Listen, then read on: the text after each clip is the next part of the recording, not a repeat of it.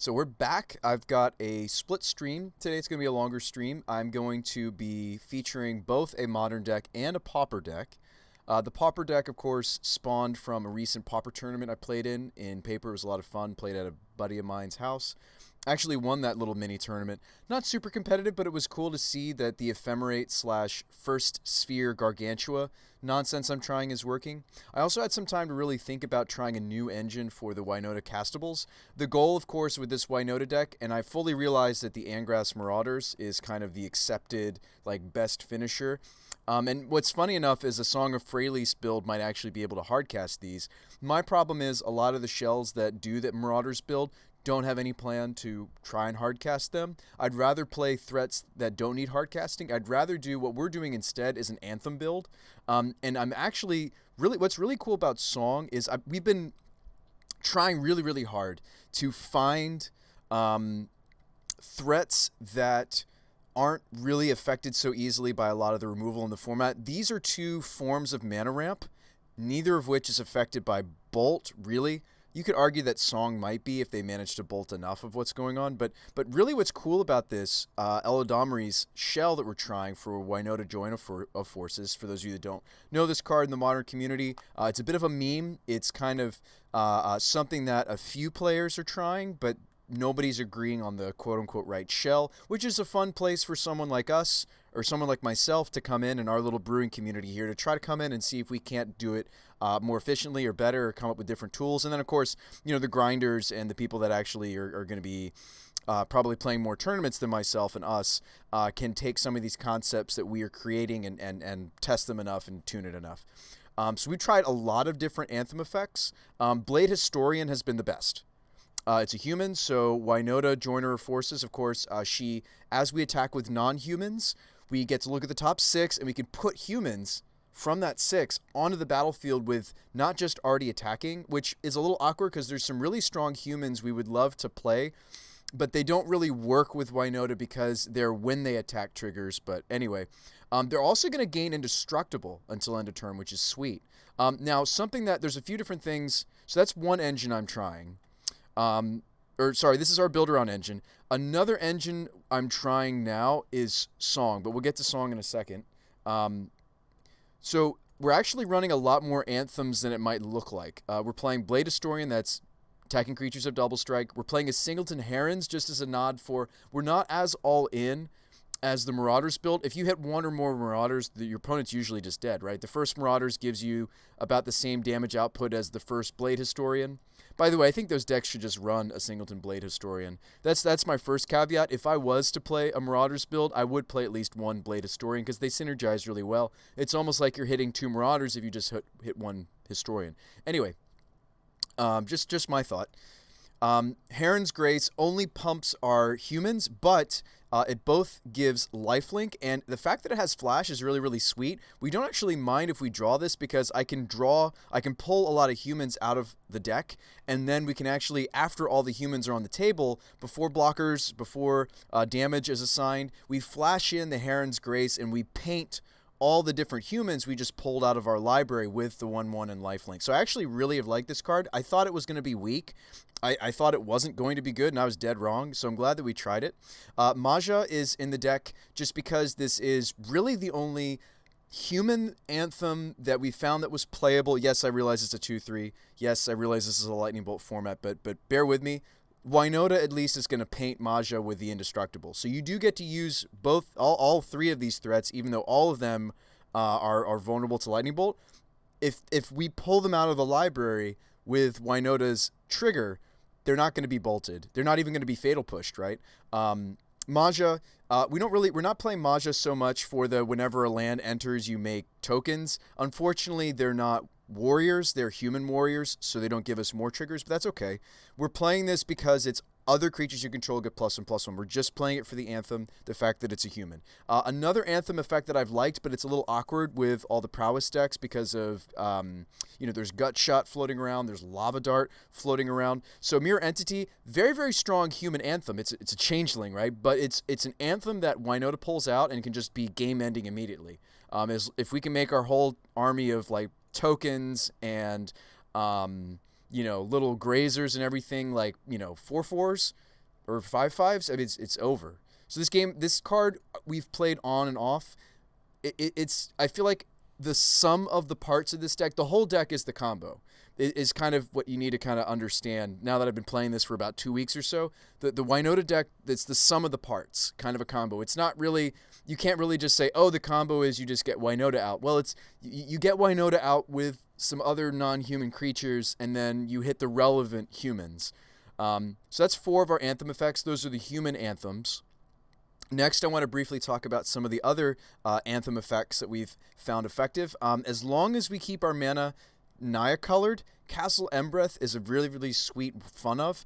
We were trying Gavany Township. The problem with Township is we're like we're a red, white, green deck. I'm actually playing 2 filters. I thought about still playing, we had a singleton, what is it?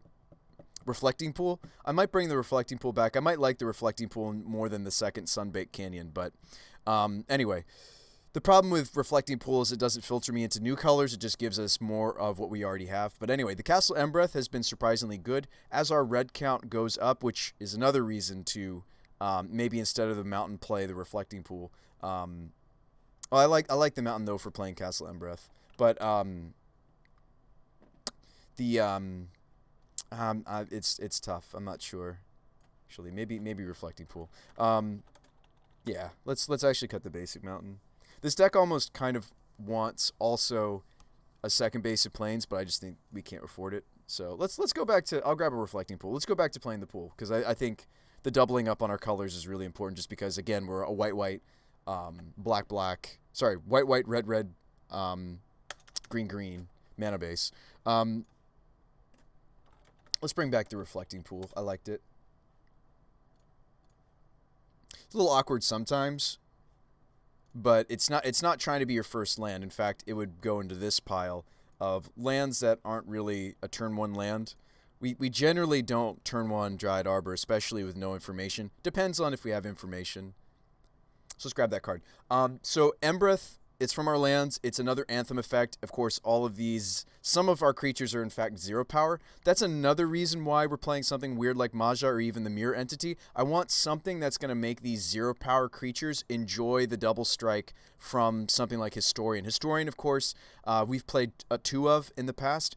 Historian is often something, if we already have Winota game 1, that will Eldritch Evolution or Eladamri's Call for, because it's the one that just most raw gives us the most damage output. However, it's a little bit weak in a deck that has quite a few 0 power creatures. If you look at my list, we've got quite a few 0 power creatures. These are 0 power. The Signal Pest is 0 power. The Gardens produce 0 power. So we've got quite a few cards, and even when we were playing like a Birds build, or I actually like Gilded Goose better because of the Lava Darts floating around. So I'm trying to make the deck just more and more resilient to cards like Lava Dart.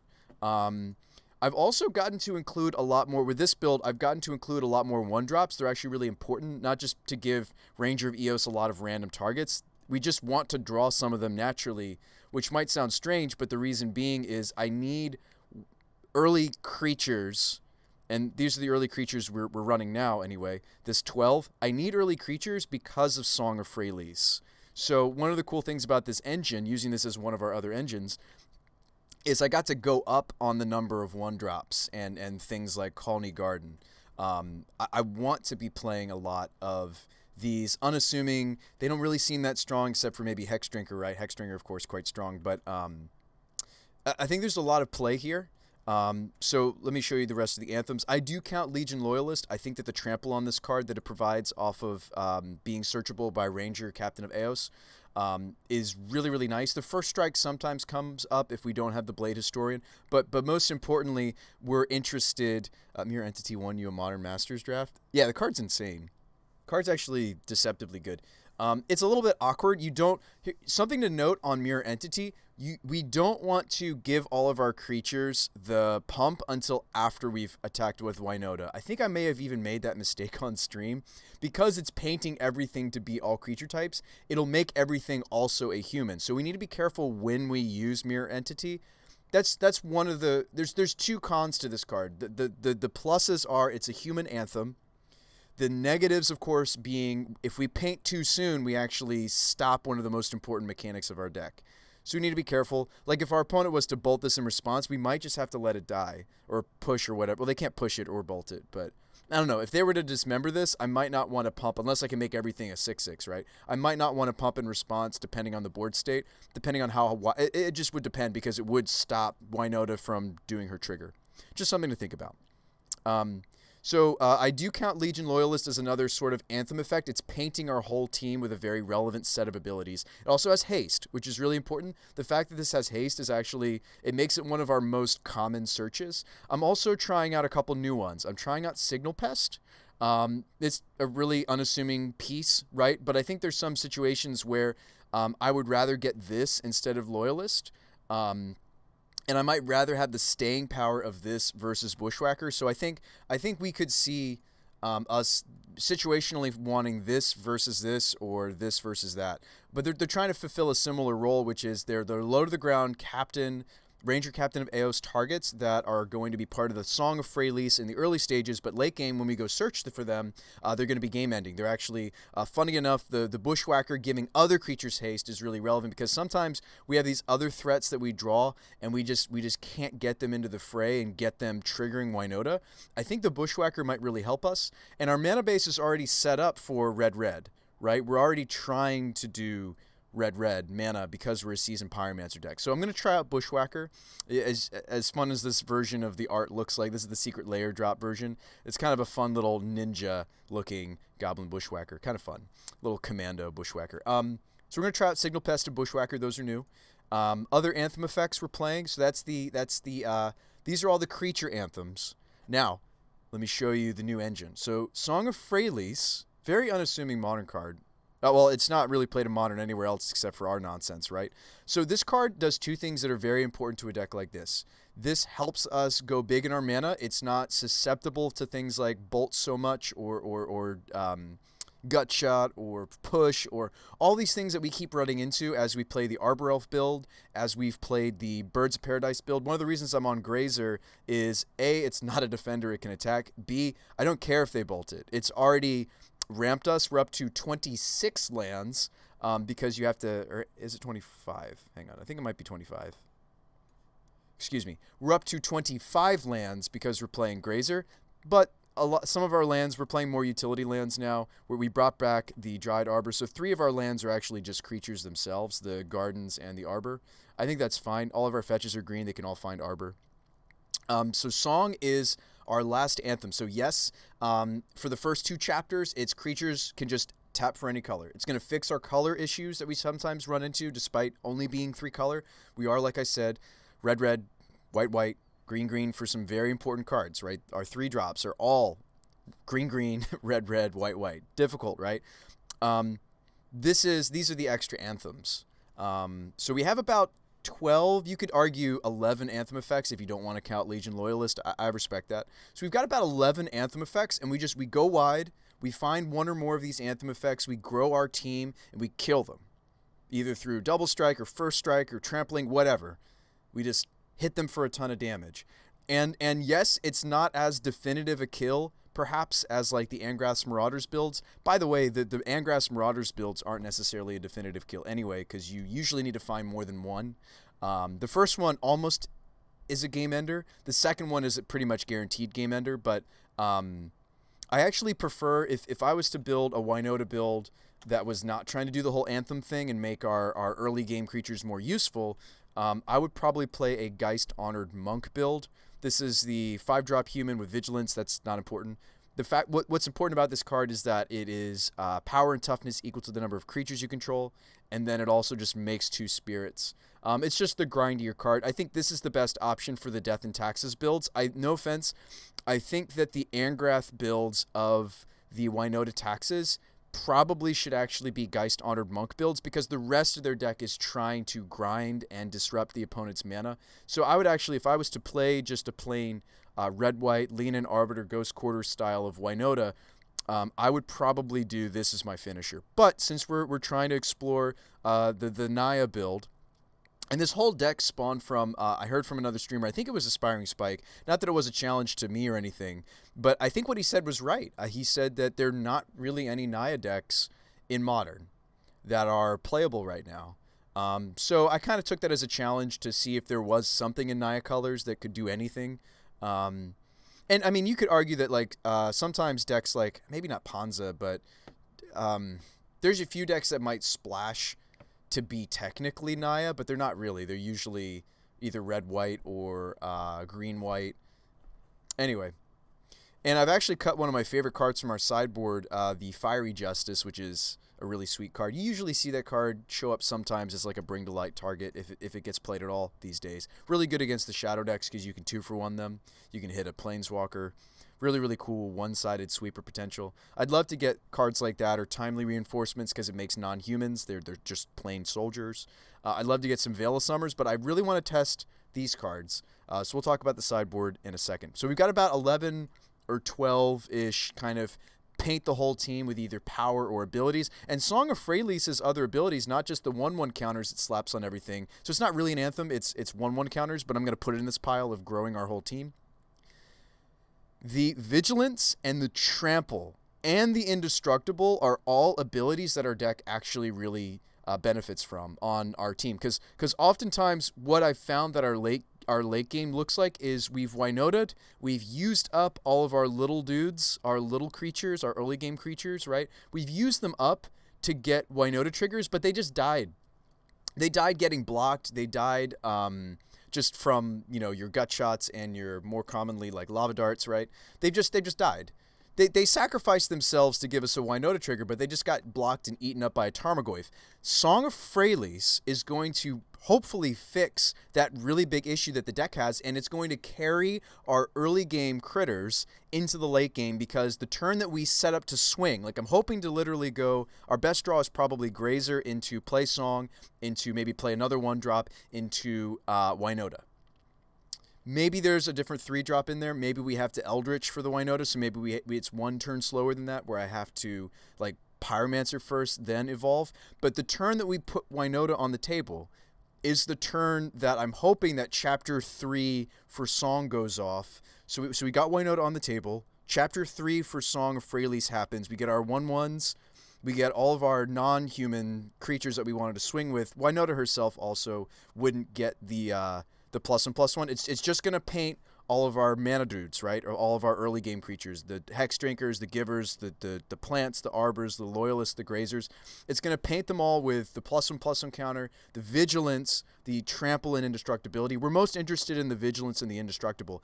We're going to slap Winota onto the table either through evolution. Maybe we drew her naturally. Maybe we had to search for her. We're going to slap her on the table, attack, get as many triggers as we can, and hopefully we're going to have a much more sizable, either they die there or they're going to die on the subsequent turn. So this build of the Winota deck, one of the reasons why I would say it's perhaps weaker is that it's usually 2 attacks end the game.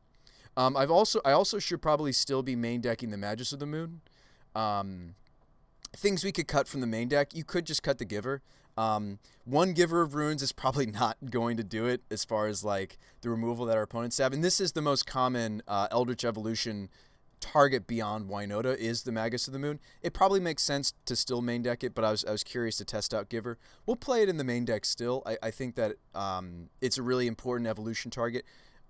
These other 11 are also evolution targets I'll talk about briefly. But I really, really think that the Song Grazer build is going to be a little bit less disruptible in our mana development, and I think are actually going to do some really cool things for this archetype that we haven't been able to do before, which is carry our early game threats, and we have quite a few now, into the mid to late game in ways that we couldn't before, thanks to the Indestructible trigger.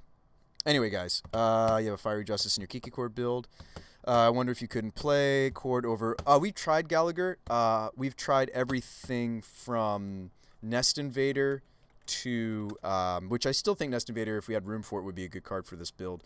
We've tried everything from Nest Invader to even, like... Not Wall of Roots, because you can't attack with it. Nest Invader is just arguably really good for this deck. I'm just trying a different engine now.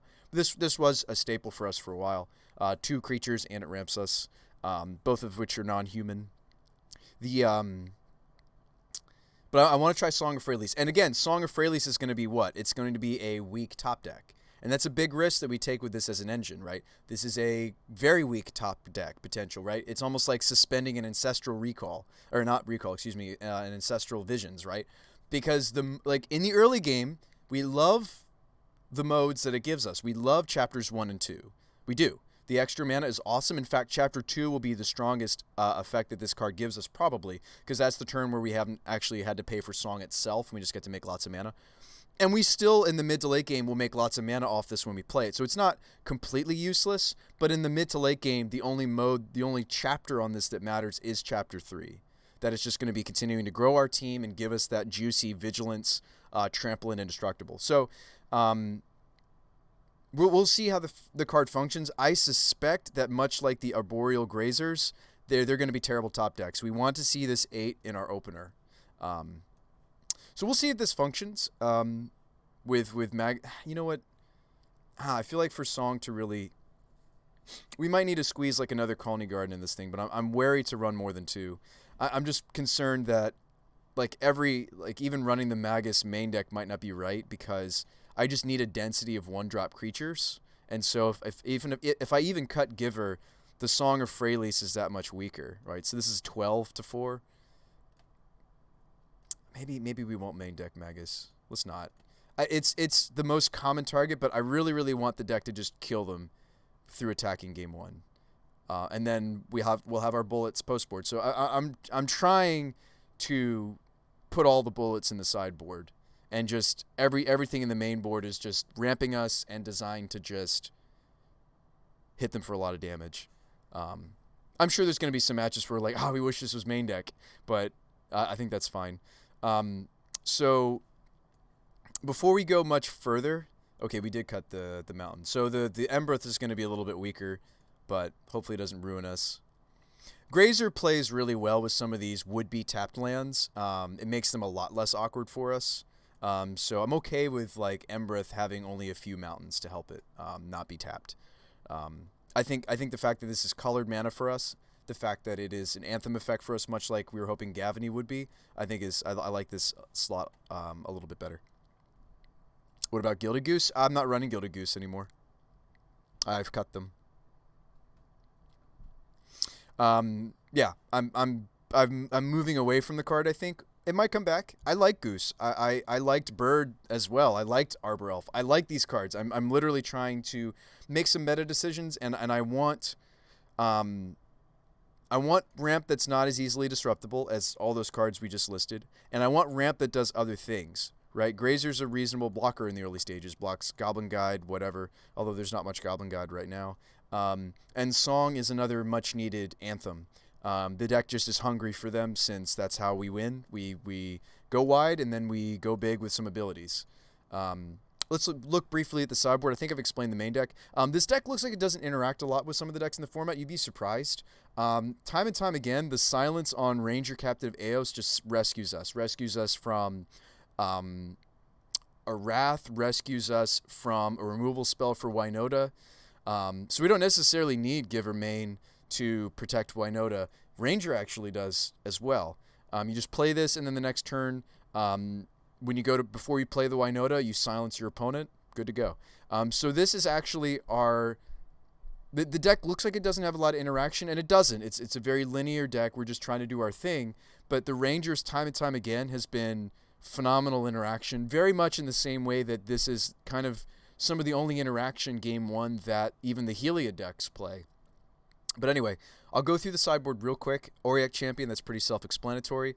There's a new card in Grand Abolisher trying to fulfill a similar role as the Ranger Captain. This is going to be helping us push through Fatal Pushes on our Winota. This is going to help us push through Dismember. It's going to help us push through Counter Magic if we don't have Cavern of Souls, naming Human. So I'm really excited to try out Abolisher. Magus of the Moon, also very self-explanatory. There's a lot of reasonable amount of greedy mana bases in the format, always will be, so we can punish them. This is usually in the main deck, but we're going to put it in the sideboard for today's testing. Lynn Valley, Keeper of Secrets. Pretty easy to see why this is popular right now. We bring this in against Heliod. Same with Rampaging. In fact, I'm running 2 creatures for Heliod because sometimes they'll answer the first. Rampaging Ferocidon also shuts off some of what their deck is doing. Let's see. Also relevant to bring in. Let's see. Skyclave. Skyclave is the second most main decked bullet that we've played beyond Magus of the Moon. Skyclave, pretty self-explanatory. We can remove a multitude of things off of evolving for it. Selfless. This was originally a selfless spirit. I've switched it to Glyph Weaver just because it's a human. It's something that Winota can hit. You'd be surprised how often being able to give all our creatures indestructibility against something like Anger of the Gods or Supreme Verdict is very, very useful. Spellskite, we're bringing this in, not just, I mean, yes, there's Infect in the format, but not so much. This is mostly here, not to steal Tamir Battle Rages either, although that comes up. This is here mostly just as protection against the red decks. Gaddock Teague, our deck doesn't have any anti-synergy for Gaddock Teague since we're moving away from a Chord build. So what's neat about Teague is there's really no downside to running this card in our 75. It doesn't hurt us at all, and it might shut off important pieces from our opponent's decks. Scavenging Ooze, we're very, very light on the graveyard hate. I'm actually trying to, believe it or not, race decks like Dredge. We can sometimes. We have a slower Dredge draw. We can race. I don't really have any card slots for either Dredge or Mill. If we wanted a card for those matchups, it would be this. We would play Shaman. If we wanted a card for those two matchups I just listed, and there's a few other decks that Shaman helps us against. If we wanted mass graveyard removal target, it would be Loaming Shaman. When it enters the battlefield, target player shuffles any number of target cards from their graveyard into their library. It's important that this card says target player because we can target ourselves. So against Mill, if we're mostly milled out, hopefully this hasn't been hit yet. That's the thing with this card is I'm not running a Singleton Eternal Witness. So against Mill, it doesn't really do what we want it to do, which is we can go get it after they've milled most of our deck. This ends up being in our graveyard a reasonable amount of the time. So that's why I've kind of moved away from the card because it didn't really do the things that I hoped it would. But Ooze is just a good card. We bring it against the aggressive decks where it's, Tarmogoyf decks. There's a multitude of decks where Ooze is good. And this, of course, much like Magus of the Moon and Apparition, these three are usually the targets that are in our main board, and they may come back. Vandal is great. This is a changeling, so it's going to be a human, just like Mirror Entity is. We usually have a creature in our graveyard. Not always, but usually we'll have a creature in the graveyard by the time we tutor for this. And especially if we evolve for it, we will guaranteed have, unless we used a token, we'll guaranteed have a creature in the bin to use for this. Unless they're like Leyline and the Voiding us or something weird. We get to exile an artifact or enchantment. You can use this to exile Heliod, whereas traditional enchantment removal doesn't work against Heliod. This does. We did have a Deicide. I've moved away from it. And, of course, I'm also running a Collector Oath. All the different artifact decks in the format, this is useful. You can even bring against some of the Lurrus decks that are a little bit more heavier. More than just like Bauble is when I'll bring this in. This is a good hate piece. The other pile is I've got a couple more tutor targets for Ranger that I want to test. I just don't think they're main deckable. One is Mistcutter Hydra, this is not, you don't commonly think of this card as a Ranger Captain of Eos target, but it is. This is the can't be countered haste. The haste is actually very important in our archetype. So haste and can't be countered. Pro blue enters the battlefield so it can't be bounced by Teferi, which is important. Enters the battlefield with X 1/1s. We want this to be like 4 or bigger, so we probably want to sink 5 mana into this thing. So this is something cool that Ranger can get. This spot was originally occupied by Hangerback Walker, and I might want to bring back Hangerback Walker into this build, but for the moment I want to try out Cutter. And Burrington Forge Tender, self-explanatory. We bring this in against the red decks of the format. It's a great Ranger of Eos target. Might function as a giver of runes to protect Winota. They can't burn her. That would be very foolish if this is on the table. And our last card keeps coming back. I keep cutting it and bringing it back. I'm playing a Singleton Favor of the Mighty. Our cards, outside of weird, nobody's playing Gurmag Angler really anymore, but most of our important finisher creatures, and even the fact that we just play a lot of 3-drops, right? A lot of our creatures are just bigger, CMC-wise, mana cost-wise, than our opponent's threats. This is where Maja's a little bit awkward. I'd rather that everything was size 4. So Maja sometimes takes, if we in tandem with Favor of the Mighty, Maja will sometimes take the protection from all colors off of Winota, but that rarely happens, so I've been really happy with this card. This was originally, we were testing it as a, there's a 2-mana enchantment that makes all of your creatures have protection from non-combat damage or something. It's like prevent all non-combat damage, which also protects you from Anger of the Gods. So that was a good card. I might bring that back instead of Favor, but Favor also protects us against Fatal Push.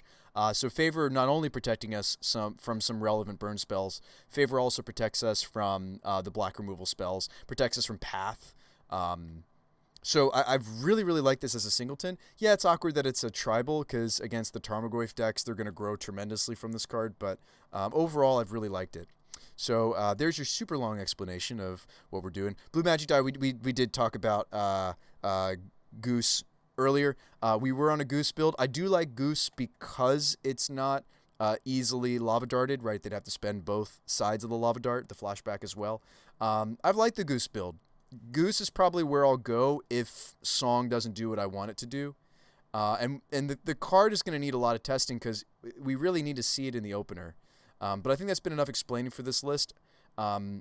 Let's jump in and just goldfish it real quick, because I did promise my Pauper viewers that we would do a little bit of Pauper today. Let's jump in and just goldfish this list. Rarely do I play decks that are goldfishable, that we can just rifle through and just see what they're doing.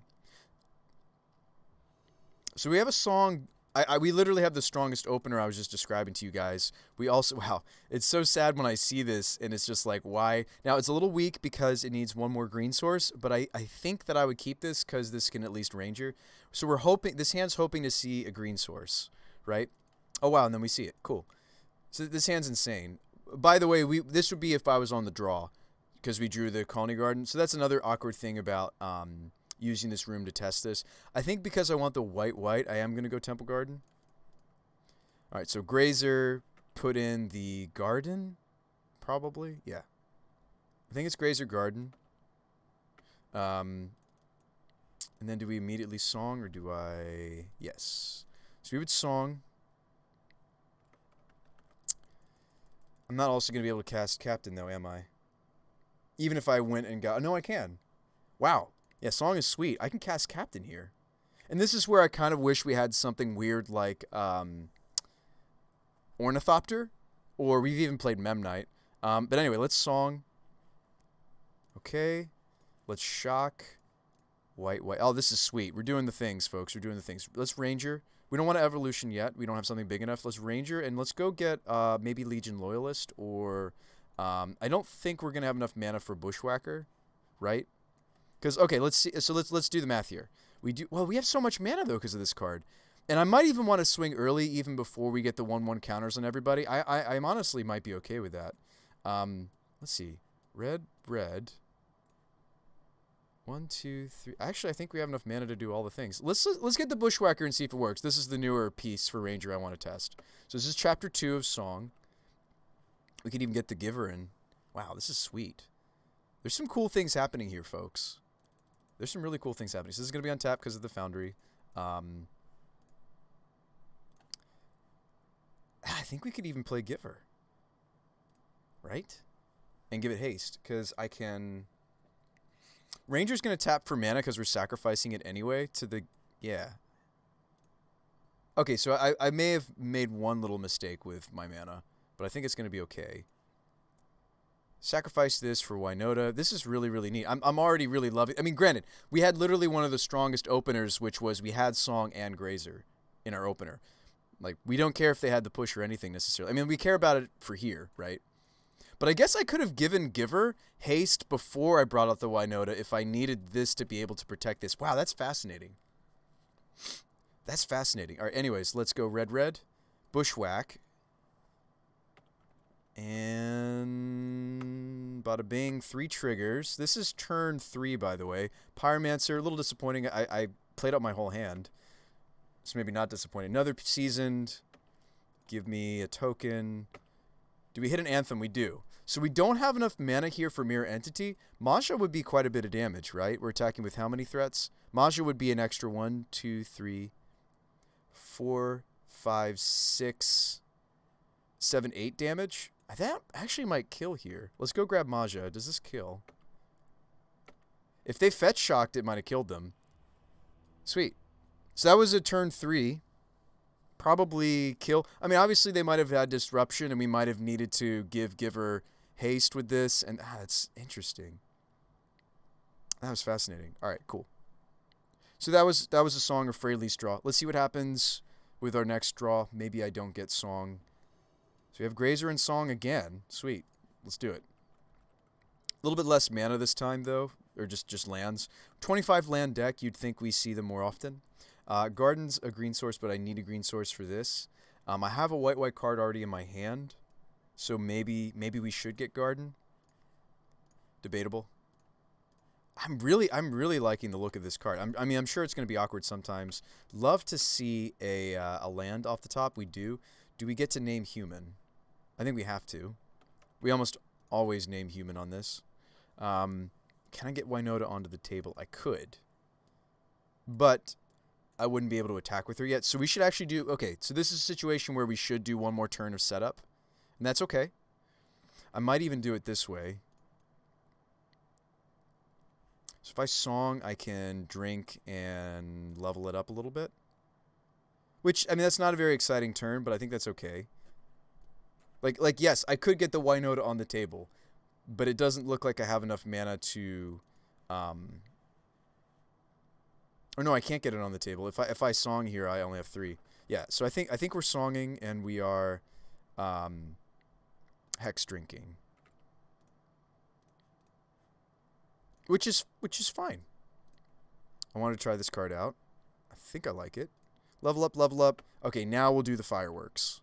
And like we drew 2 of our, like, think about it. If we were on an Angrath Marauder build, both of these cards are actually the Angrath slots. That's what I cut the Angraths to try out. This, and this.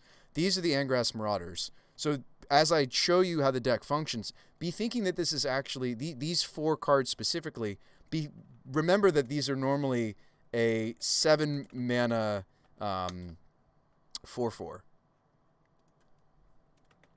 Just for comparison's sake. I'm not saying that this is better. I'm just merely suggesting that realize that these are these usually, right?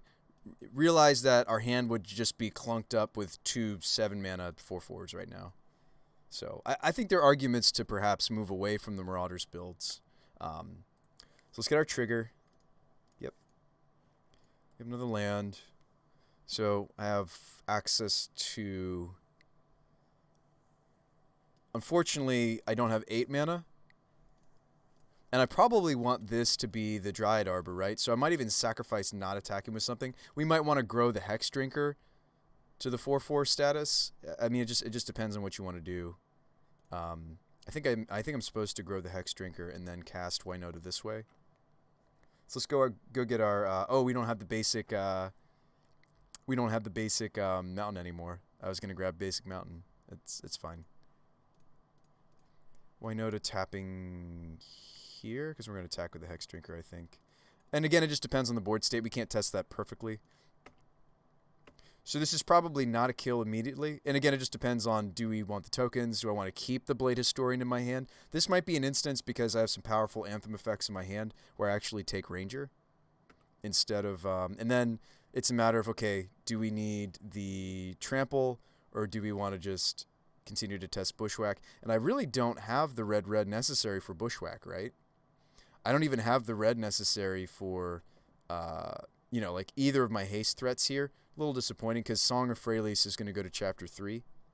Neither of these are going to produce. So I actually think we'll go get maybe... I don't want to get Signal Pest, though. I think we just hope to draw a red source. So that would be Loyalist. I think we just hope to draw a red source. Another Ranger, unless you want to hit with the Winota. But that's not really worth it. This is almost as much damage as grabbing the Winota there. And then... I mean, we could draw the Filter Land. Yeah, let's take it. We could draw the Filter Land. It's not likely. So these are probably the wrong takes. This is maybe where you're supposed to have, like, the Singleton Ornithopter, because I could play that here. Maybe you silenced your opponent during the end step. Okay, so now we're going to get the 1/1. Yeah, it's beautiful. Like, even if I didn't play out something like... I actually can't play the Historian here. I actually can't play a lot of the things I wanted to. Maybe naming human here was wrong. maybe fetching for forest was too greedy. I think I had to get the I think I had to get either Stomping Ground or Foundry there. So that's just an honest mistake. Like the fact that I'm not able to play one of my hasters here is unfortunate, and the fact that I'm not able to play out Historian or Maja is also really relevant. So I think I might even just level up like Drinker a bunch or something.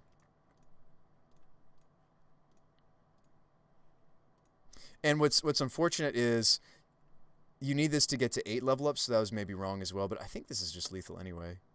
Probably. Pyromancer. I can't cast that, and this is probably not happening. Oh, there's our filter. There's our red filter land.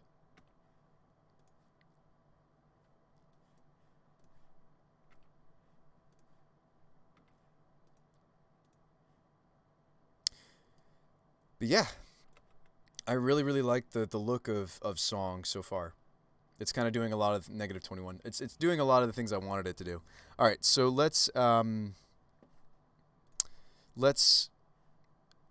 that. I think it's doing what I want it to do. So I'll screenshot this, put it in the chat, and we're gonna move on to briefly tech decking the Pauper deck of the day, and then I'd actually like to take this into a league. I think it's ready. We probably should main deck Magus though over like Giver, because Giver's just protection. Giver's not trying to help us punch through. Let's sideboard Giver. I'm a little concerned that we might not have enough. Well, after seeing that, I'm not as concerned, but we might. How many creatures do I have for Song? I'll count these two, because these probably get onto the table fast enough for them to make mana with Song. So let's count these. Let's throw in this as well. So primarily, Song is going to synergize most with these 11 cards. Secondarily, Song is going to kind of work well-ish with these 10. These 11 are going to get the first chapter. These 10 might... And like with Seasoned Pyromancer, it's just like if you can discard 2 non-land cards, it's a burst of mana, right? This card plus this card is just tap for 3, right? You actually net mana. If I go Song, next turn, play Pyro, now I have... Well, no, that's not true, because they wouldn't be on the table until... I'd actually have to play the Pyromancer first, then Song. But... All right, Puddin'. You have a good work day? Saturday's a work day? I'm sorry, friend. All right. Anyway, just a thought. There's some synergy there we may get to see during a league. Let's briefly touch on Pauper. I don't need to talk about this deck very long for you to see what it's doing. It is my take on the Sunscape Familiar Flicker deck, but it has a Black Splash for First Sphere. So I managed to win the Pauper tournament that my buddy Gianni put on yesterday. A lot of fun. That's why Pauper's on the mind a little bit for me. Let me show you where these cards are hoping to be. These are all tapped. Slow lands, fetch, Pauper fetches. What the deck's trying to do is we're trying to stitch together either Ephemerate or Ghostly Flicker with First Sphere Gargantua. We're playing cards like Careful Study and Probe instead of maybe the traditional like Preordains and such, because I really want to be able to get these into the bin. I'm also playing a Singleton Reap and a Singleton Suffocating as teachings targets. This archetype also doesn't normally play teachings, so the Black Splash is pretty sweet. You normally see these decks splash green or they'll splash red for things like they'll play what is it? Goblin? Not Goblin. Orc. The Orc that blows up artifacts. I'll think of it. But later. But the cool thing about the archetype is you can do some pretty busted things thanks to Sunscape, making our blue spells cheaper. The green spells reduction doesn't come up. And then in the sideboard, when I have a lot of white cards that come in, all of these cards, I'm considering one or more copies of Stormscape. I kind of wanted to cut the Sage's Row, but or maybe like the Exclude, but I'd like to test some number of Stormscape. So they're similar to Sunscape Familiar. Sunscape cheapens blue and green. Stormscape is a 1/1 flyer that cheapens white and black. We're in both white and black, and so the Stormscape is going to make these cards less mana. These 10, plus the other 6. So I'd like to test maybe 1 or 2 copies of Stormscape. I even thought about doing a split, but second and third familiar, Sunscape familiar, actually do function in this deck because we have a few cards that can be reduced to that degree. Not many. The only 2 cards where the third Sunscape is nice is Teachings and Analysis. Arguably Probe, because I think it does reduce the kicker cost. For those of you that don't know, this is one of my favorite cards in Pauper. This card's just like really grindy. This is a 3-mana sorcery. Draw 3 cards, then discard 2 cards. If you pay for the kicker, though, if you're splashing black, if this spell was kicked, target player discards 2 cards. So we get to draw 3 and then, discard like a first Sphere Gargantuan, best case scenario. And then we're also making our opponents discard 2 cards. Really, really saucy. First Sphere Gargantua, almost powerful enough for Modern, but not quite. This card's really, really sweet in Pauper. The draw, lose 1 life is really significant. You'd be surprised how often this just on its own wins games because there's a lot of counter magic in Pauper, a reasonable amount of counter magic, and this card is just very, very grindy. And of course, we want to. It's good on its own, but it's best when we get to ephemerate it or ghostly flicker it. So there's a lot of synergy for this card here. This isn't the version of the deck I took and actually won that little mini Pauper tournament at my buddy's house. It was actually just a plain black-white draw discard flicker using some of the new lesson cards. It wasn't nearly as good, I think, as this shell is going to be. This shell, of course, can just also win off of some of these other engines like Oracle and a Chaomancer. And of course the deck is playing a full play set of God Pharaohs just because it's a nod to the fact that the format's pretty aggressive. And so just being able to gain life as we do what the deck's already doing and have some relevant blocks is awesome. So if they're a deck that wins through combat damage, you just bring in the Stonehorde Dignitary package. Yeah, I've got some cool engines for it in the sideboard. Sorry, you couldn't see the whole sideboard, could you, folks? Sorry.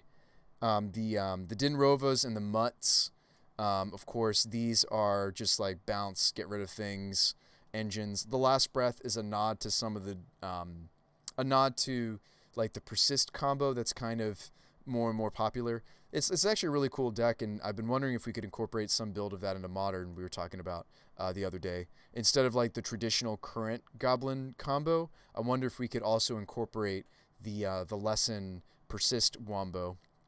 This is more or less what the deck looks like. You're hoping to unearth these game 1. You can keep them in post board, even though our opponents are going to bring in some of their potential graveyard hate. Like I might take out Reaping and bring in Horror. That's probably the change I'll always make post board, just out of respect to my opponent's graveyard hate. A Horror, even though this looks like it's an uncommon, there's another printing of this card. It is in the Pauper format. You'll see Tron decks play that in this format. Let's go back to Modern and let's actually just load up into a league. I think I'm happy with just Magus being our one of main deck bullet.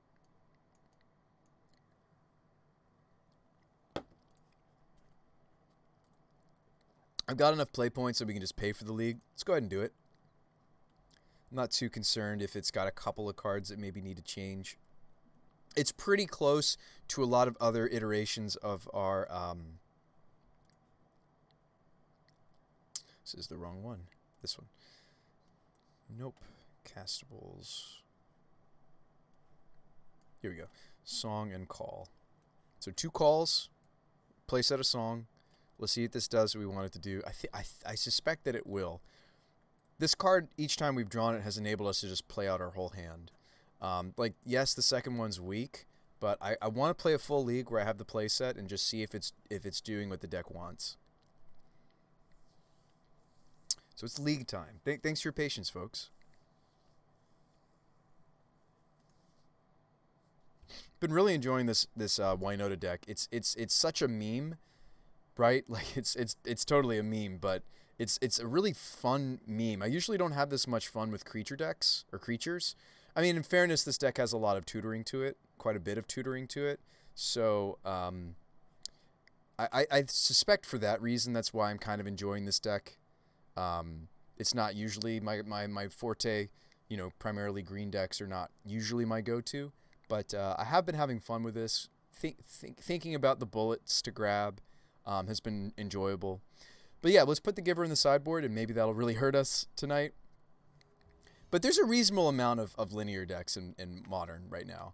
I think Magus is certainly going to make our Tron match Game 1 insane. Much more feasible than it would be otherwise. So this hand's a little bit awkward. It doesn't do the things very quickly at all, right? It's also got a Blade Historian, which I would rather is just in our deck instead of... This is a virtual 6, you could argue, right? Although the colored lands that I do have all filter into Blade Historian, this hand doesn't really do anything until after I play Season, so if this gets countered or if this gets killed... I mean, we might want to keep this since we're on the play. But the problem is I can't really justify playing Song because it doesn't ramp me at all until after I play Pyro. So this hand would literally be nothing. Turn 3 Pyromancer. Like we'd have to know what we're up against. We would have to know what we're up against to keep that first hand. I might actually ditch the evolution. Sometimes it's better just to have Winota, and really my only good evolution hit for this hand is Ranger. I think I'd rather just have the Winota, so I'm going to do that. And we're going to Grazer this Windswept. When Grazering fetched is a little awkward, but I think it's fine. I don't know exactly what colors I want this to be just yet. I have a suspicion that I want this to... Oh wow, they are Tron, so I'm sad that I put back my tutor. Well, that stinks. Good thing we're on the play, though. That's so funny. Right here, I could just go get Magus of the Moon, and we might win. And we'd even have 2 base fetches. I mean, it's fine.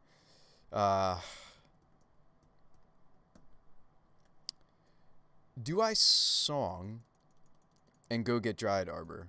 I think that might be correct. If I Ranger, I can go get... let's see. 1, 2, 3. Yeah, I mean, I think we need a Song so that I can Winota next turn.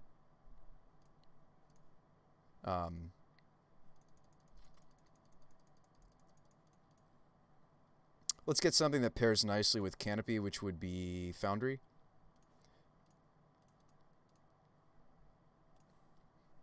I don't actually benefit from the mana this turn, unfortunately, a little awkwardly. Hey, what's up, Jade? I'm really kicking myself because I mulliganed away the Eldritch Evolution, and we literally did come up against Tron Game 1. So we are really hoping here to just either hit our tutor or just spike the Magus off of these Winota triggers, which we may not get all that many, right? I may actually... Okay, so we did draw a land. I may have to Ranger and then silence them. Even if they play Wormcoil, we can overcome Wormcoil. If I Winota, I'm only getting 1 trigger here. Whereas if I Ranger...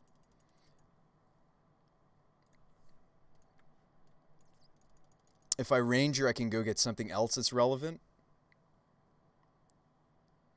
And silence them, and then we get our Song of Freyalise trigger. Winota... Yeah, I think I'm supposed to silence them and set up for a really big Winota, big splashy Winota next turn. As awkward as this looks. Like, I think Winota-ing and just hoping that I spike something good is actually foolish in this situation. Let's go get something that helps us against Wormcoil. Well,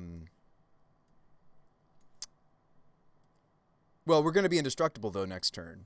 So maybe it doesn't matter. I want something that I can get on the table here. That is...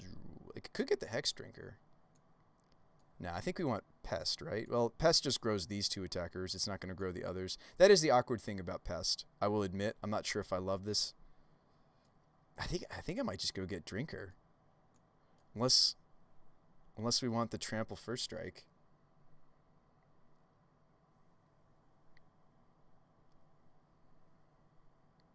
I mean, the First Strike could be relevant against the Wormcoil because if it blocks and dies, then the First Strike's very relevant for the remaining tokens. Let's go with Loyalist and hit them for 2. Silence them during their upkeep.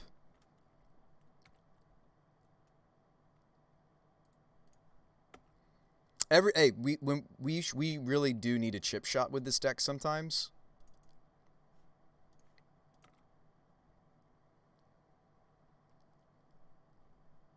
It's so funny that I. All right, so let's silence our opponent.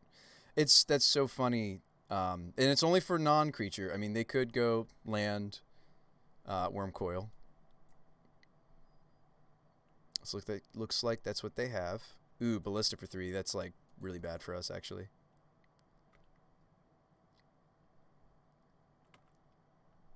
So I guess I should have just gone for the Winota and hoped. I really just maybe screwed us up here, folks. That's really disappointing. And that's okay. Like I didn't know it was Tron. Like, I think I am usually going to keep Winota over the Eldritch. It's just so funny that I literally had the nuts and I didn't realize it. Oh, okay, cool. At least we're getting to see that they're Eldrazi Tron and not traditional Tron. I suspected they might be. This is actually the more popular Tron. That's so funny. Like, we had Magus. I had the Eldritch, but usually you're better off with the Winota herself, but not in this specific matchup. That's so funny. I mean, it's disappointing, but it's a little funny to me. I'm not that high on the Pest. I wanted to test this, but already I'm thinking that's going to get cut a lot. Same with the Drinker in this matchup. It's not great. They do have a couple dismembers, but generally speaking, when we're up against Eldrazi Tron, I'm more interested in Oath. I'm interested in Teague. Yes, they have creature threats, but Teague actually shuts off a few important threats. Let's not cut any of our anthems. The only anthem I might cut is Heron's Grace. Because, yes, the lifelink's relevant, but generally speaking, we're going to be a little faster. Well, not that game because we didn't disrupt them, but I think this second game will have a little disruption. I think we will be faster. Let's see. I might stop there for my side. I don't need a sideboard very much for this matchup. Let's see what we got. So, Gaddock Teague, the Bushwhack, and the Loyalist, because they do have some blocks that they're going to be making, so I kind of like having the Loyalist still. I think we're going to move away from this card. I think the Anthem from Bushwhacker, because it also gives... I almost wish this was like Ornithopter instead of Pest. Because I think the Battle Cry, much like the Bushwhack... Like, the reason I like Bushwhack is the haste, right? The Signal Pest... It doesn't paint... The Battle Cry doesn't affect the cards that we're pulling out of the deck with Winota. So, just something to think about. If we wanted more tools to fight... if we wanted some more tools to fight Dismember with, we would be playing, like, Giver and Spellskite. You could even play Abolisher. I'm not a huge fan of that. Although they do have weird ways to counter Evolution. They play the Eldrazi Charm spell. They do play that. I mean, I could cut Bushwhack to play, like, Giver. I'm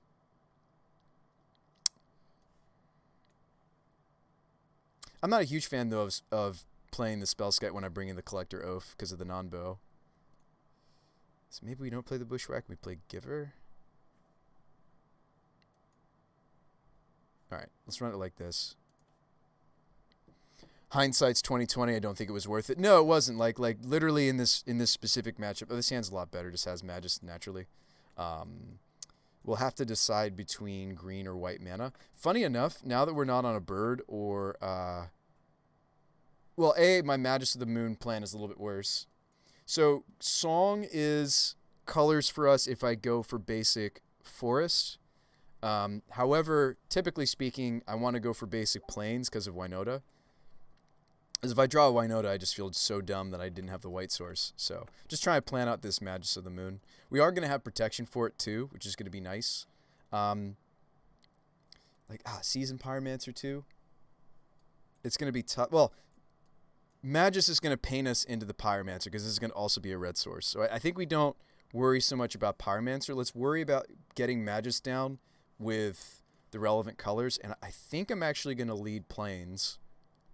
We're more likely to draw forest as well as another reason to go grab plains instead of forest. I have 2 forests in our current build. So let's just go basic plains, Giver. This is going to blank the Dismember. And that's usually the way that I lose my Magus of the Moon. Now, Eldrazi Tron, of course, they will play wastes, so they will be able to start just naturally resolving their threats. So as far as the Tron shells are concerned, Their shell is the one that's a little bit less susceptible to the Magus of the Moon, unfortunately, for us. So what do we want to do here? I might just play the Garden. That's not true. We should go fetch, right?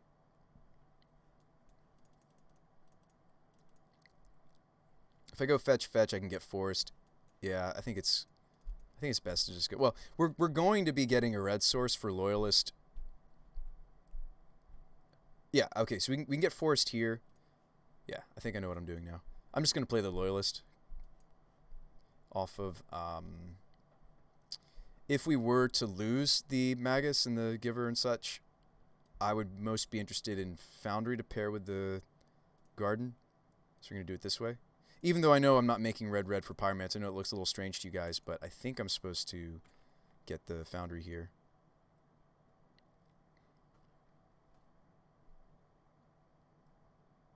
We might just want to attack with Giver. It doesn't protect itself.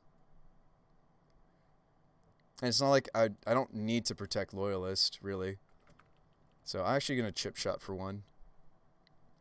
Jade says, oh yeah, you're kind of agreeing with Teddy Bear. You think you had the right call despite them having the, yeah, or being the answer. Oh no, they have the wastes. That stinks for us. Chalice on one, it's fine.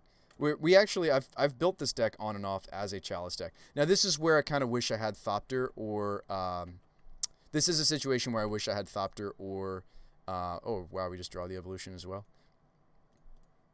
This is the spot where I wish I had Hangerback Walker or an Ornithopter. Is the Chalice decks. Really, this is the only Chalice deck. Oh, I almost didn't get the Forest. This really is the only Chalice deck in the format that's seeing a lot of play. There's a couple of other decks that play Chalice like as a sideboard card. Oh, I wasn't supposed to attack with Giver, though. I didn't mean to attack with both. That's so funny. I may have just punted this again. I didn't mean to attack all. I just meant to swing the Loyalist. Oh, that's so sad. Oh, why did I do that, folks? I actually can't protect Magus from Contortion, though, can I? Oh, no, you can. You can name Colorless on Giver, can't I? I just threw the game. Like, game one, like, I, like, didn't need to let go of the tutor. Yes, it's a hindsight call, but, like, that was just a flat-out misplay. I didn't mean to do that. That's funny. Like tragically funny. It's tragically funny.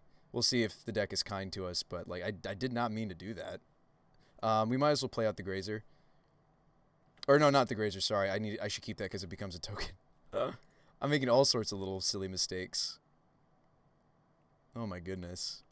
Like I'm a little frustrated because like I don't think I'm on tilt. I think I'm just making my decisions too quickly. Like game one, we could have stolen it off of the tutor for Magus, and then game two, like the deck was kind to give me naturally Giver Magus, and I like attacked in a couple. Like the first attack with Giver was fine, but every other attack I've made was just silly. Like I don't understand why my brain didn't process, which is just kind of tragic. But I don't know, there's nothing I can do about it now. All right, so song. Let's just play our game. Have I considered rights? Yes, we tried Cryptolith rights. It doesn't give us the Anthem though, and that's primarily the reason I want to test this card is the Anthem. It'd probably shoot Loyalist if they shoot anything, right? Let's just play our game. We might still get this. It's not like they're Greentron. Like, yes, they have some big scary things, but this is whatever I get is going to be countered except for that. Let's not make any more mistakes with this. Also, their deck doesn't care about the silence that Ranger causes as much as traditional Tron does. They might just block and kill Loyalist if I don't swing this, but I think that's irrelevant. I mean, it might still be correct to silence them, though. They do have Karn, 4-mana Karn. They do have... So I can name Colorless, right?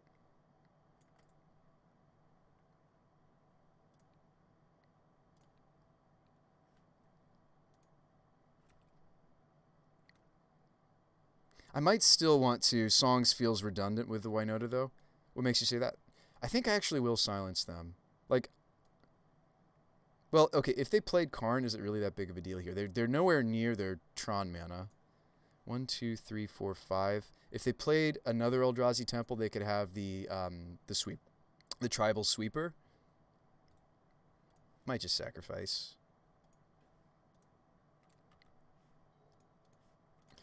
I've been thinking. Probably a Thought Not Seer. We don't care too much. Ooh, we do care about Ballista, though. They had double Ballista. That's gross. Okay. No, I do agree that the Indestructible... But, well, so Winota's only going to give my humans Indestructible, Gallagher.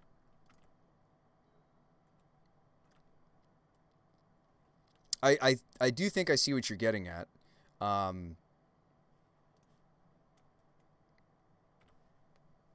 This is where I really wish I had, like, Hangerback Walker or something. I mean, I'll still go get a card, but... so I could activate Embreth, but that's irrelevant.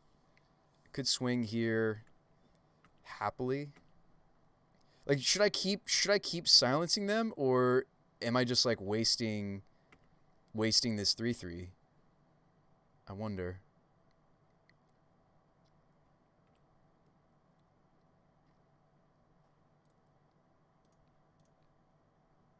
I'll protect the Dryad Arbor. Yeah, I mean, like, they do have a... But they also missed their land drop again. 1, 2... Like, they'd literally have to find exactly Temple and have the tribal spell. I don't think I should. My idea would be build this like a Multitudes. I'd love to see the build, Gallagher. Go for it, friend. I'd be interested. I really do think this is worth testing because it does two things that the deck desperately needs. Like, yes, I see what you're saying about the redundancy, but it doesn't actually paint the same time as Winota does. Winota gives things indestructible during combat. Song does it during our upkeep. So I see what you're saying, how it looks like. It's like, oh, that's redundancy. It's like, well, Song is giving the non-human side of my deck the indestructibility, the trampling and such, right? Vigilance. The, well, also the human side of our deck, right? Trample. Like I think the trample and the mana that this gives us and the 1/1 counters are the reasons we're playing this card. We're really not playing this card so much for the indestructibility. Thinking.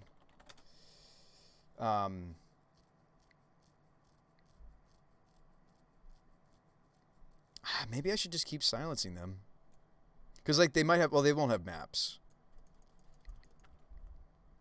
I'm going to keep silencing them. I'm committed to it at this point. And it might be wrong, right? Because, like, they do have plenty of creature plays, right? Like there might be some relevant non-creature spells I'm turning off with the silencing. But, like, right there, I almost feel like I would have benefited more from just having the 3/3. So we're going to grow, play our land. We have an Embreth trigger. We do.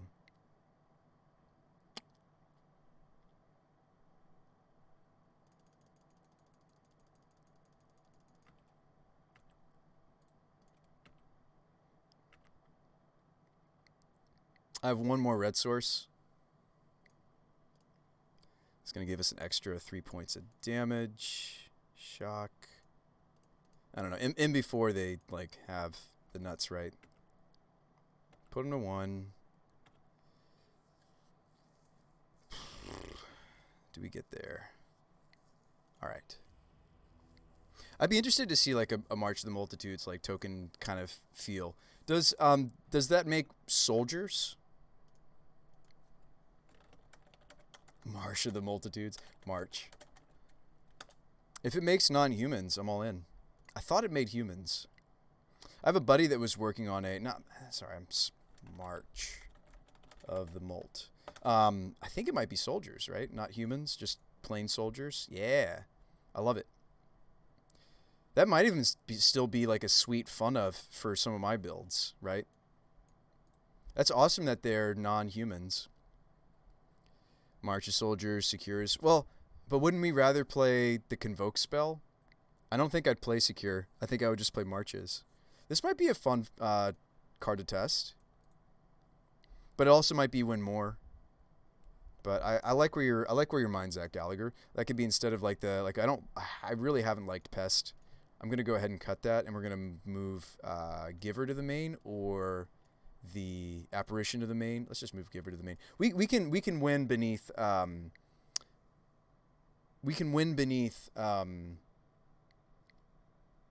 Ensnaring Bridge, although Song of Freyalise actually might mess us up there. These are my only 0 power threats now. Entity can sometimes sneak you under bridge as long as their hand isn't completely empty. Maybe we'll just main deck Giver, and then that gives me another sideboard slot. I could play, like, my favorites. I could play Fiery, probably Timely Reinforcements first, though.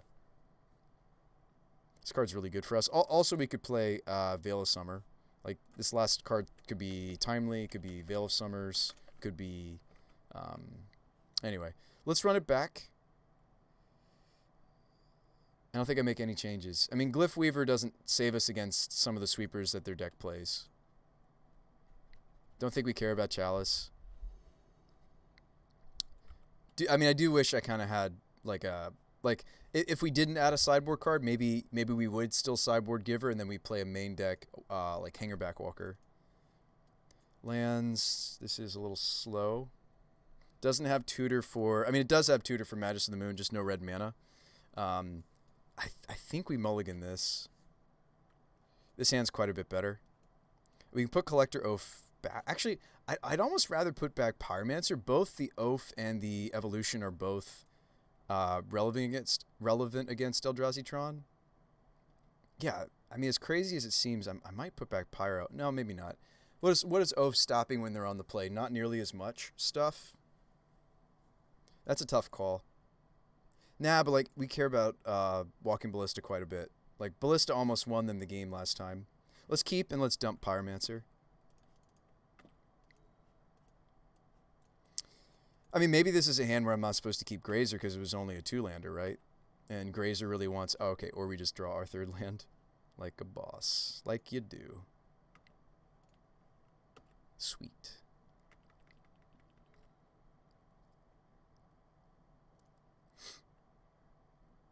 Ooh, they didn't crack their map. We get to oaf. We get to oaf them. If I song, I still have enough mana to oaf. Awesome. We should get Foundry. A little painful. I think it's correct. I could go get the other basic... I could go get another green. That way, after I didn't have access to our basic planes because of the fetches we drew this game. Yeah, so I think we're gonna cut them on the expedition map with the oath. I mean, outside of, like, you know, obviously there's a removal spell they could have here, but if they spend a removal spell here, freeing up their map, then that means the Magus of the Moon probably isn't going to get removed. Yeah, I do like the idea of the singleton of the Convoke spell. Right, chow someone, go for it, bro.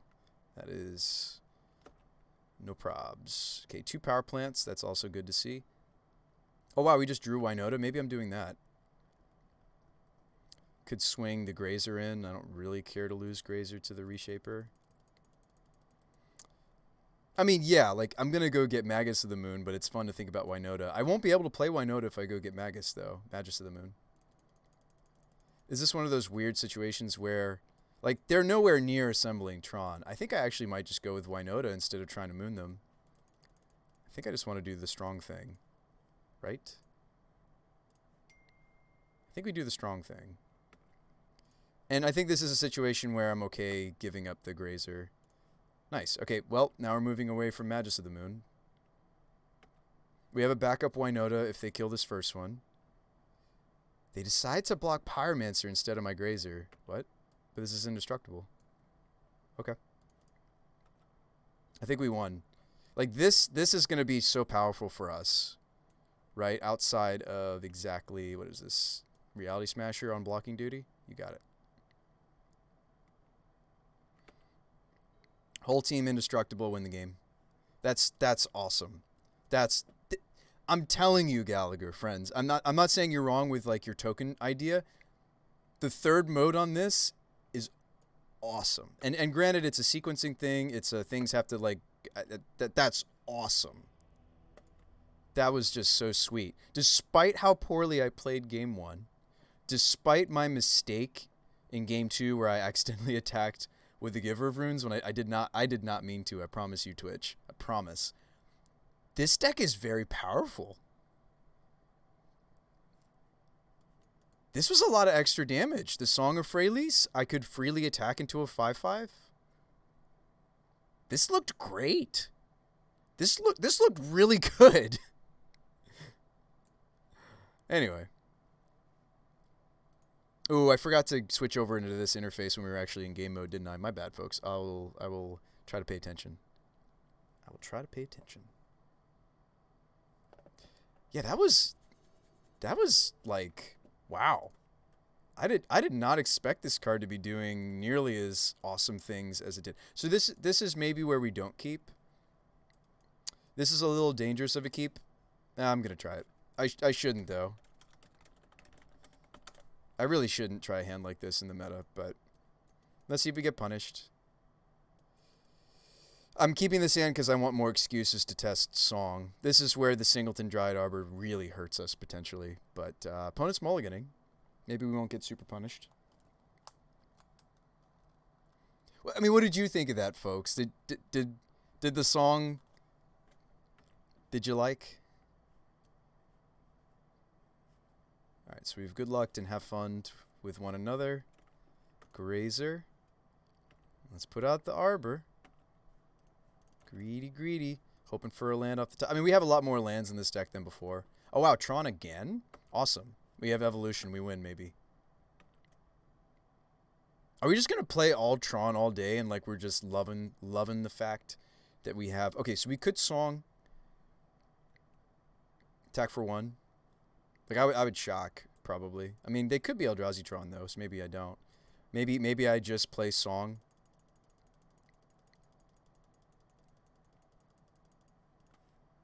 Yeah, maybe I just play Song. You know what? No, I think I was supposed to evolve there, because if they cut me on the Arbor... Well, no, I'll still have the mana that Grazer provides. So I think it's okay. I'm trying to set up for the third mode on this, because we do already have Winota in hand. I'm probably going to sacrifice the Grazer to go moon them, though. I mean, barring, like, a, Dismember, I'm reasonably happy with this. Oh, wow, we drew land? Okay, that's cool. This is where it's like, but we could just play Winota. I'm not going to. Nope. Not going to. We are going to... we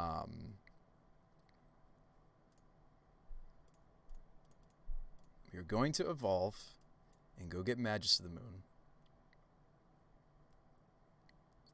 If I do, though, folks, I won't be able to Winota. We're running into the same issue again, where this is like I wish I had, like... Not Arbor Elf wouldn't help us here. We would want Birds of Paradise, which was an earlier build. We would want Gilded Goose, which was our just previous build. I actually think I have to go for Winota, because if I... And granted, they might have Dismember, but then they're not setting up Tron as quickly. If I go for Magus of the Moon here, we're cutting ourselves on... We need a single Plains. If I had a single Plains, I think we could get away with it. But anyway, let's... yeah, I think we're committing to this.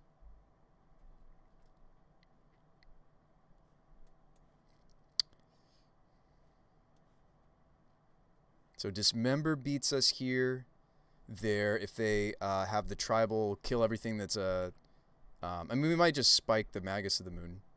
If they have Dismember, they need to spend it here. Do you have it? They usually play a 2 of. They don't seem to have it. Attack. Trigger Magus of the Moon? Nope. New Winota. I might.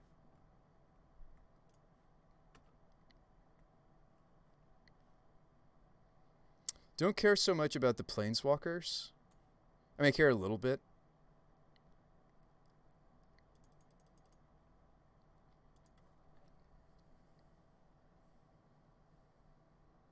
We're just doing our thing. We're just doing our thing. If they have their outs to this, so be it. I think just because we didn't draw any of our fetches, we naturaled all 3 of our shocks, right? Oh no, the mismatched Tron lands. Oh boy.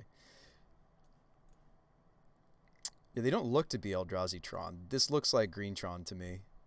Nope, it's Eldrazi Tron. Sweet, that's good news. You can have your Smasher, my friend, on blocking duty. Huh? Okay. If I flash in the Heron's Grace here, it doesn't matter. Yeah. This Song looks so good, guys. I think we may have found the card. Like, I felt like this deck needed another engine. I think we found it. Like, the fact that I get to attack into this Reality Smasher without a care in the world is phenomenal. It's phenomenal. I think I attack and then Eldritch second main. This is amazing. I mean, I might be exaggerating, but I have been playing this deck for 2 weeks without something like Song. It seems so unassuming, right? It seems... By the way, I still could flash in the Heron's Grace Champion if we just natural the... If we don't get Magus naturally... Okay, so we could grab Magus naturally here. And not play another spell. I think I might just want to do that, honestly. If we don't do that, what am I doing? Ranger. Actually, so they've demonstrated they don't have Dismember. What beats us is them top decking. I actually think I'm going to go with Ranger. Because we can tutor for Magus of the Moon. Let's get Ranger.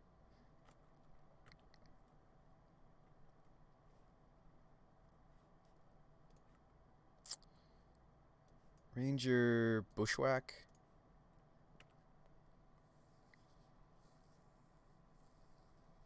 We do have a whiff. That's the first whiff of the night. That's okay. Not going to flash in the Heron's Grace. It'd be sweet to do. It doesn't kill them here, though. It'd be a nice boost of life, but certainly evolving for Magus of the Moon is far better. Because we've built up the board state enough to where we don't care so much if that's fine. Down to 7 they go. Green, green, green. Evolve the Grazer. I'm more interested in keeping the Arbor, I think. Yeah. I'd rather have Arbor. Right? Yes. Evolve Grazer. Go get Magus of the Moon. Win the game. Bring on the Tron. Give me more Tron. This is... Oh no. Dismember my Winota. Warping Whale. Aw, okay. Okay. This is where they maybe turn it around. They did have the one of potential main deck Warping Whale. I think I do silence them, right? Because their outs is not the creature side of their deck. Their outs is like the Tribal Sweeper, right? I think I am gonna Ranger them. Okay, we've got a game now. So let's silence.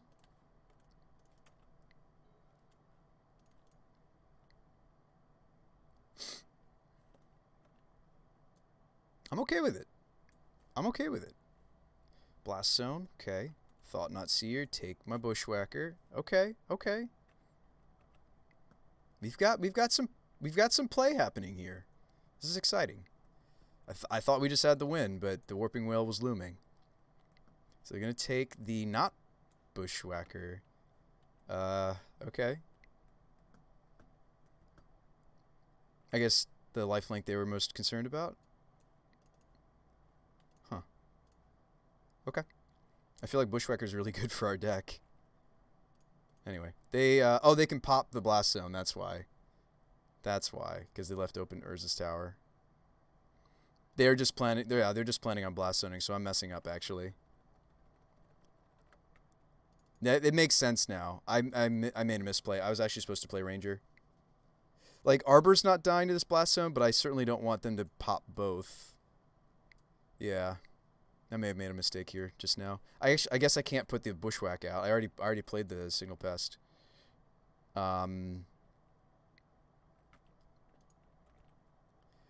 Shoot, are we not going to get to attack with Winota here, actually? So they're trying to trade it with the Smasher, right? Oh, wow, they're Blast Zoning now? Okay. Huh. Like, Winota checks the Thought Not Seer. I think I just swing the Arbor and try to upgrade this into a human. We've got a pretty good track record for not whiffing, and we don't. Go get Ranger. Ranger, go get something. Could go get the Hex Drinker. There's Legion Loyalist. Oh, the first strike would help me punch through the Reality Smasher. Granted, they might have Chalice. I might be willing to commit this to the board. Because if they're more likely to have a Chalice of the Void than they are the removal for the Legion Loyalist. I also could, again, crack the Ranger captain. I know they get to block here, so maybe this was wrong. If I wasn't going to also attack Winota, but Legion Loyalist lets me do that, and this might be an instance where I do deploy this, but I still maybe consider silencing them. I don't know. Maybe I just really can't afford to keep silencing my opponent, right, folks? Because we're starting to lose traction.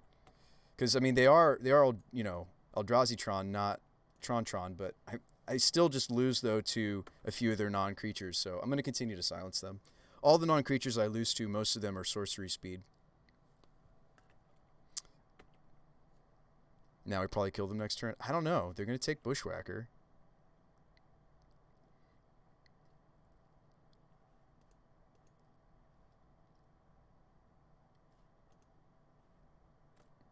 I think I've again aggressively been using my Rangers when I maybe shouldn't. Like now we're falling behind. I mean, they can't attack really. Oh, they do. We let it through. Huh. Okay, that's a good sign if they're just playing lands. They have one card left. Now, that one card left may be what I was cutting them off of with the silence, but I don't think I have that luxury anymore. What are we getting on this Ranger? We should know what we're getting already, just so I know what colors to get. I think I'm getting the Hex Drinker, right? Well, either way, we're going to take damage on the Ranger. We're in a precarious spot now, folks. I put us in a precarious spot. Oops. We might not be getting this game.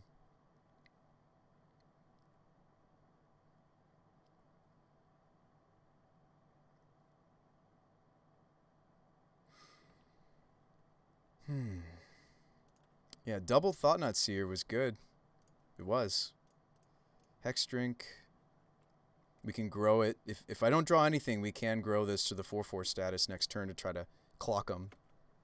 And I think I finally have to just not silence them and just if they have the destroy all. I mean, Eldrazi-tron plays 2 or 3 copies. But I just don't think I can keep affording to sacrifice which stinks because it's like if I don't keep doing the silencing, then kind of all the silences I've done up to this point are kind of irrelevant, right? I almost may have like stuck us with it. Yeah. So they have 2 of All Is Dust. Dismembers will get to cast regardless. Well, they won't because I'll do it before they draw. So I'm stopping this. So I'm stopping this 6. They've already shown us 1 Warping Whale. We don't care so much about Whale. So there's 1 more Whale. There's 2 Dismembers to draw. There's 2 All Is Dust. There's the 2 of Karn. There's the 2 of Ugin. So I'm stopping 1, 2, 3, 4, 5. Well, we don't really care so much about Karn though, but 1, 2, 3, 4. I care that it goes and gets Ballista, but 1, 2, 3, 4, 5, 6, 7, 8, 9, 10, 11 cards. Don't really care so much about these. So I'm stopping 11 cards if I silence. And is me attacking with these 3 enough? No. Right? I mean, maybe I'll get 2 triggers. If I sack Ranger, they attack with the whole team, I can go to 1. Because I blocked the a Thought-Knot Seer with Winota. I think I might have to silence them again, folks. Granted, the removal spell, the instants, they still get to use. But I think cutting them from 6 Planeswalkers and the 2 Sweepers is relevant. And like they do have 1 card in their hand they've not been able to play out. Which, I mean, yeah, it might be a Chalice of the Void, but there's a reasonable chance the Ranger's cutting them off of the 1 of card, the 1 card in their hand still. So I'm not just necessarily thinking about cutting them from their top deck. I mean, yes, I want to cut them from some of these top decks. I'm also maybe cutting them off of the 1 card that's already in their hand. We know it's not a Dismember. They would have already done it probably, certainly, because she's only a 5/5. I think I Ranger 1 more time. This stinks so much because I think I need the damage, but this might prompt them to try to kill us here. And then we hope that the Winota hit. Yeah, everything has to break my way. Let's just do it. Let's silence. We're cutting them off of enough cards that I think it's correct. Okay, they're going to smash. Maybe.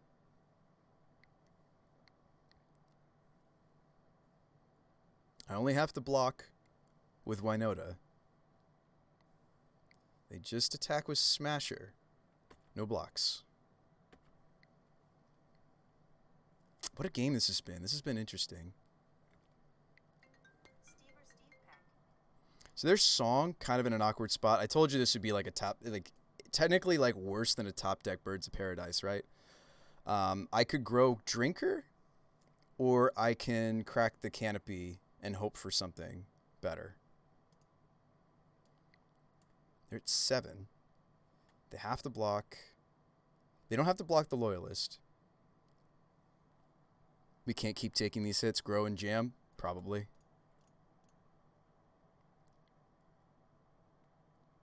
Grow, jam, Song of Freylease maybe becomes a blocker. We also are finally, unless I hit the last Ranger, we're finally vulnerable to whatever, like Walkers or Sweeper or whatever they have drawn. Ooh, they might have the second Warping Whale. This opponent showed us that they have a main deck Whale, which is not like the list I was just looking at, by the way. Or no, yeah, they have 2 main and then maybe more side. 2 main. Looks like they're thinking of whaling my Drinker. So I think that's just game. Yeah, I think that's just game.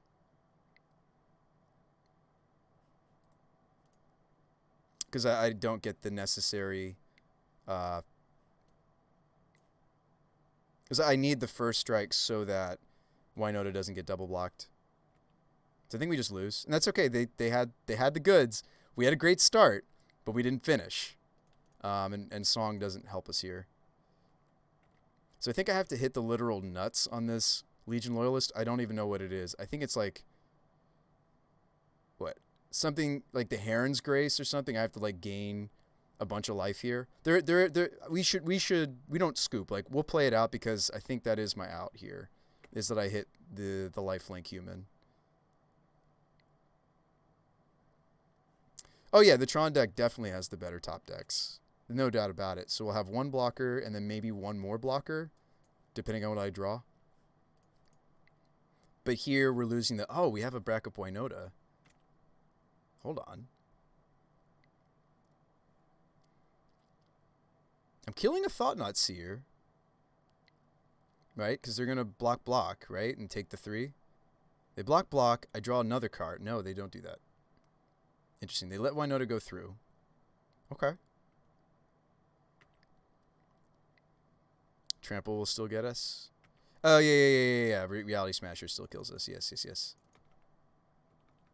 Gosh, this was an interesting game. I'm sitting here thinking like, oh, like these Tron matchups are easy, but like they literally drew probably the only 2 Warping Whales in their deck. I also... Was this the game where I got the awkward thing against the Blast Zone? Karn? Yeah, so we were maybe stopping a Karn that whole time, by the way. We actually were, because they would have, if they had Eldrazi Temple, they would have played it. So if you're wondering what were we stopping them from getting with all of these Ranger silences, it's kind of cool that we get to see what it was. It was Karn the Great Creator, right? Or did they just draw that right here? I guess we can't know because they played a 3rd Thought-Knot Seer, right? Well, no, they were sandbagging a card, and I don't think it would have been Eldrazi Temple. I feel like their deck would just play it out. So I actually do...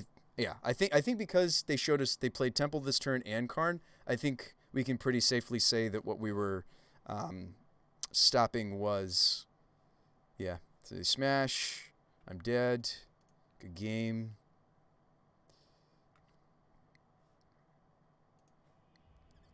Mirror Entity coming up. All right. So how did we sideboard last time? We took out Pest because I think this might just get cut from the build in general. Apparition's interesting, but I'd rather have Oath and... Gosh, those counter spells were so... Like, that card was just so relevant, unfortunately, for us. Like, I always feel like Eldrazi... We lovingly call it Eldrazi Charm. I always feel like that card is kind of unassuming, but it was really good. What's up? What's up, Steve? So let's see.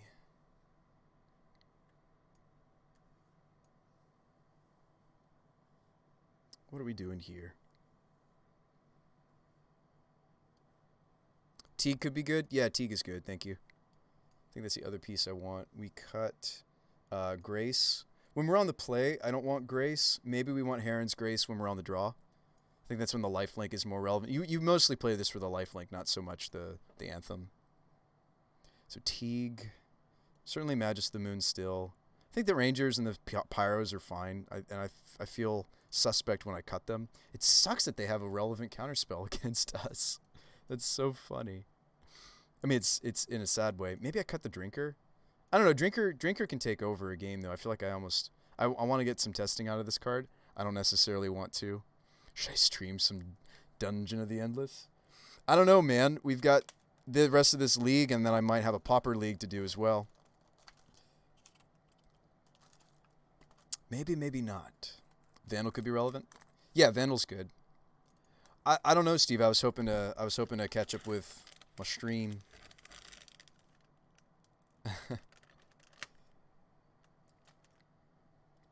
We got to get Zach in on that too, right?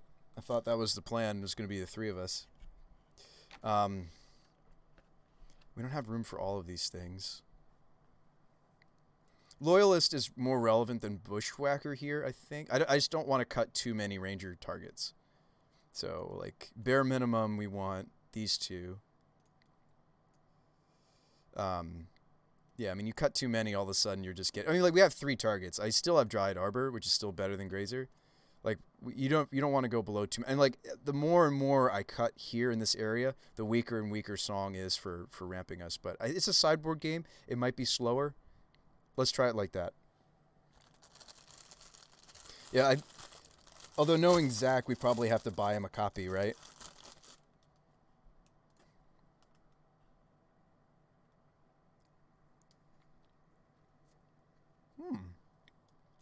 So this hand's awkward.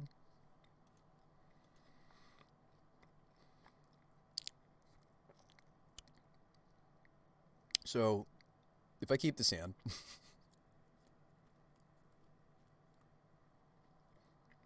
which I don't think I will.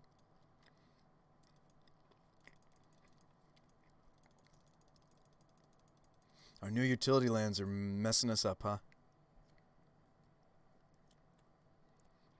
If we did keep this, it's only really playing these nicely. Right, there's no third land to guarantee these in the opener. The sequencing for this hand would be like you would almost want to... I think we can't keep this because like you'd almost want to beast for Grazer and then put in guard in, then play Oath and hope that the Oath turns off some of their stuff.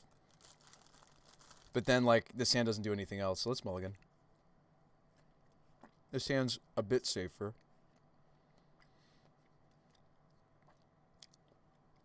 Since we have Forest, I'm going to tuck Blade Historian. We probably would tuck the Blade Historian regardless.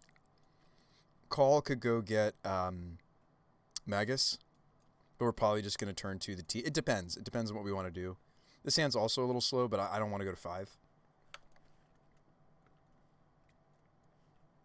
Now, Teague is interesting because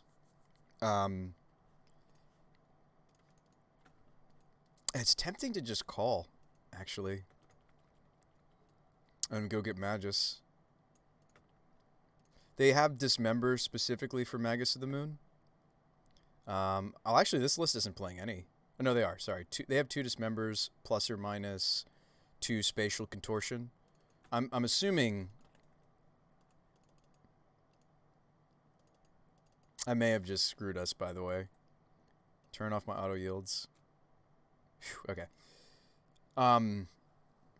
Okay, Bastion. Well, actually, Bastion's useful here. Like, yes, it doesn't get me to my Winota, but it does get me to my Ranger. But we don't have the colors necessary for what?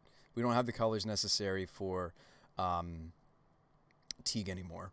So, like, what would this call get? This would go get... I don't know. We didn't bring in Skyclaves, so... I think I just play Teague and then play Ranger. And hope to natural the, I think I'm going to play Bastion, actually. Let's just go Teague Ranger.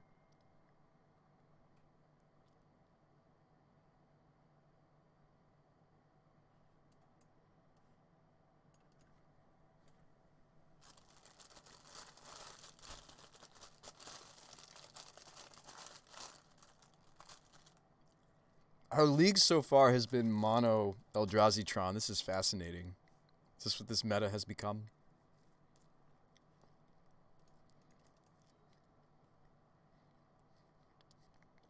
Is this what this world has become?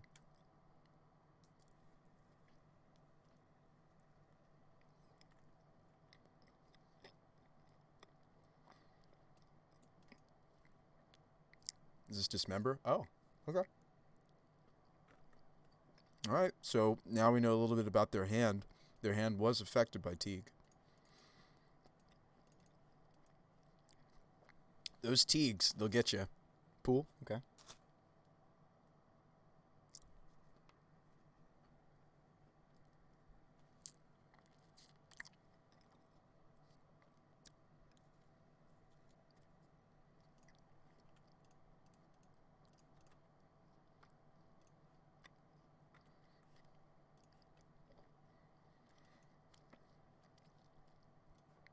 Could go get Giver. I don't mind Giver. Giver's kind of sweet in matchups like this, honestly, because of its ability to name colorless.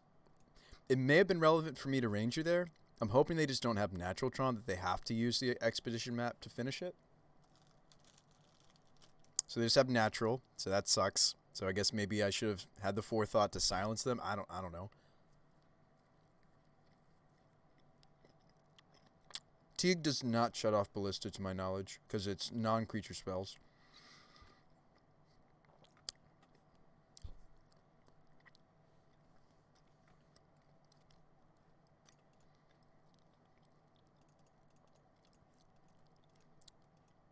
So our board's not ready for the Winota, even if I do draw the red source here, which I... What did we draw? We're in trouble. They've got an Ugin that I can't... Okay, we did draw the red source, but my turn is instead Giver Call. Go get Dryad Arbor. And like I don't think I can afford to not attack Ugin here.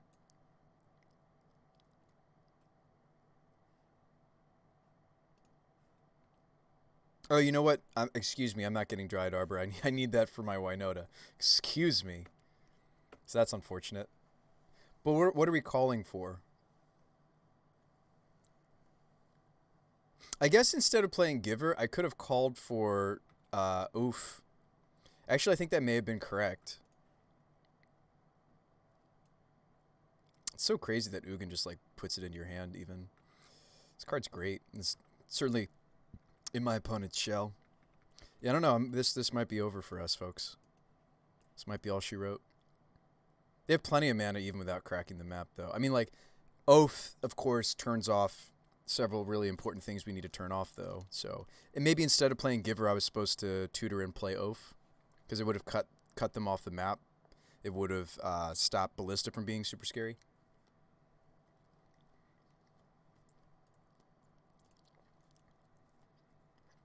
So they go to just try to destroy Ranger. I silence in response.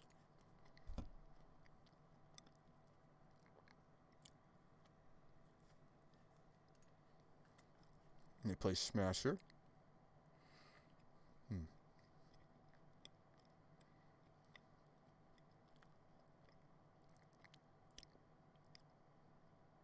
Ballista. Yeah. Well, this looks like we're 1-1 against Eldrazi-tron.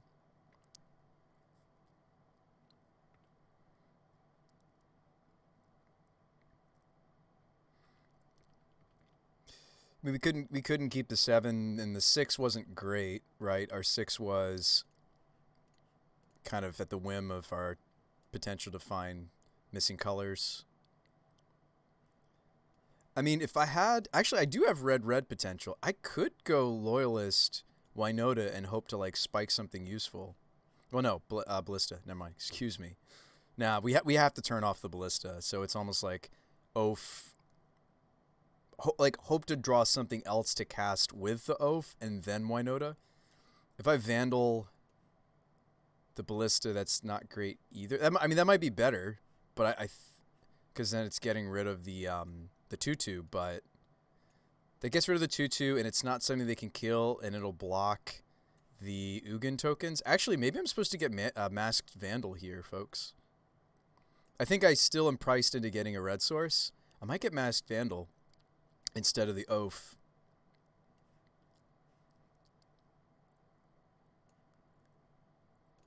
I'm going to get Vandal.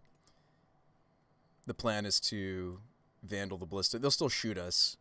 But they would shoot us whether I got Vandal or Oath.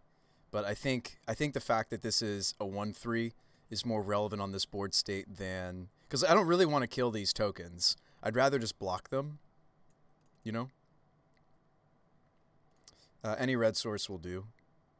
Game's not over, but probably over.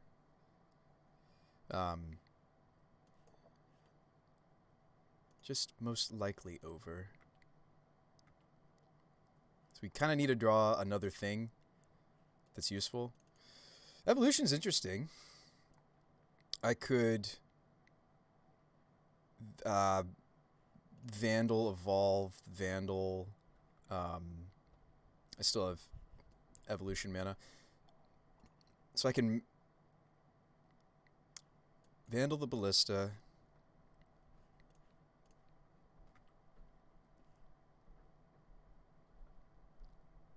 Yep, shoot me. Yep. Do your thing. Then I don't have to exile anything. Sounds good to me. But I think we're actually going to evolve it, right? For what I don't know. Like, Apparition wouldn't help us. I think I have to go with Peasy and just hope to draw into another Winota or something. Like, Magus of the Moon doesn't do enough, also cuts me on the Winota in my hand. Like, I think it's just Seasoned Pyromancer or nothing, and just hope to spike. Yeah, they have to literally have not much else gas-wise. And, okay, I have Winota again. All right. Okay.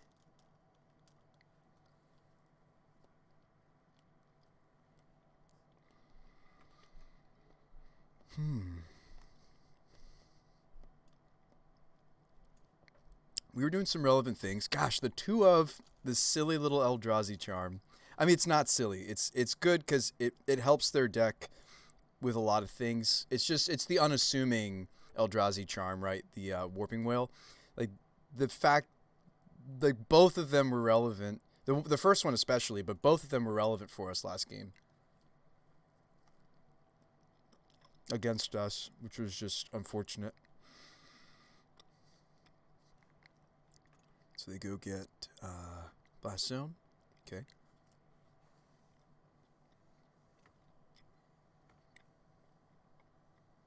Down to 7. We draw Heath, which is a blocker. They have 4 cards. Wow. Show me Eldrazi counterspell again, right, opponent? Just make him have it. Yeah, we have to make him have it. Like, playing out Entity is a consideration, but I actually think getting the Dryad Arbor is more correct. All right, show me. Do you got it? You got the whale again. It was good good first game. It's really good.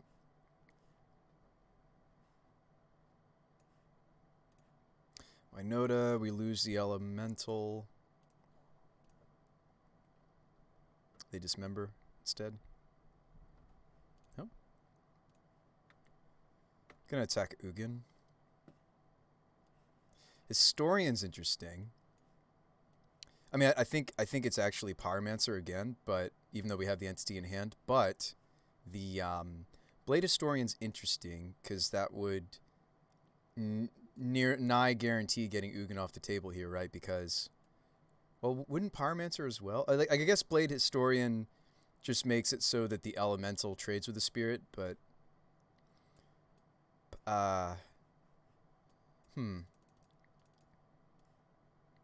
it's a tough call.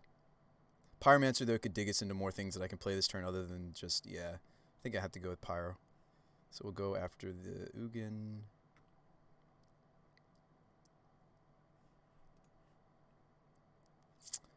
Oh, okay.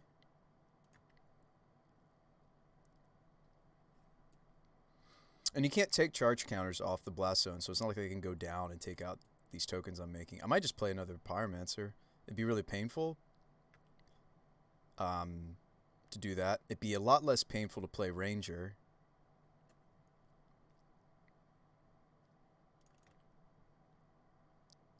We're kind of doing our thing. Maybe they don't have anything. I'm sitting here like already saying the match is over, but the Eldritch Evolution resolved. Yep, they get it into their hand. So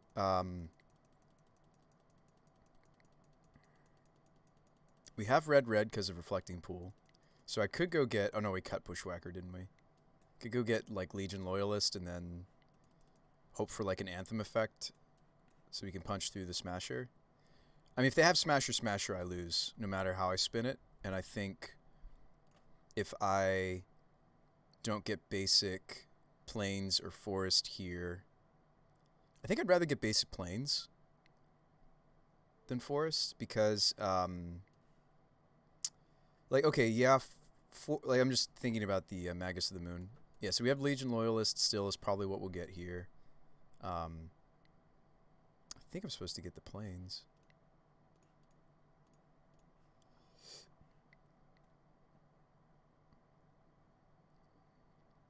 Ranger Captain could go under the bus of the Smasher. It doesn't give us a Winota trigger. And I mean, like I'd love to consider silencing them, but I don't know if we have that luxury. Did I play a land already? Yeah, this is turn 6. Sorry, dude. I had a land for each turn, which is not unreasonable considering we've upped our land count to 25. Just to play Grazer, honestly, is the reason. Are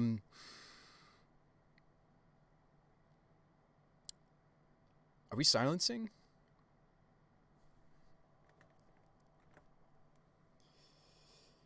I mean, there's just so much. Like, yes, there's the 14 creatures. Well, there's 11 left, 10 left because one ballista down.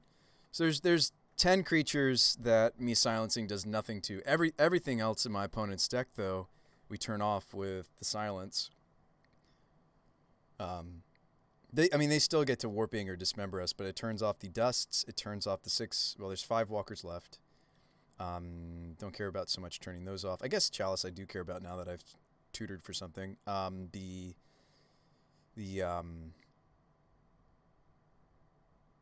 2 of Spatial Contortions, it doesn't really turn off.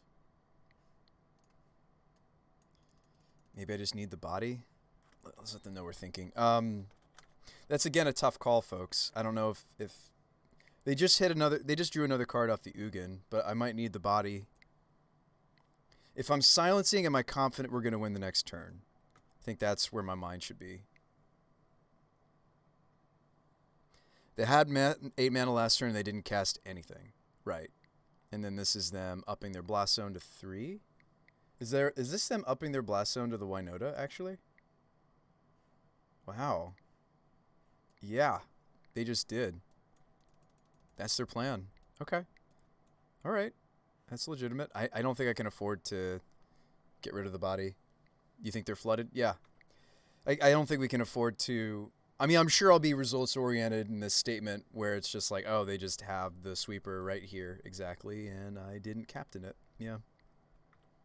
But I think you're right that, like, we can't afford to...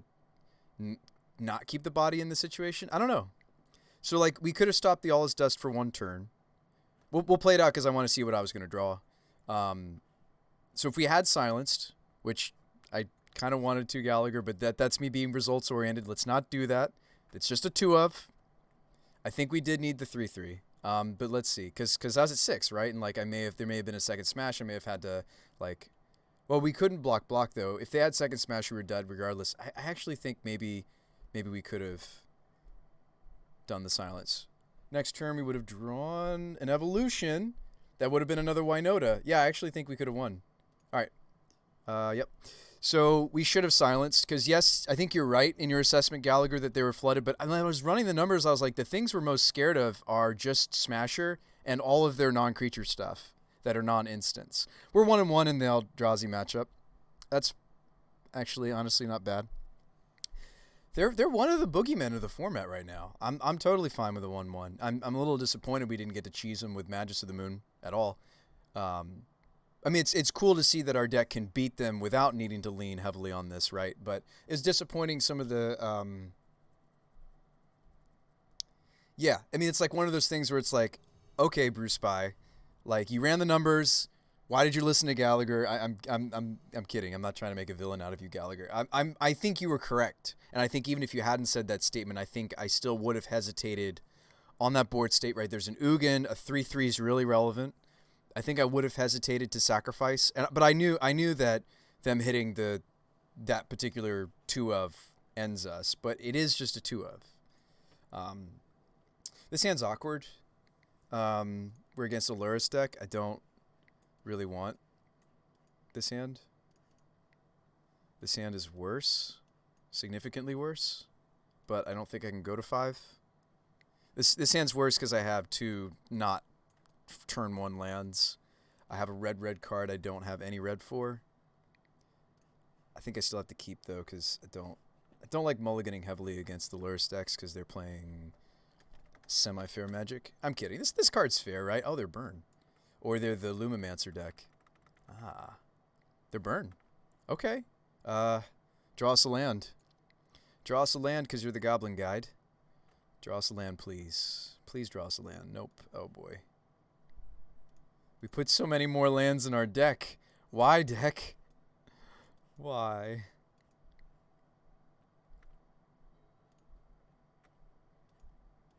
Draw us a land so that I can Grazer and play 2 lands. That would be good. Draw us a land, Goblin Guide. Draw us a land tonight, please.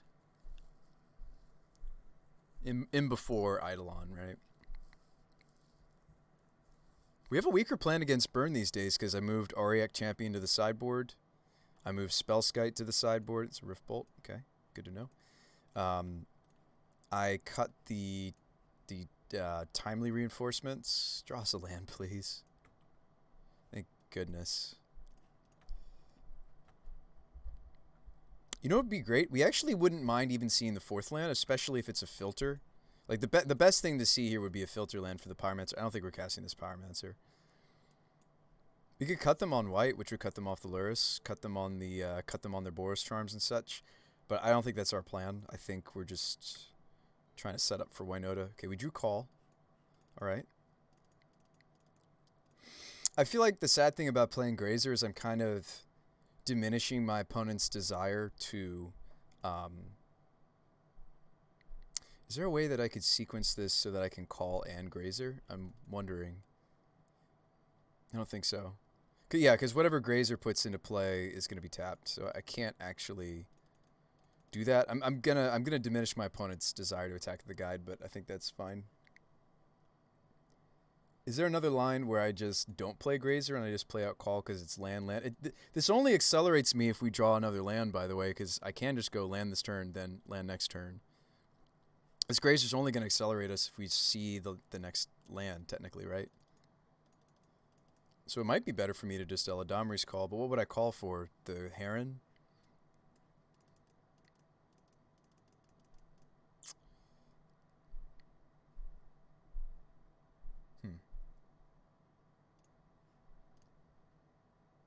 I'm just going to Grazer the Bastion. I think there is certainly a universe where, like, if I had like main deck like Scavenging Ooze, I think there is a universe where I sit on the Eladamri's call. They might Riftbolt the Grazer. Ah, that's a good thought because it blocks their Goblin Guide. Yeah, we don't want them blocking my Goblin Guide. That's fair.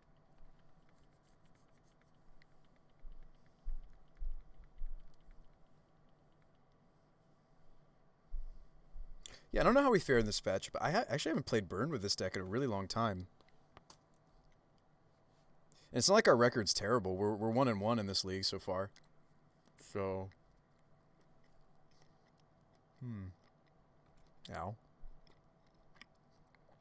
You were right, by the way, Gallagher. They decided to kill the Grazer. So, 4th land, Goblin Guide, please. Eladamri's call number 2. Oof. We really don't like drawing 2. Is there a universe where I would call just to not draw the second call? Because I'm not actually playing Winota this turn. I'm not actually casting Loyalist. Like, my turn is actually just mere... I might call. I might call to not draw a call. But what would I get? I would go get another Grazer, block their Goblin Guide. You think I'm joking? I'm kind of half joking. There's probably a better... Oh, I could go get the Hex Drinker. I'd think I'd rather go get Hex Drinker than... Oh, I'm at 11, by the way. I could call for the Heron's Grace, but we don't have any humans in play. I mean, it itself gains me life, though. Maybe I'm supposed to go get Heron's Grace and hope to hit a different land. I mean, I can block with the plant in a pinch, but... Or maybe I should just even go get Winota so I don't have to evolution for her, and I just hope to spike the red source. Red source is going to hurt us most of the time now because we're not running the basic mountain anymore. I think I'm going to call because I can't afford to draw the other one, I think. I think I want to change what I'm drawing here. So we really, really want... This hand desperately needs red sources. I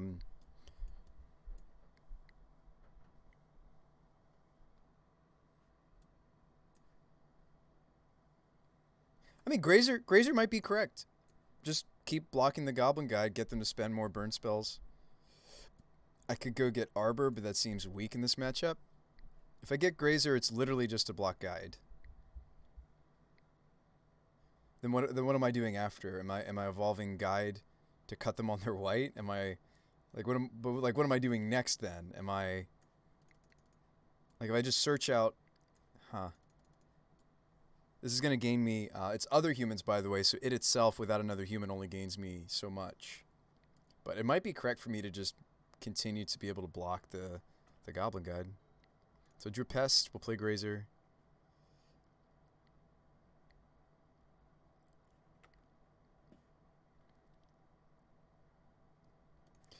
Alright. Fourth land, please. Make it a red source, please. Fourth land, please. Make it a red source, please. Fetch. I'll even take a fetch, even though it would be pretty painful. Yeah, Magus would cut them on the Sunbaked, too. No attack. Okay. The suspense, right? Another evolution. Okay. So do we Entity? That also just probably gets toasted. I don't want my turn to just be passed. I think I actually go get a Pyromancer.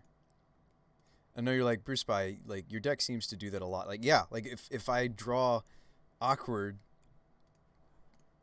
But yes, Pyromancer, funny enough, is a relatively popular choice for the first evolution. Like, if I have a board state where we're clumped up, absolutely. I might still keep Loyalist. I might dump Entity Pyro, actually. Especially since I have the backup evolution. Like, if I have a backup evolution or yeah, Pyromancer. Pyromancer blocks Guide. Yeah. This should get us out of this situation. I'm going to keep Pest because I could, even though I think this is getting cut from the list. I think if I do get an untapped source, I'm going to play this most likely. No shame in going to get Pyro. So we're going to ditch Pyro because we can't cast it. And I probably also ditch this Entity. We're more interested in, like, trying to find the life gain guy, right? Okay, okay, I could hurt myself to play the Pest out.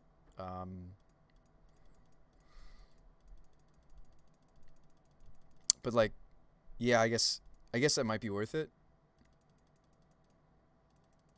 Maybe I just play my Stomping Ground. Because, like if I lose this by a fraction of one, I'm just going to be a little frustrated with myself. I'm at 11. They Boros Charm me down to 7.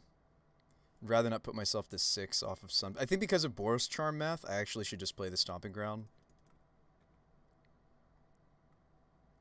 And we may not get to block with Pyro, right? I mean, we kind of need the Pyromancer for the evolution, don't we? And we'll know whether or not we can take pain on this canyon probably this very next turn, right? Like here they need a Boros Charm us. We hope they don't have it. Okay, they don't have it. Or even a Bolt. That's a good sign. Extra land. Burn does not want to see the 4th land.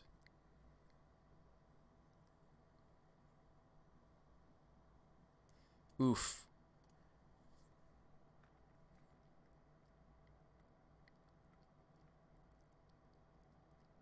That's unfortunate.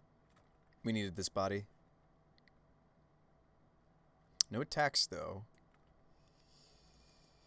Okay. I could turn the pest into another pyromancer.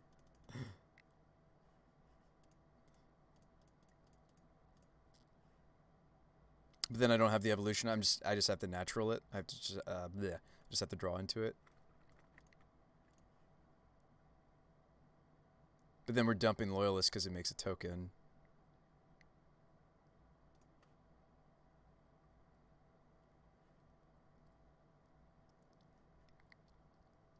I really don't like the fact that we weren't able to go get Winota this turn. It's really unfortunate for us. I think that's where we lose. I'm not going to play my land yet because there's a couple different angles we could go. We're going to evolve this, go get another Peasy, ditch the these two. I think I'd rather, like the extra draw might be better than going and getting Dryad Arbor. Actually, I think I've changed my mind. I'm going to keep the ability to look one deeper.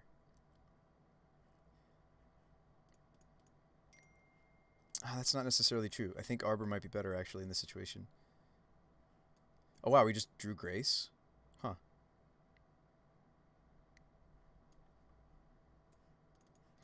Alright, well, we need to be careful to go get it. Grace gains me 3 off of Pyromancer. We're not winning this one. It's okay. We took too long to get going. The Blaze was pretty relevant.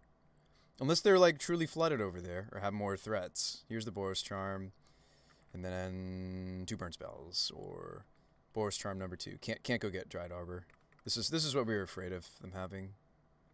Spike me. Go get Luris. Another burn spell. Yep.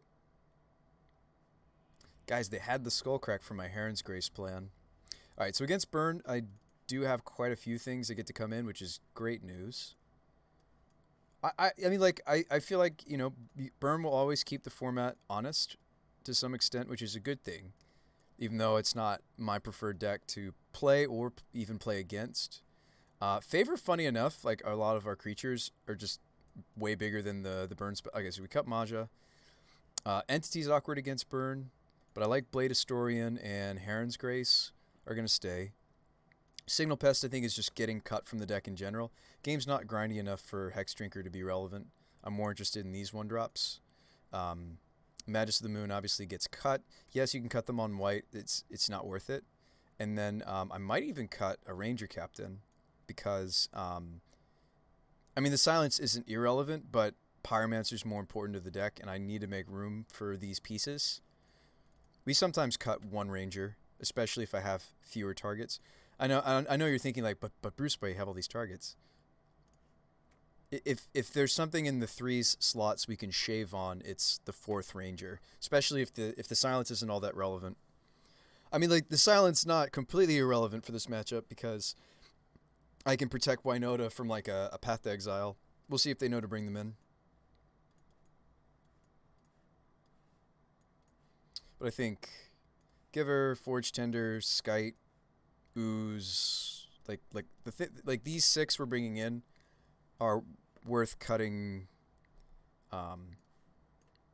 this 6 for sure. I think that's a pretty easy exchange. Skyclave could be good. Skyclave's interesting. It hits Luris.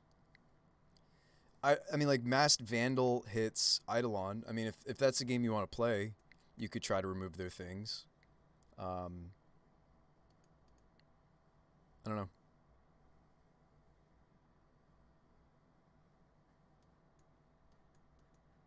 I feel like my issue with Skyclave is often they do have like the Searing Blaze, so I'd almost rather like fight over Eidolon with Masked Vandal. But we're on the play. We'll see. Maybe these are things we'd be interested in. I don't think I'm gonna go with it.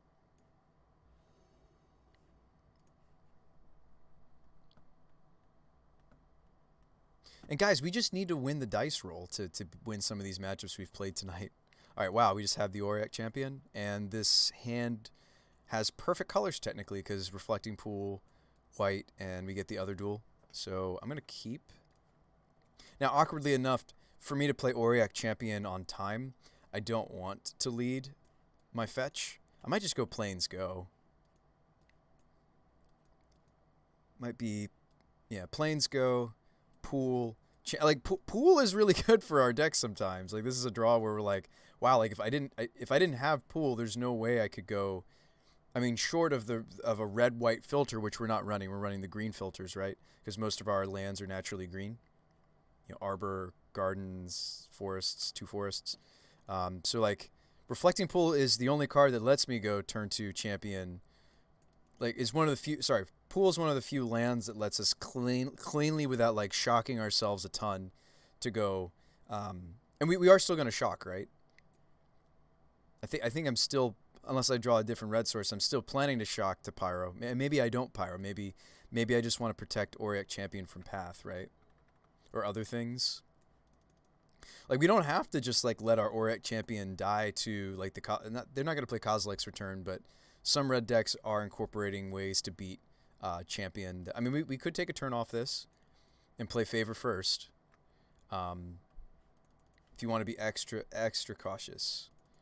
I don't think it's right. I don't think they would predict this. And maybe instead of slamming Pyro, then we give this the protection from top decks. But anyway, there's merit to actually, since we have something to protect this with, there's merit to, you know, they do have paths. They do. I mean, we wouldn't mind a path right here though, because I wouldn't mind a forest. But I think we risk it. Just play it out. They probably don't have a way to answer it. Famous last words as of like tonight, getting like stomped by the Eldrazi charms. Just so funny. Spike me, okay.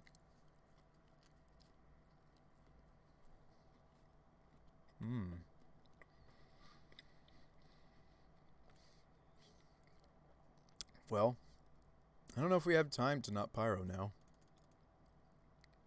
Like shock the Pyro. Like we actually gain all that life right back. Nah, I've changed my mind. Let's do the original line.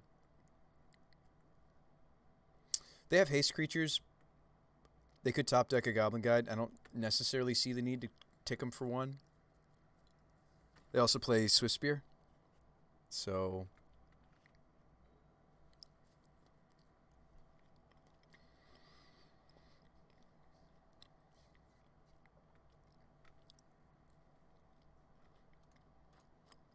let's go get our other 2 colors. We want to gain 3 off of the Auric Champion Season Pyromancer Wombo, right? Stomping Ground. And we gain another life from playing Dryad Arbor. I could go get basic Forest maybe here, because we have white for Ranger because of Reflecting Pool. Although, maybe I'll discard something different. I mean, I might just discard these 2 and play the Arbor. Just make the tokens. Like, I know this is one of the few anthems I've left. Oh, wow, they are killing this. You can't. No, they're skull cracking me. Ah, that's what they're doing. So I don't really want to play the Dryad Arbor now anymore. The skull crack. Ouch. We might have just lost him at 7. Forged Tender, but I can't get it on the table. Always yes, always yield. Sad pandas that they had the skull crack. Might just play the Temple Garden. Now we do swing. Champion has lost its protection from all colors because now Pyro is the biggest. Is this a bolt? I might just be dead. That's really sad. I think they just had a really nice spell-heavy draw instead of any creatures. The creatures at least I can block. It looks like they just drew it up perfect. They've got 2 cards in hand. Yeah. What are you going to do? They really needed absolutely to have the skull crack there, and that's it. Like we were setting this up for a bit, weren't we? Maybe I could have done it a turn sooner. Boros Charm? Draw a card, Boros Charm?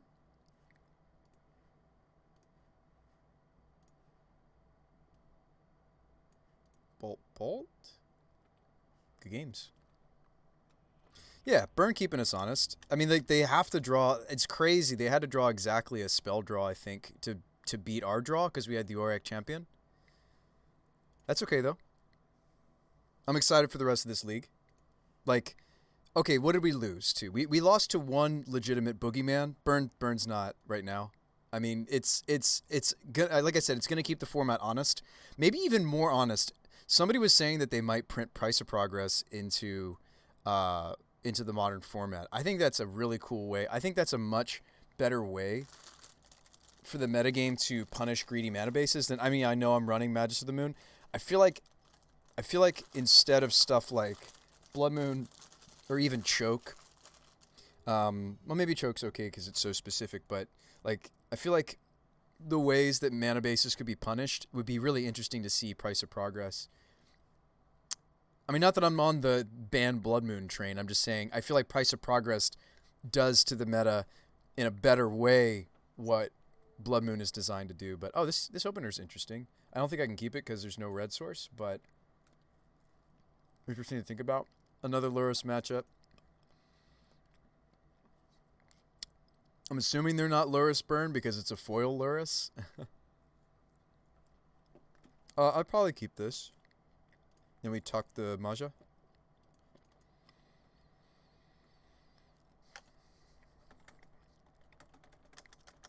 Just saying good luck and have fun. Alright, so let's Hex Drinker. Look at this. Look at this mythic rare. Look at this mythic rare. And it's funny that last game Skyclave would have been quite bad, right? Like it's just sad that a spell. It wasn't even necessarily specifically my burn opponents. Like yes, the Inquisition take my Pyro. Maybe they take the Evolution, but I feel like I would take Pyro here. Like yeah, so last game, like they needed a spell draw, and it's just unfortunate that their spell draw also had the Hymnotrok crop rotation. That'll be all interesting for sure. I might want to get the Dryad Arbor in this situation. Because I'm not fully leveling up the Hex Drinker yet, no matter what I do. And we have several lands in my hand, so I don't really care if I go get Arbor. In fact, I might Evolution Arbor into one of my... I don't have any 2-drops in the main deck, just so you know. Not with the Freylease build. Inquisition, my Evolution. Okay. Jund makes me, like, kind of wary to go get Arbor, but I'll go get Arbor. Give this protection from instants. And we also have a little bit of protection from Liliana here. Right? They can't just go Lily next turn because we have the Arbor.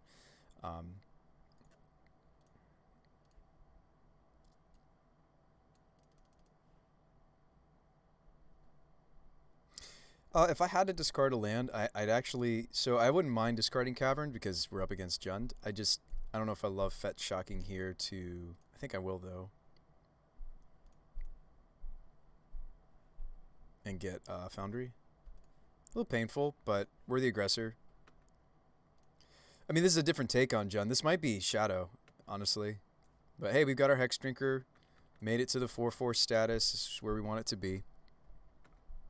Bobbled.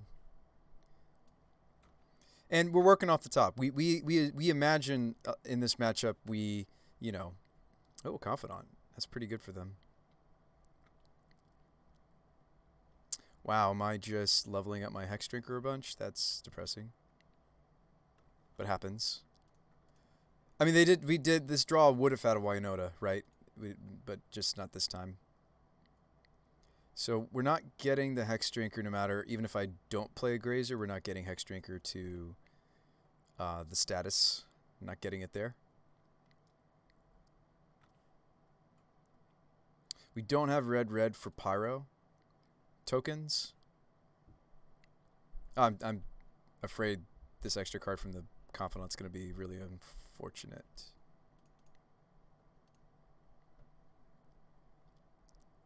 I'm hoping this Hex Drinker just gets us here, by the way.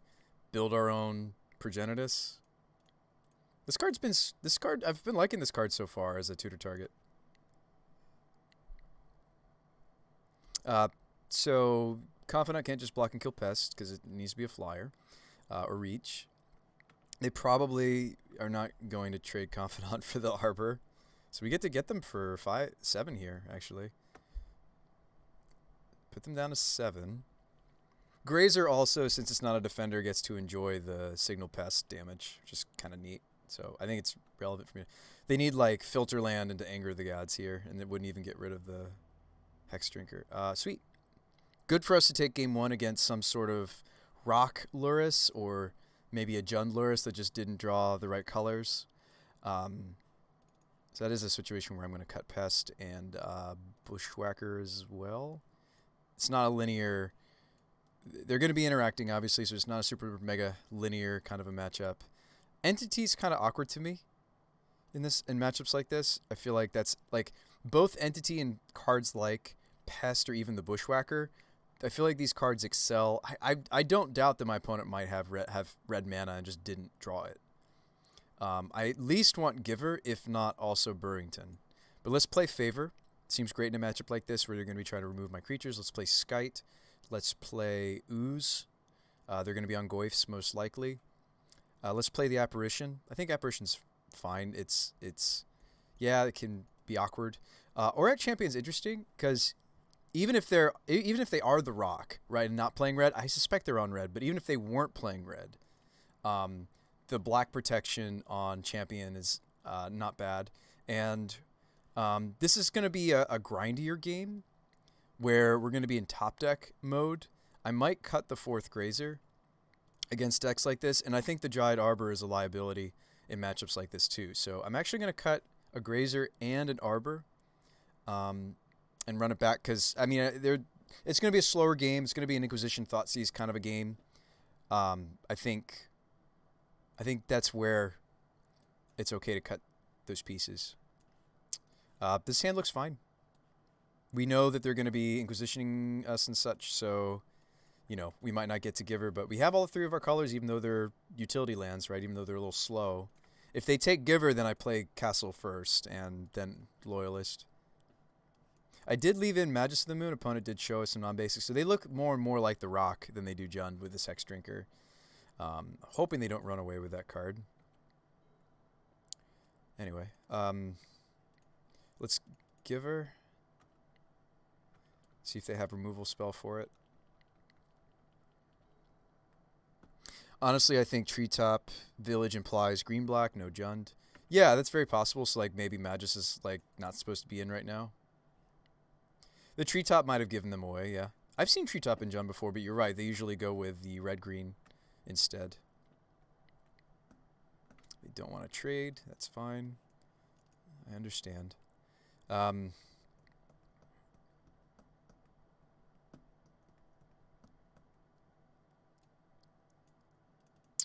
I just want to hit him with the Loyalist.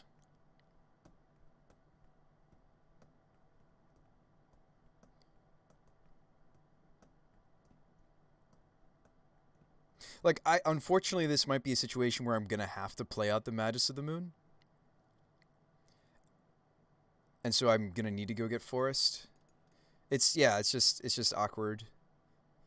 I guess I could have waited till I fetched, but I think this is going to be Forest. Like, yes, the Magus of the Moon looks so awkward in the face of Swamp Forest, but we know this cuts them off treetops. We know this cuts them off their Field of Ruins. We know that I can't really afford to just not play my creatures. It sucks that it's going to turn off the Colony Garden, though, if I play it next turn. Maybe I don't. Maybe I play Loyalist.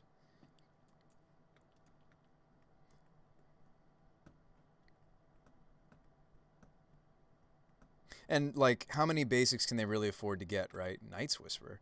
Like, we cut them on Lily potentially here if I do Magus. Level up, okay. No attacks again. I think I just go for it. Like, yes, it looks like I'm not cutting them on anything. Okay, and we just drew a Winota. Sweet. I mean, to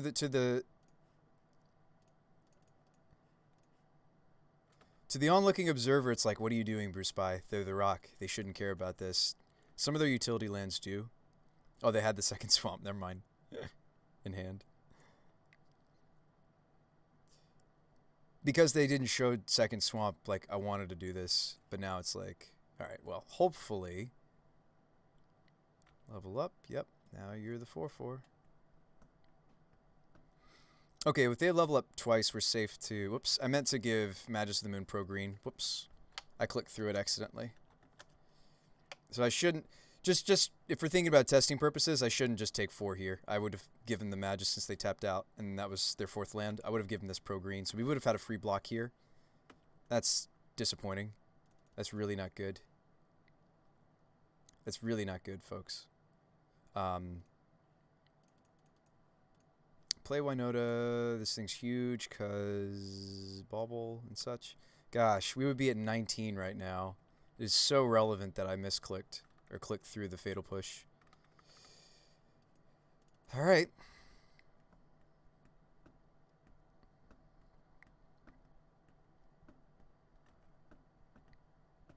Good thing we took game 1. I mean, now we know we can board a little bit differently. Would I trade Winota with the Drinker? Because I do have Evolution in my hand. I mean, like, I could even do this. Get the Drinker off the table. Unlock my mana for the Evolution. No, I don't think we can afford that. I think we just take it. But in fairness, I should be at a much higher life total. I should be at 10 right now. Ugh. Another Goyf. Yep. Did we bring in the... I did.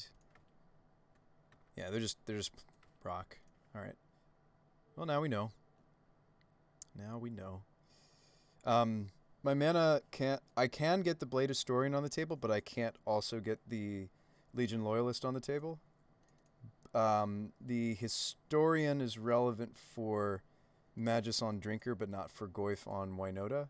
I mean, it is. Like I think Historian actually is what I need to do, but I'm not getting any triggers then. But, like, what is the trigger I'm hoping to get anyway, right? I mean, I'm at 6. Yeah, because of the forest, I don't have Legion Historian. I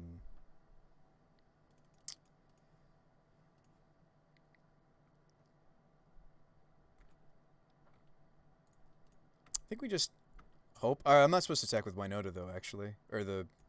Oh, wow, we just whiff. Easy. Easy seed. Easy seed.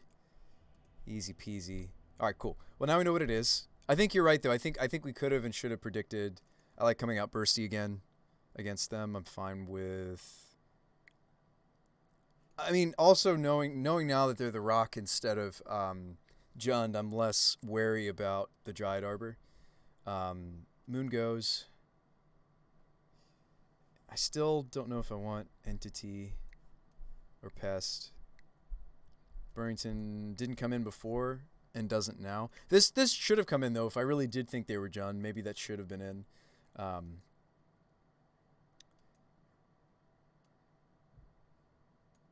Not afraid of anger, so we don't need Selfless, which also may have wanted to come in because we suspected that they might be Jund. Yeah, so Favor, Champion, Skite, Ooze, Giver. I can cut a Ranger. The silencing isn't all that relevant here. I think that's the switch we make. So we bring in the apparition, and that's pretty much it. Swap out the moon. Looks, excuse me, good. Our full mana suite is back in, which, I mean, maybe I should never cut it, even against these grindier matchups. Rock is a little bit more direct, though, because they have, like, the drinkers and such, than Jund. Jund likes to... the joke is, like, Jund likes to play with its food a little. I mean, they really don't. This hand is one green or white or red source from being a good, reasonable keep. If I draw any of those colors, which is any of our lands, even Cavern of Souls, like any land in our deck gets us back in. And I think Champion in the opener, I think I will keep this and just... I would appreciate if the deck gave me the things. I actually think I might not even want to speed the Grazer into play here. That can't be right. Because if my next card is a land, I should shock this in. Yeah. Because if the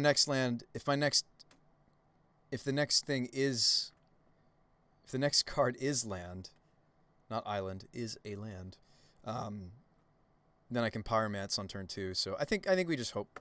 We have 25 land, so 23 left in the deck.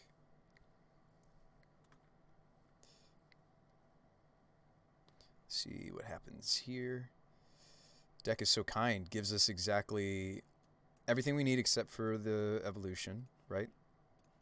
Is this where I just like let go of the Pyromancer is really good in matchups like this.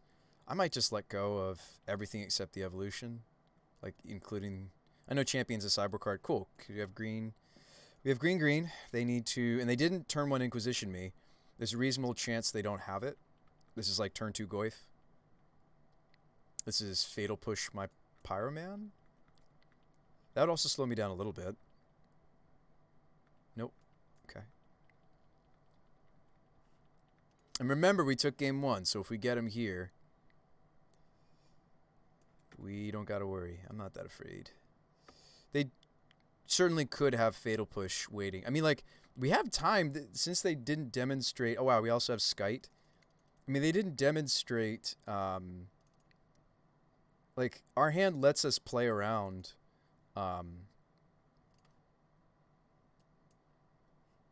Removal. That's more likely how they're going to break us up. Unless they top deck a hand hate spell. So I could go get Giver. Play Giver. They're nowhere near Damnation. Yeah. So, I mean, certainly my opponent could top deck something to disrupt this. Like, Inquisition would do it. Thoughtseize would do it. No blocks. But I think, I don't know, they could have like Ashiok, something weird like that. Grafdigger's Cage. I guess I could have Ranger silenced because I have Giver for protecting the Winota. But I'm not going to do that. If we want to beat multiple removal spells, then yes, you use the Ranger silence. Heartless Act. Okay. You got it. Kind of like the new go for the throat kind of feel. So we may still want to use Ranger to protect this Wombo. Leveling up again, are we? Ah, they have Thoughtseize. I guess I could have cracked Ranger after the Heartless Act, because like that's worst case if they did draw the hand hate. But maybe our deck will be kind to us to give us the things. That's not bad to see. I would probably just play Drinker and level it up 3 times. Oops. Like instead of playing out the Skite, I think it's justifiable to just do this. 2 can play that game. And we're also mashing. This hasn't been leveled up once. They're at 5. I think we've got them. Maybe I should have cracked my Ranger, because if they do have a sideboard Damnation, I'm just screwed here. But I don't think their list runs that many. So maybe I could have tried to play around that.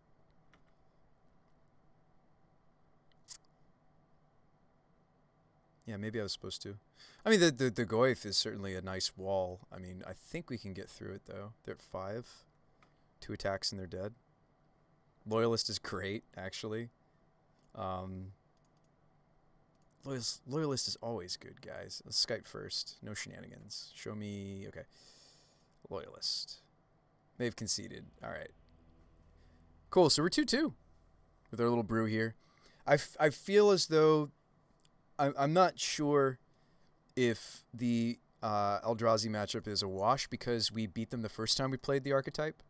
Same league, same build. Main deck Magus, although the main deck Magus wasn't how we beat them in the match that we did beat them, right? I don't think we ever needed it. I think we just smashed them. Signal Pest? Yeah, we're trying out a Pest. I don't know how I like it. Honestly, Blaze, I think it's getting cut. I think the Pest is... We have no shortage of haste creatures. We've tried everything from Bone Mat to the 0 mana creatures like Ornithopter or Memnite. You'll see here that I cut it and I put Giver in, but maybe we continue to sideboard the Giver and we play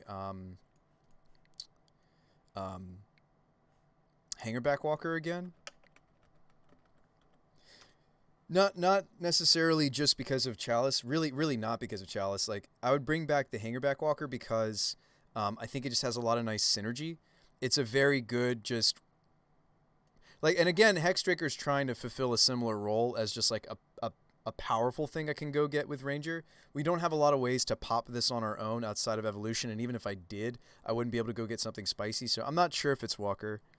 I think the Hexdrinker might be doing a better job in that slot. We're gonna mulligan this easily. Hey, good luck and have fun. So this is a two-lander that has the Grazer Song. I think we should keep it just to see. We get to test the Pest, maybe, right? Or I think I have to let go of Pest and keep Ranger and Entity, right? Well, maybe not. Maybe not. Maybe it's keep and put back Entity. A little awkward to keep Ranger, but Song gives us the colors. Oh, okay, we're up against Emery? No. True Blade Historian. All right. Grazer, hoping for third land. This hand is hoping for third land for sure. No. Not a terrible 6. We get to test out Songs again, or Song. We've really liked Song every time I've seen it in the opener so far. We don't love it off the top, but that's the same for Birds or Grazers or whatever. But I have been loving playing this on turn 2 a lot in this list. So, Void, but no Artifact. They better play an Artifact. Thought sees me. Don't forget to play an Artifact, opponent. They should definitely take Song. Right? You gotta take Song here. Can't cast Blade, also Forest. Can't cast Ranger, no white. Don't care about Signal Pest, right? You gotta take Song. For sure.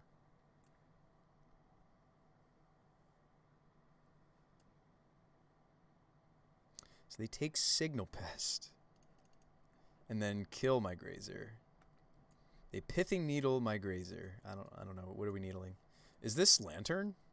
I would love to blow up this needle and take them off this Glimmer Void. I don't think I have a way to do it. Ranger, so I can't silence. Okay. So we have an interesting choice to make here.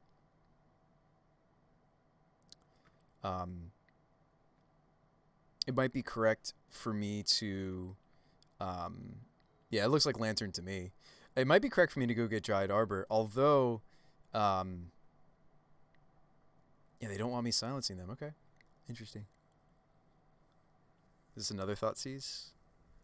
Sword. Sure. So what are we fetching for? I might honestly want the creature. I think I might just go get Dryad Arbor. I almost accidentally clicked a forest, by the way. So there's Evolution. We will have Evolution mana next turn no matter what I do. I could Ranger and go get something.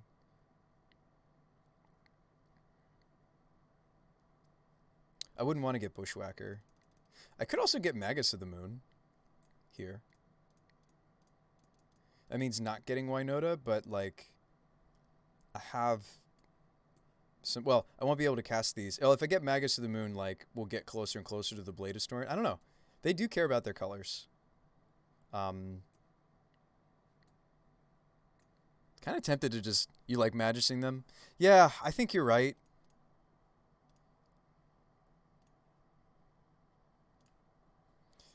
We put it back into the main deck for situations just as this, such as this.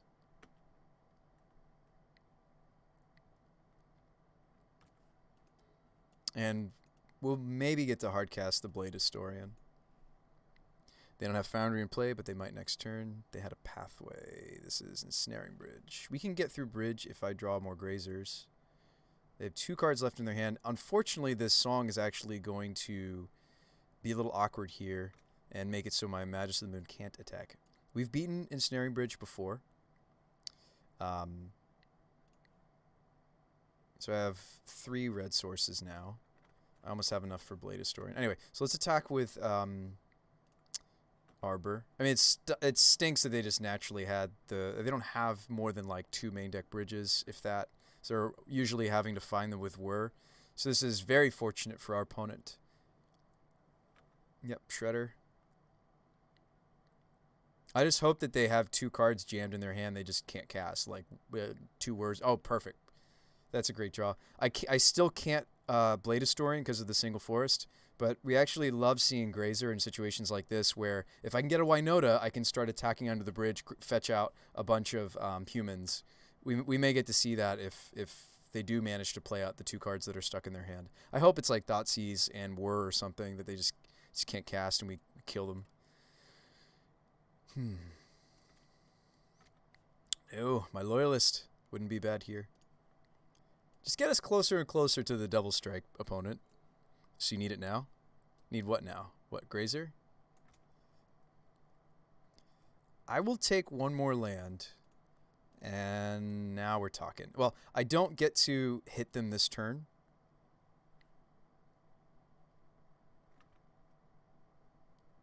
Interesting that they needled Ranger, huh? Haha. Haha. 0 damage. Double strike.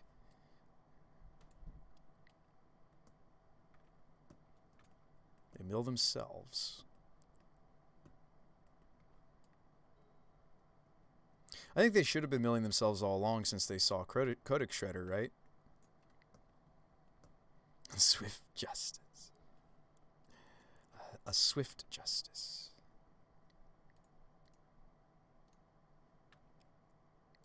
Take 8.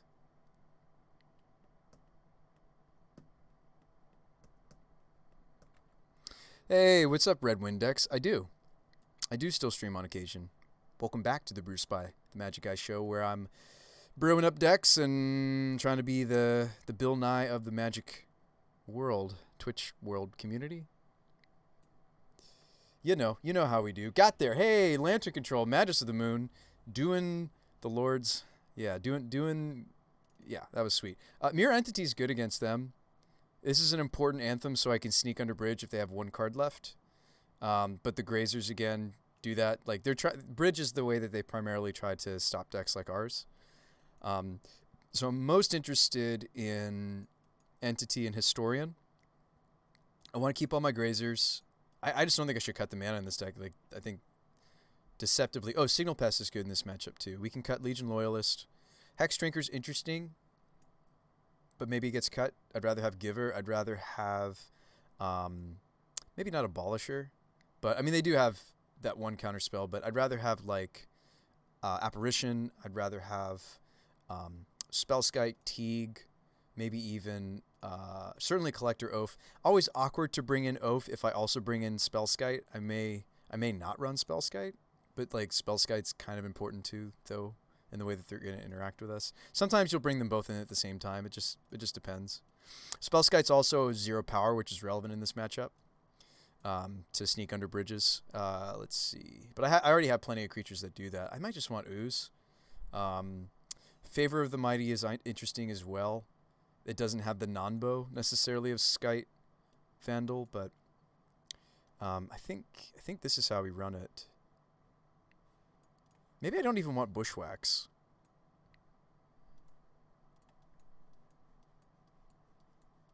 We're also on the draw.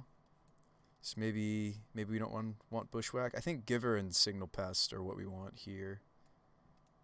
Like I actually do want the Signal Pest for once. So maybe this isn't wrong to be testing it. But it's like, if the only reason I'm liking this more than some of my other 1-drop potentials is because it's 0 power, that's very niche because it's specifically ensnaring bridge, right? But anyway, let's run it like this. Play Ferocidon to stop Foundry combo. Well, Ferocidon doesn't make them... Oh, actually it does. Ah, shoot.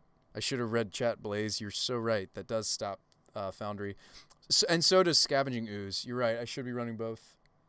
What am I thinking, chat? We had creatures that do something. Keep this.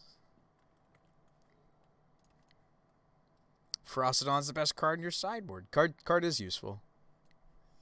Yes. Lantern of Insight. Grafdigger's Cage.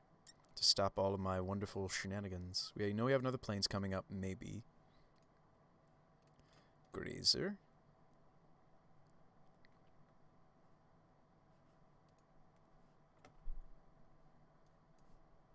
Lantern's always interesting for sure. A trophy. Hoses, Fairies, and Lantern. Yeah, Froston is good against Bitter Blossom, that's true. Well, it's you use it against Heliod Blaze.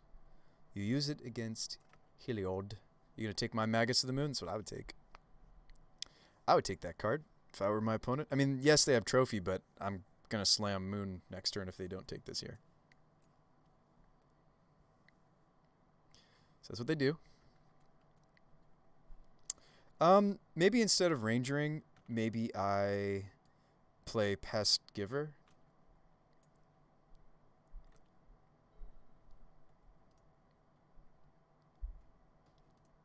Kind of would like to get the Giver of Runes going. It might be Ranger is correct, but I'm gonna get the Giver of Runes going. You like Pest Giver too? Okay. Because like maybe they Assassins the Giver because they want to shuffle the Ranger.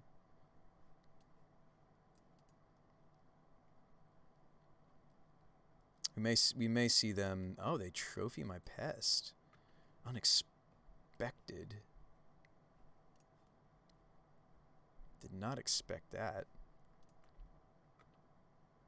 For obvious reasons, I'm not going to crack the Canopy. So we have a Reflecting Pool. We know our next card's Arbor. Could shuffle away the Arbor with the Ranger. Can't attack with Historian. Yeah. Let's Ranger. Shuffle away the Arbor. We could even just get Arbor, but I don't think that's what I do. I think well, do we want more 0 power creatures because they're a bridge deck? I have plenty of mana. I might just go get another Grazer. Drawing another Ranger.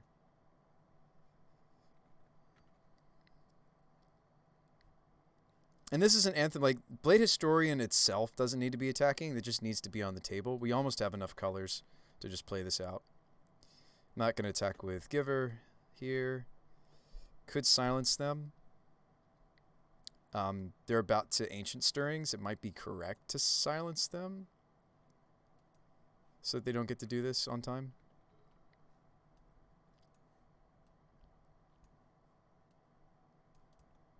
They might have Whir, though.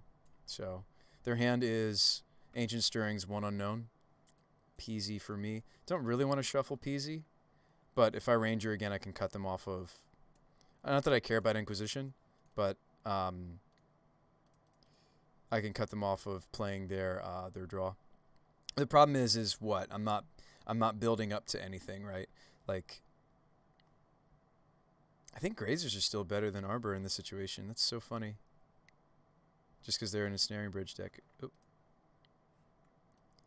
I think my Magic Online is crashing. Okay. Did I literally shuffle into another Pyromancer on top? That's fascinating. Which, I mean, I don't mind it. I can cast it. Still no attacks from me. I think I'll silence them again.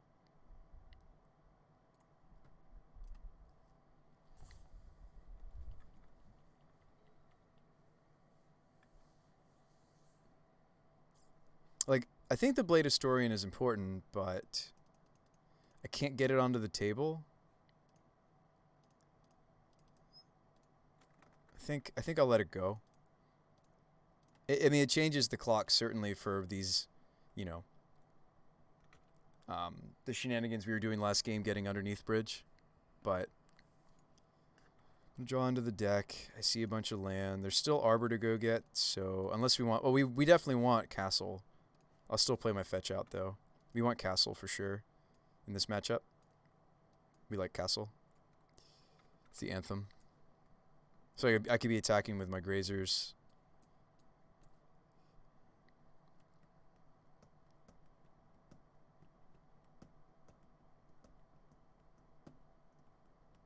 And remember, we took game 1, so what would I even protect though here? There's really nothing worth protecting with my Giver. I actually think I should have been attacking with this. Like, cause I was thinking, oh, I'll protect this, but it's like there were several times where I was just like, nah, I just want to silence them. So I should have been hitting them with Giver. Will they Lantern to force a shuffle? Maybe. Because this is 1, 2, 3, 4, 5, 6, 7. Hang on, 1, 2, 3, 4, 5, 6, 7, 8, 9, 10. Yeah, Castle Embreth is representing 10 damage. Grazer's getting around bridge, which is spicy. Yeah, a lot of the mana dorks this deck wants to play get around bridge. Noble Hierarch gets around bridge.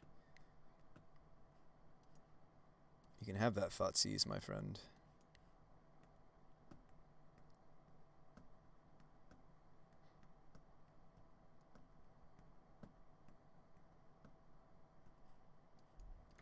That's the talisman we saw. So they played the Ancient Stirrings I knew about. Their hand is an Inquisition and one unknown. Sure. Please let me draw this castle. That would be nice of you, opponent.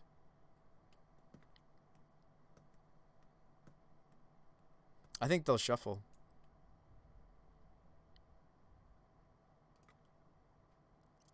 I'm not going to use the fetch.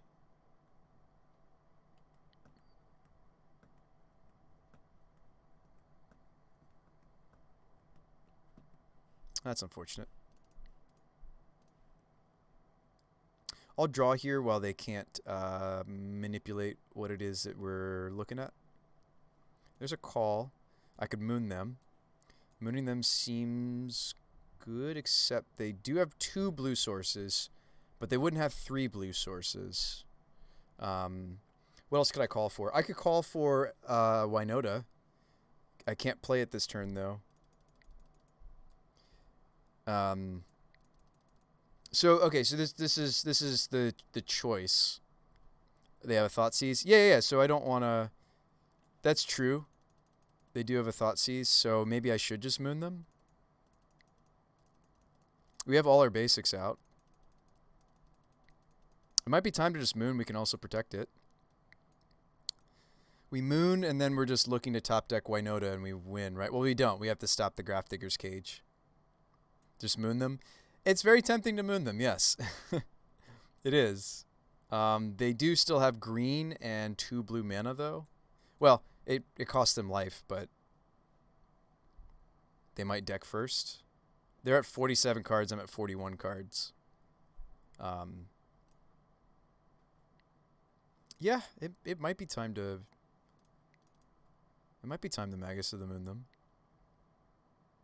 I think cutting them off of their whirs and well, not we won't cut them. We'll cut them off Thopter Foundry, and we cut them off of whir.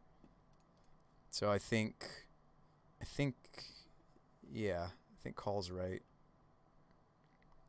Do we have no artifact destruction or bouncing? I mean, yeah, I could just blow up the bridge right here. I have unless you didn't bring it in. I have Masked Vandal. Do we have Oath somewhere? Yeah, we have an Oath. Like, I have other things we can do. There's Oath. There's get rid of the bridge. There's Oath. There's moon them. Oh, we don't have moon in anymore, actually. I'm glad that we thought about this. Oh, no, we do. Oh, no, we don't. It got taken. Duh. So we do have to go with one of these other lines. I mean, yeah, like Collector Oath stops their manipulation, right? The one of the main things their deck does. Maybe we just want Oath. I can't actually get the Dryad Arbor because of Grafdigger's Cage. Creature cards in graveyards and libraries can't enter the battlefield. This is in my library, so actually I'm getting the Stomping Ground. Mirror Entity. Entity's good too.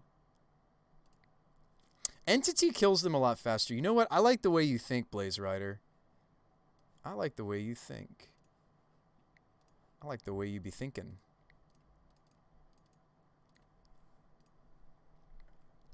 Mirror is a solid idea. Let's just get the thing that wins. Just attack with the Elemental. This can't attack. We kill them next turn. Easy.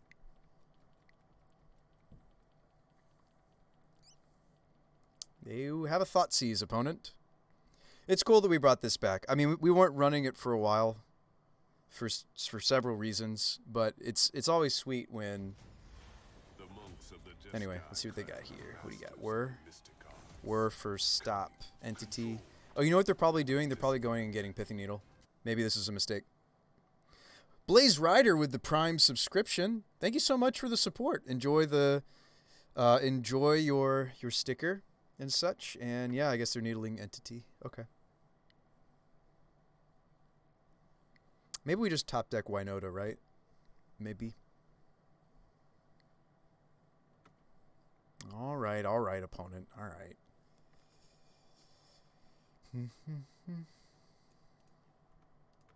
Let's not forget that this is just a shuffle. We can't actually get the Arbor. So no attack here. No need to here. Just these, right? Yes, Winota is free hits, sort of. I think Cage actually stops it. Yes. So maybe we should have just gotten rid of Cage. This actually does a lot to my deck, because like it does to the Collected Company decks. We need an Anthem. That's what we need. This was it, but they needled it. Like, Winota would work if they didn't have Bridge. Yes, you can Winota through Ensnaring Bridge if you have 0 power creatures. Yeah. We know their hand is a Dead Thoughtseize, 2 unknowns. Sure. We know their hand is now 2 dead cards.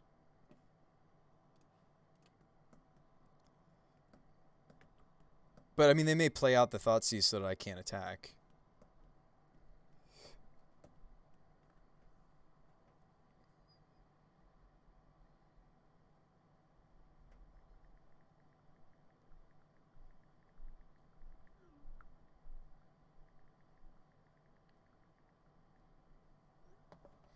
Thoughtseize, just so I can't.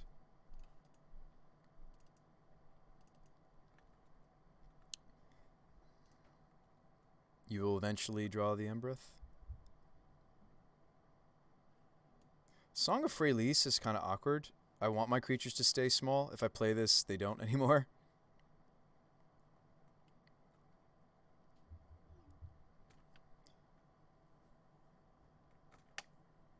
Maybe we should have gone with Oath. Like, I think we should have just gotten the Bridge off the table, folks. Yeah, now they have a Spellskite.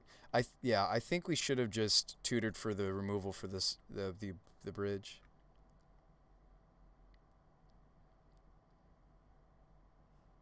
Eldritch doesn't work because Cage. We're in trouble here. Good thing we took game 1. We'll play this out, though. We still have 14 minutes.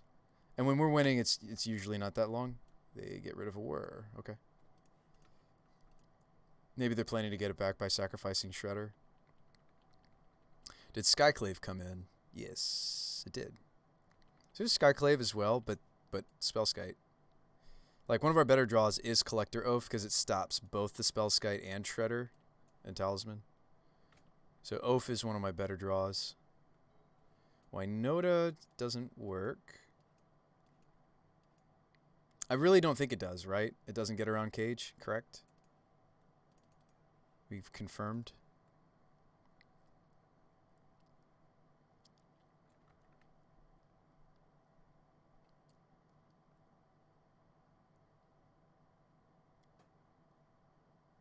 Yeah. For sure. I mean, like, if I did this, it would literally be because we're trying to see if Magic the Gathering Online has programmed it correctly, and I'm not all about that. Like, that's the cheaty face. Winota is good counterplay because it puts things on the bottom of my deck. Oh, you're saying use these to reorder my deck? Oh, that's spicy.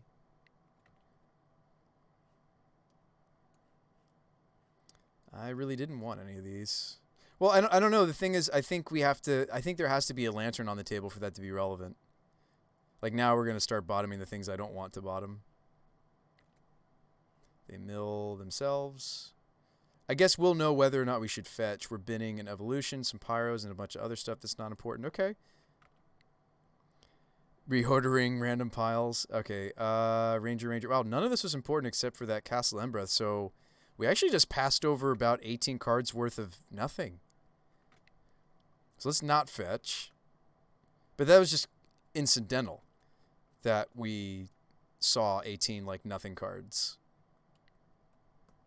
You finally Thopter sorting, opponent? Nope, Talisman. Okay. Yeah, let's not do that again because we just piled over like a ton of dead cards, which is kind of cool to think about. A garden. 0 power. Relevant. But now we know Embereth is in the bottom 6. Yes, it is in the bottom 6. Opponent mills themselves.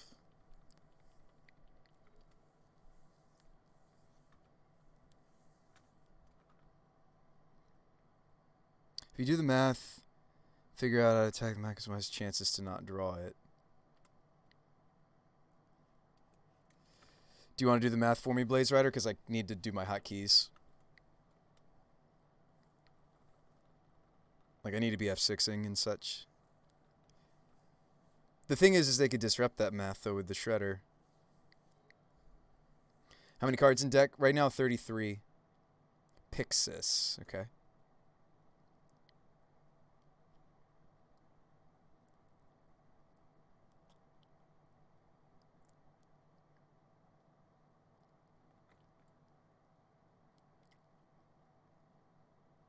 Would love to start drawing the relevant things. 3 attacks is safest. Are you sure? Doesn't that let me... Won't I seed the Embereth again? 4 is risky because Shredder.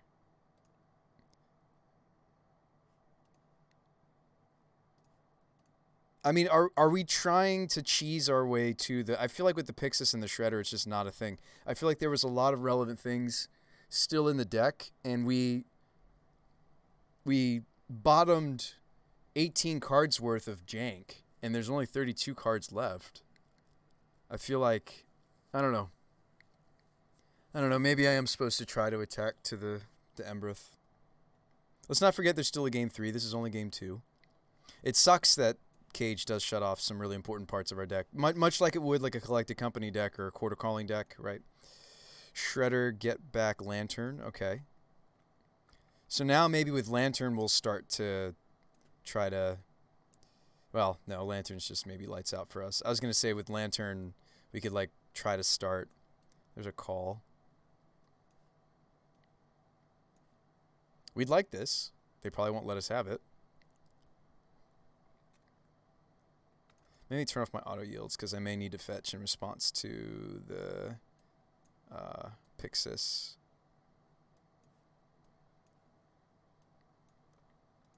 Okay, the returning welding jar.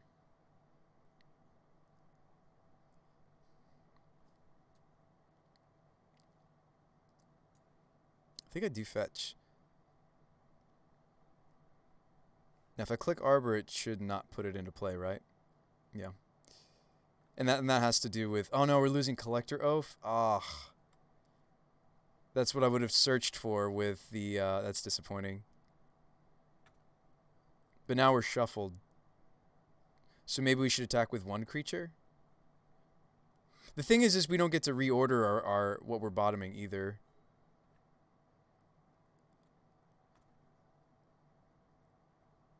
I think we're just getting locked out, folks. I think our misplay was getting Entity. Like, it's cute. This would have been a cool way to just... We would have actually killed them the next turn if they hadn't had access to the needle.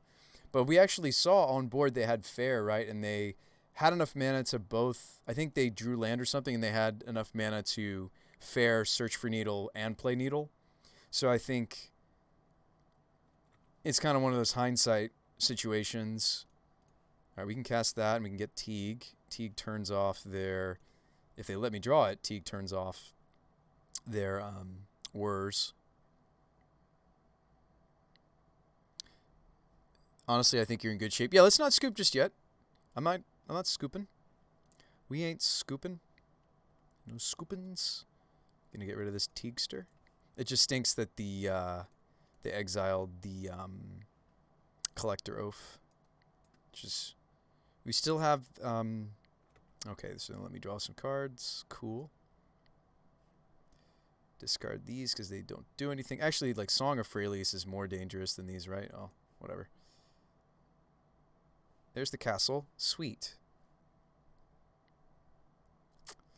Do I put this into play, or do I sandbag it? Play Teague. Play Grazer. I think I sandbag the castle because I can't activate it this turn. There's nothing they could do to take it out of my hand. OGG, play it. Why? Then they just know to name Needle if they have a Needle. I'd like to get one damage in. I mean, like, I get that they have Thopter Foundry, like it's scary, right? But now they can't search for it. We're gonna get 1, 2, 3,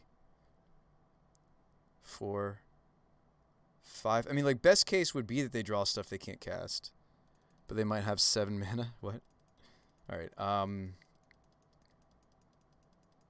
right, kick it back. 7 mana rare from M13. Yeah. Plant attacks. Okay, so we have several attacks that are 0 power. What are we academying? The Shredder? Okay. Isn't the castle revealed to Lantern? No, we drew it off of the Season Pyromancer. It was Teague we drew into, and then the Embereth was actually hidden because it was drawn off the draw 2 of the Pyromancer. Blaze says it is revealed. Oh, okay. So they'd have to go back in the chat log to see that then. Moto didn't show Embereth on your library, but maybe they would have seen it somewhere in the chat log. Which, by the way, I think is one of the weaknesses of Moto's interface. No. It's revealed between draws. Really? When it comes to draw 3s? I thought draw 2s and draw 3s, you don't see it. I might be mistaken. Oh, is it here, maybe? No, I don't see it. You said it's in the revealeds. I don't see it here in the revealeds. The only other place I could see it is in the chat room, right? In the chat log? Combat log? Are you trying to whir? Oh, okay. So they're getting back trophy.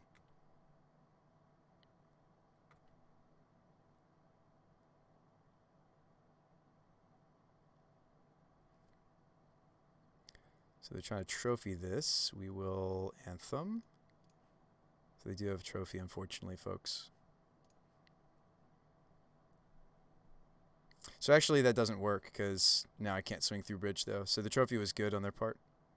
I don't think we can win anymore, folks. Like look. Bleh. Let me use my words. Look what's left. Like even if I draw the Masked Vandal or the Eladamri's Call to get to the Vandal, like I need both the Apparition and the Vandal because I need to get rid of bridge in this case, right? I don't know if we should play on because I have less clock than them by 2 minutes.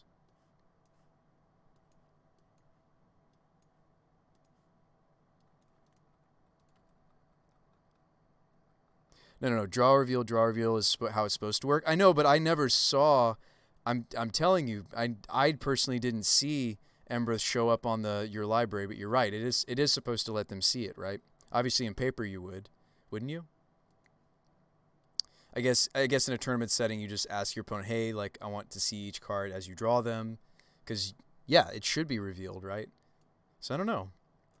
I'm sure players would know that though. Like Lantern players, we could ask them. If we really wanted to. Yes, a shuffle is relevant. Go.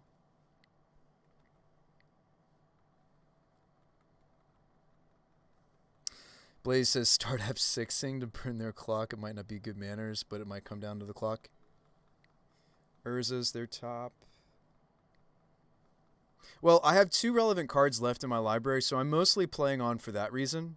Because I'd actually rather preserve my clock. I don't think we're going to burn 2 minutes off their clock. I mean, when we win, it's, we're a bit more bursty. So I think I can still do fine with, I guess, if I'm continuing to play, it's because I'm saying I think 7 minutes is enough, right?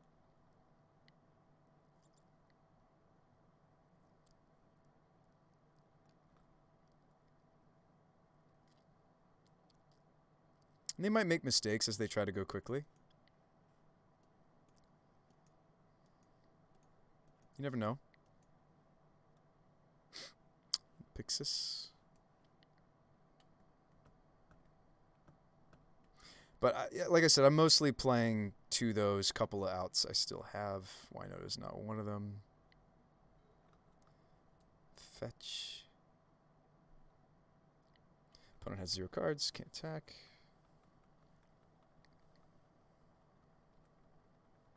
So we're 1 minute and 12 seconds behind.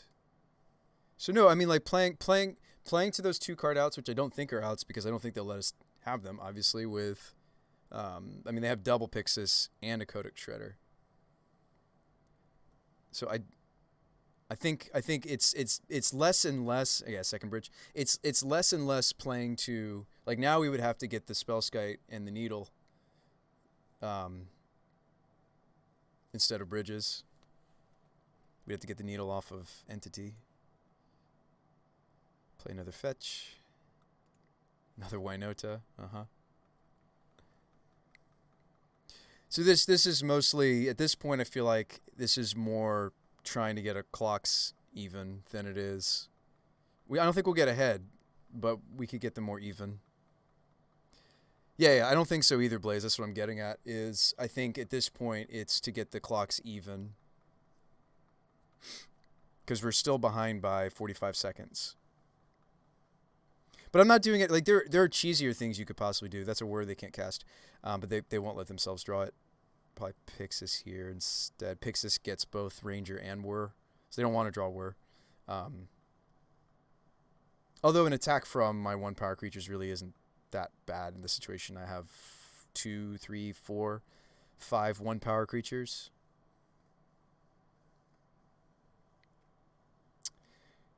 Well, just like any other deck that takes a long time to win on Magic Online. Another fetch, sure.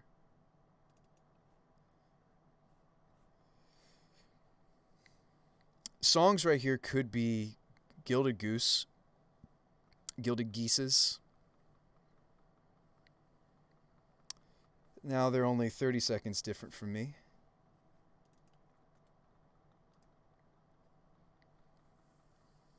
%, you got to board out those songs.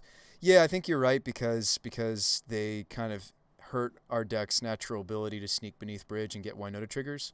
We definitely like. It's unfortunate that like Cage is relevant for us. It's unfortunate that, yeah, it's unfortunate that some of these pieces that Lantern plays are relevant for against us. Yeah, if we board out Freylease, maybe there's some more stuff. We could bring in some of those two cards we thought might be useful against Thopter Sword. I even could play Linvala. She turns off Urza's abilities, right? Days Undoing. We are only 10 seconds now behind the opponent.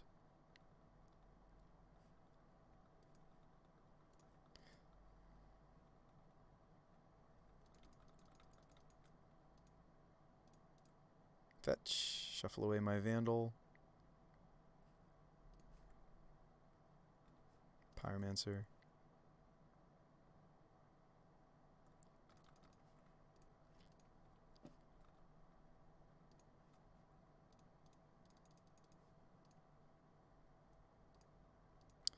Whoops, I floated the wrong color. That's okay. Just let it go. You can still use this second half of Pyromancer despite Grafdigger's Cage. Doesn't stop that. Moto is chugging a little bit, which is a little scary.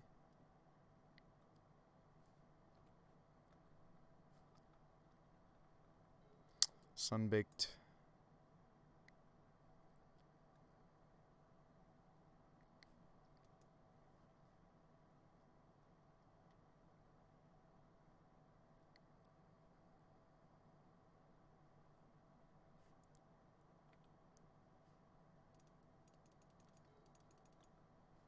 Eldritch doesn't do anything because of Cage. Clocks are 7 minutes 35 seconds. For us, it's 7:18.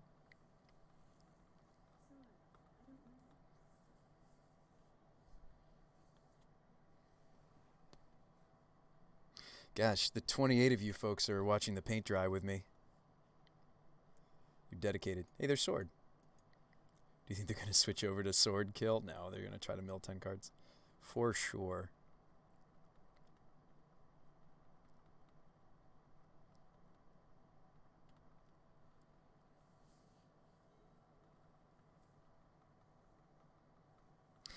Alright, went to pick up one of the kids from work. Came back to see the same game. I know, right? Clocks are even now. So we achieved what we wanted to there. That's like a half achievement, right? Clocks are even. And now we're actually leading a little bit.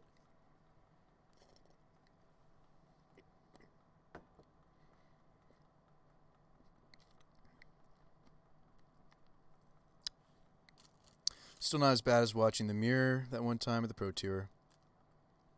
I lost a bit of my love for Magic that day. Oh, did you, Firefly? Mirrors can be intricate. Oh, wow, they have Torpor Orb in, too. We care about that a little bit. Some of our creatures care a lot about Torpor Orb.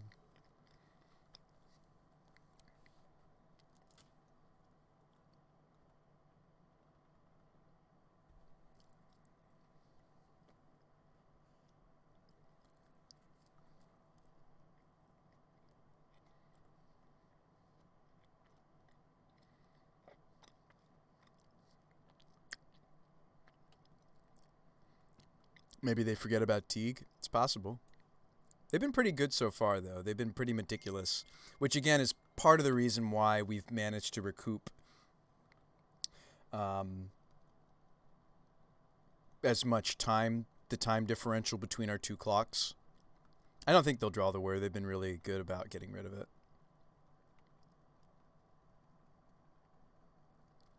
Lantern mirrors are so not worth watching. You like the red zone, Firefly? This deck definitely does way more red zone than I normally do. I usually like weird jank, control, or nonsense. So, like Reanimator shenanigans. Blaze says, I love Lantern, though. I never said that I didn't like Lantern. Ooh, Skyclave. No. Shuffle. Or I could try to draw into it.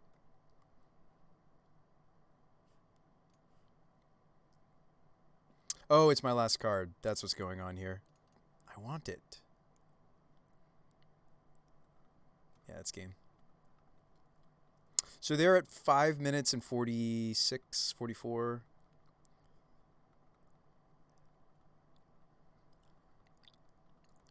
$5:36.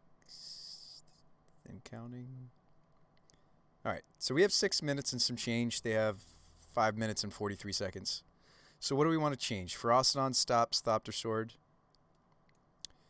They showed us Assassin's Trophy. Even though Collector Oath and Spellskite's a non-bow, maybe we should be doing that.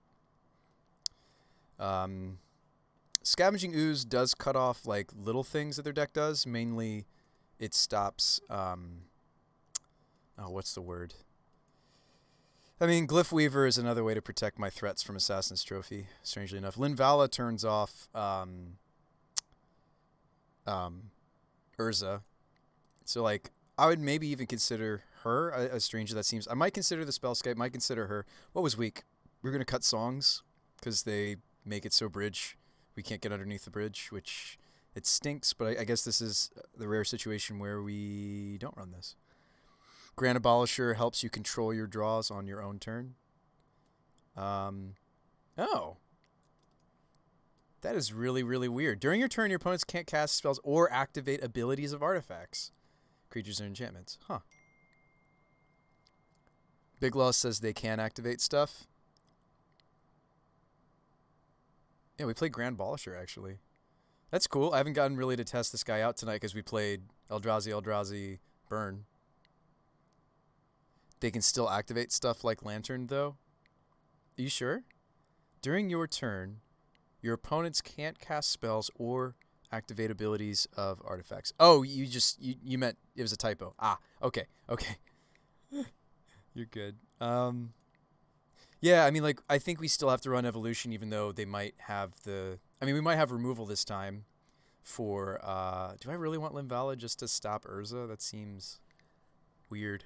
Like, would we be better off with just, like, a Favor or, like, Ooze? Yeah, let's run her. We said we were going to run the cards that potentially cut off Thopter Sword combo, because that's scary. And, like, maybe we should be good, honest Magic players, right? And, like, if they did assemble that, maybe we just let it go. Evolution, Skite, Mage, okay. Put back Garden, because I want red, really. I think I'll greedily keep Garden, though. 0 power creatures are relevant in this matchup. No Linvala? Okay, well, too late. Grafdigger's Cage. Nope. Okay, cool.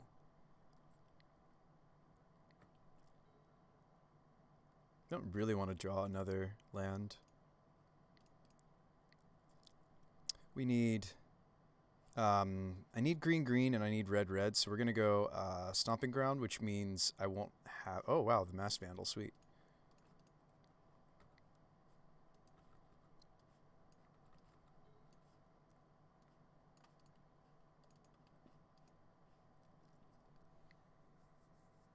I don't have a creature in the bin yet, though, for Vandal to work.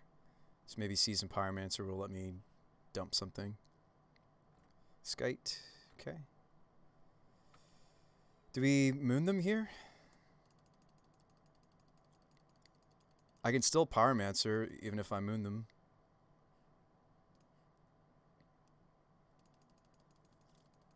If I moon, I don't have Masked Vandal for the bridge.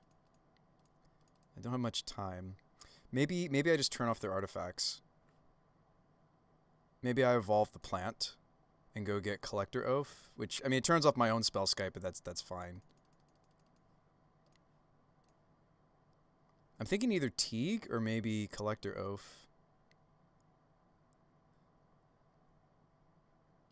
I'm going to go with Oath. Let's see if Apparition's a little awkward since I don't have... We're in the red zone just now. Since I don't have white. Maybe that's what gets discarded to Pyromancer to turn on the Masked Vandal. Their Spellskite doesn't work. I'm more interested in their Spellskite not working versus mine working, I think. Moon them, says Blaze. Maybe I was supposed to. I could moon them now that we have gotten the Collector Oath. Talisman that doesn't work. Okay. Pixis that doesn't work. Maybe you're right. Maybe I'm supposed to moon now. Especially since I don't really want to draw that Giver. 4 minutes. Magus of the Moon. Hoo-ha. Little F6 the Gathering here.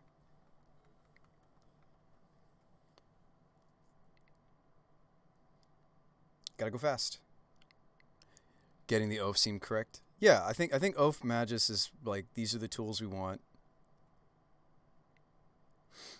Where's this bridge? No.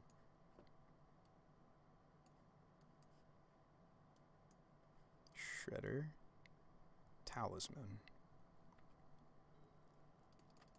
Pyromancer letting go of these two. We're missing too many colors, whereas we might draw Forest. Attack. Get in for 2. 4 minutes left for me. 4 minutes, 15 seconds left for the opponent. Keep at it. What if they draw bridge? They might draw bridge. They did draw bridge. That's scary.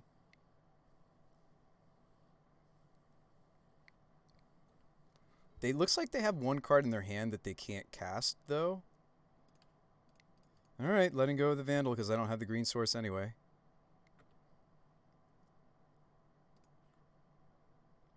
Green source coming up. But now I don't have the Vandal anymore. Attack for 2, which is actually just 1. I know, now I find the green source, but I don't have... I wonder what they needle. Maybe Mirror Entity? I don't know.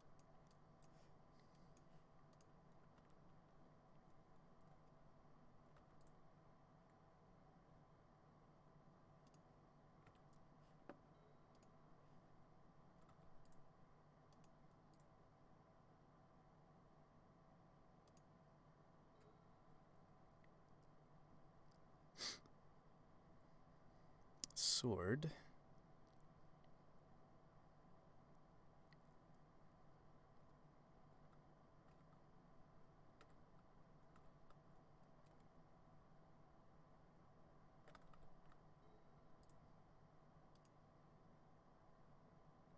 Oop, there's a cage.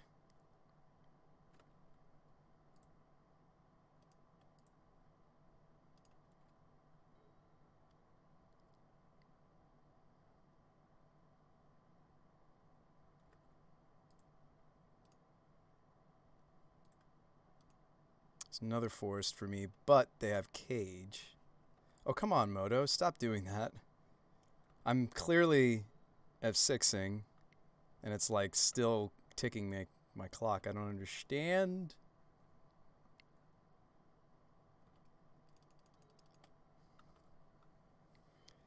Really don't understand why it's turning off my F6. I mean, it might just be that my Moto's chugging. I did not reset once today. I think it's actually not so much my F6 is the issue.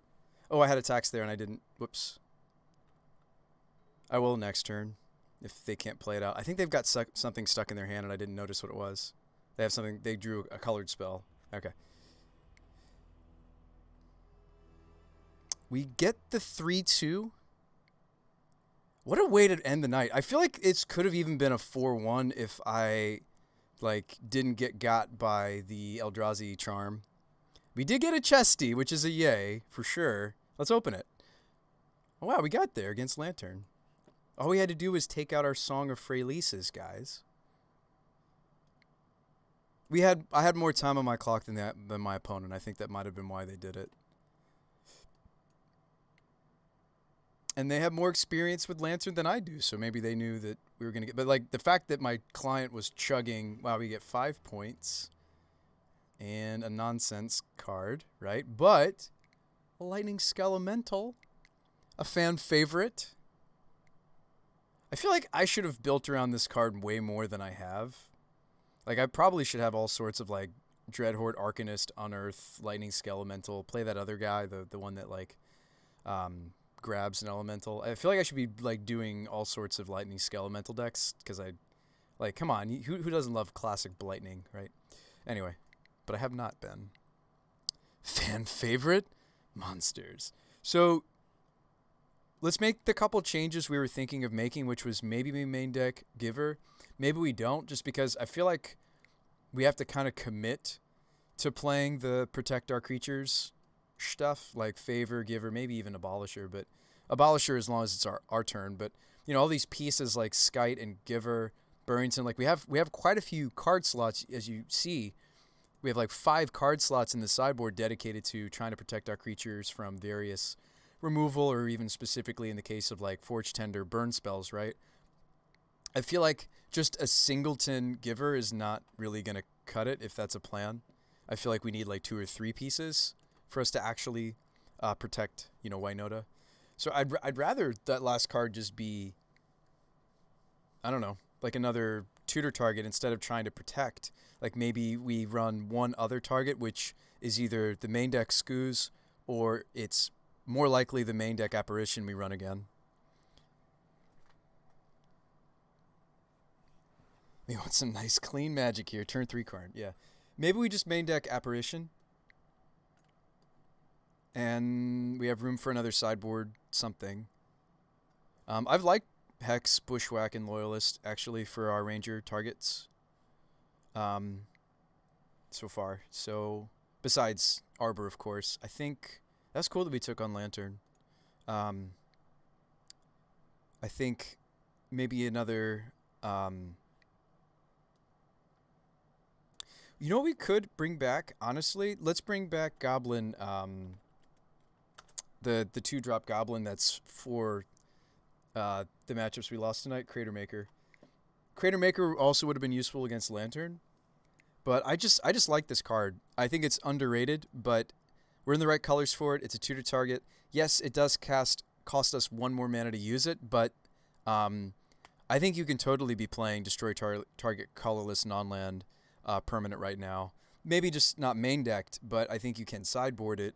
It hits everything from Ballista to Smasher, Thought-Knot Seer, Bridge, Grafdigger's Cage, which does stop us. The problem with that is we have to naturally draw the Crater Maker to then turn on the Eldritches. But, I mean, we're not all in on Eldritch Evolution anymore. I mean, we can just naturally draw Winota, and Eladamri's Call, unlike... if these other 2 were, let's say, it's actually maybe good that we're diversified because people do play Grafdigger's Cage, right? So the fact that we have 2 calls is actually maybe a good call, is a good thing.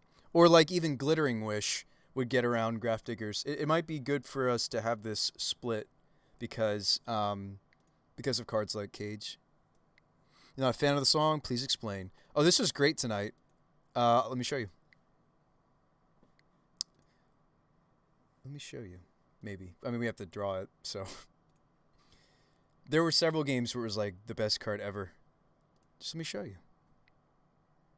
Name goes here, perhaps. Thanks for hitting that follow button. We don't have it, so let's do it again. I mean, I'm literally thinking I'll just do this till I show you an opener that has it. We have it, but we don't have... Let me see a 6 at least for this one. Nah. Our best openers are like 2 or more lands, Song, and Arbor. So we have Song, Arbor. We do have a 1-drop and Song. Let's try it even though the rest of this hand's kind of questionable. I just want you to see... This is a weaker hand for... Oh, okay, or I just draw Drinker. This is a weaker hand for Song. But let me show you. Ooh, we drew Pyromancer. We could do Pyromancer Song. Actually, maybe I'm supposed to not play Song here and just play Loyalist, then play Pyro, then play Song. Because that's a lot of mana. We talked about this, and we actually didn't see it where I sequenced Pyromancer first. I also don't have a lot of creatures in my hand, so I don't know if I'll be able to make a lot of... I'd have to, like, sandbag both of these. Like, the turn might be something weird like... I don't even know if you'd want a shock to do it, but like grow Hex Drinker, attack for 2. Next turn Pyromancer. Okay, we drew the Grazer. You're too late. So that's actually what I'm going to get rid of instead of Winota. I think I get rid of Grazer, Loyalist. I mean, Eldritch Evolution is less mana though. Maybe I should get rid of Winota. Swing for 2 more. Song. Here. Oh, I was supposed to play Loyalist. It's fine. I kind of want to attack with that instead of make mana with it, though. But I think I was supposed to play Loyalist before I played Song, because I was planning to play this. All right, so we could evolve like this, or we don't play Loyalist at all, and we just tap the Pyromancer for the other green, sacrifice Pyromancer itself. 3... What do we find? Mirror Entity, or we could take Ranger. Let's grab the Mirror Entity. We don't get it enough. Obviously, against like burn style decks, I'm not going to go get this when I don't have any mana open. Let's get the Double Striker, and let's get Maja. And they're dead. So I see what you're saying. You're not a huge fan, but like the anthem on this was sweet, and the first 2 chapters were also sweet several times tonight. I don't know if we've tested it enough to say that it sucks. Well, maybe I didn't do a good job explaining even. Let's keep. This hand looks fine too, even without the... we can get the castle on the table. It's awkward. But see, what would I do here? I can't Ranger. I could evolve into a Pyromancer. See if we draw different colored lands. I feel like I evolve the Grazers into Pyromancer a reasonable amount of the time. I need green. I think Temple Garden. Like, I wanted to move away from playing the dorks that were susceptible to all the gut shots and lava darts. And what's funny is I actually didn't play against Prowess tonight. Just go get Pyromancer. Dump Ranger Historian. Bushwhack. We don't have enough red for you. You're too soon. Maybe I even just play him, because there's no guarantee I'm going to get red. That's so sad. We see him without the red. Evolve the Pyromancer for Winota. I mean, I guess I could have just played the Winota that's in my hand. That's true. I didn't have to evolve the Pyromancer. Maybe that was silly. I'm not attacking with any humans yet. I feel like that would be a mistake to get the Heron's Crace there. Let's go get this has haste. Sweet. And Maja instead of Moon. It's always nice when we have enough humans that I actually get to make choices. That's also nice to see. Loyalist. Ranger? Could I call into something? Nah. Ranger, go get Arbor or Hex Drinker or whatever. Make a dude, tack. Put that on the bottom of the stack because we want to get the creatures out before. Oh, that's our first whiff of this gold fishing. Ranger, go get something. Maybe Hex Drinker. Pyro, ditch these cards.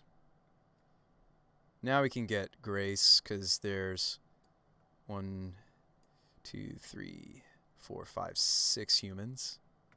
We're actually not going to die here, right? Because I just negated most of the damage we're taking because of all the lifelink.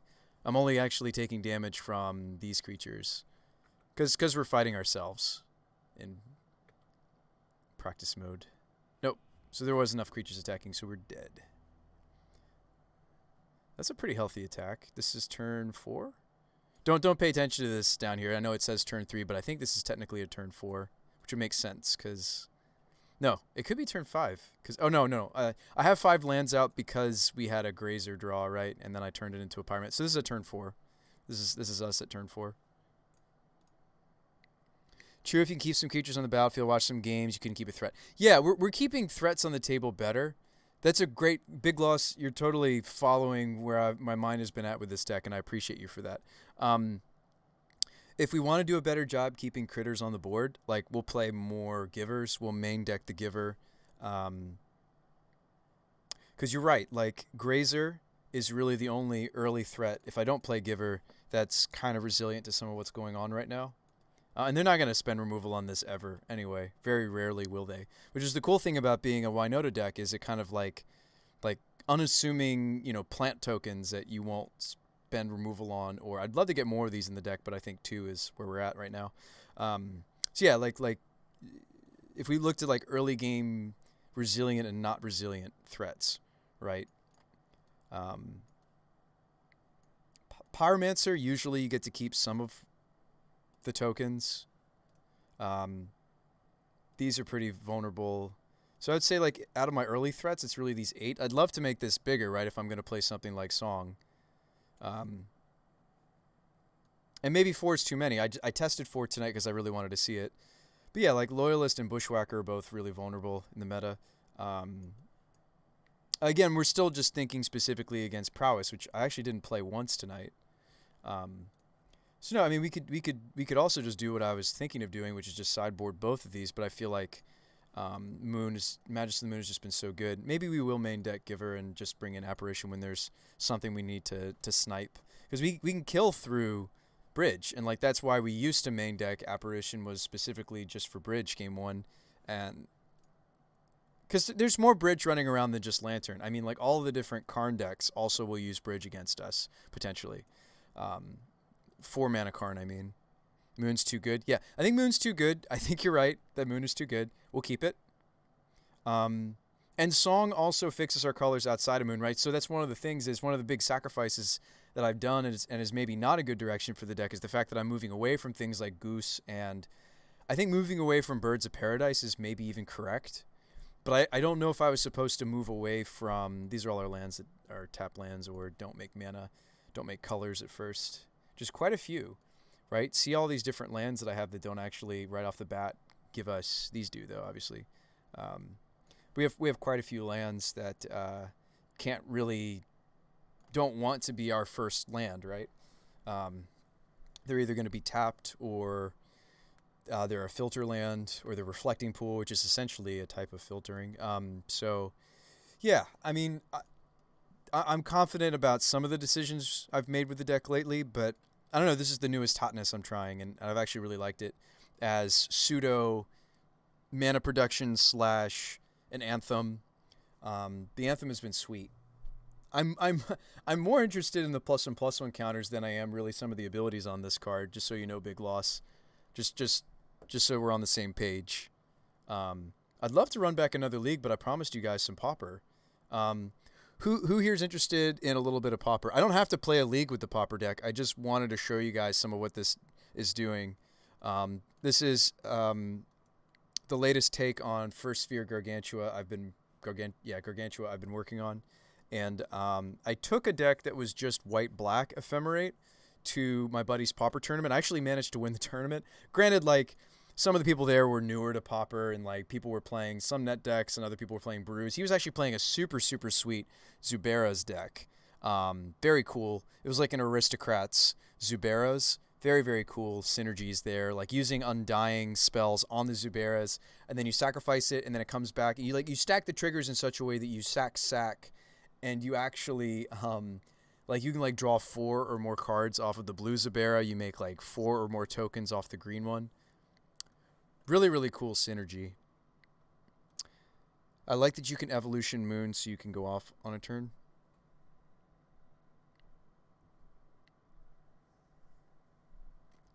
I like that you can evolution moon.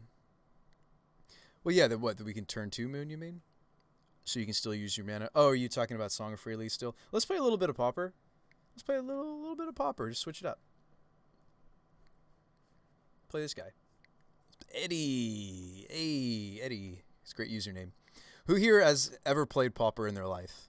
Just out of curiosity. Anyone? Ooh.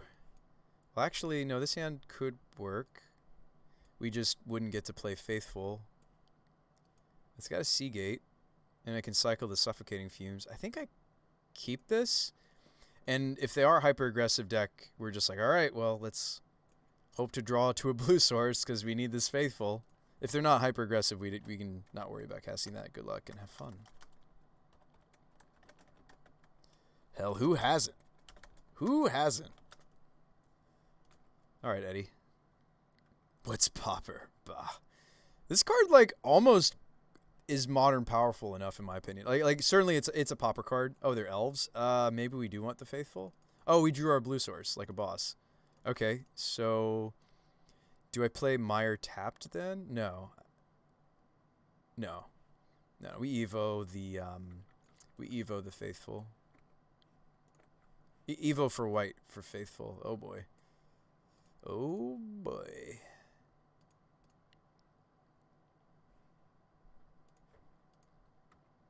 We got all our colors, so that's good. Prohibit. I may want to prohibit their last card instead of playing the Faithful. I think that changes what I do. We also don't have a familiar. Maybe I was supposed to mulligan until I saw a familiar hand. Fumes should be great in this match. It is if I live long enough. I don't care about Warden.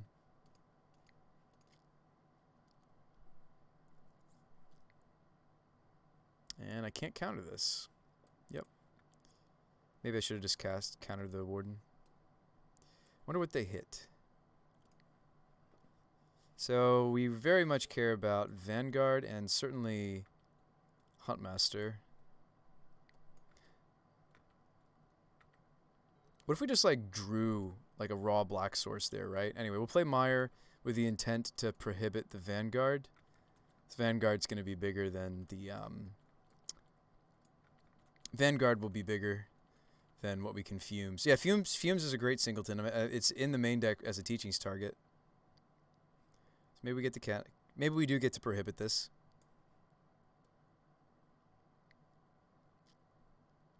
Nope, they're just going to play the Huntmaster. All right.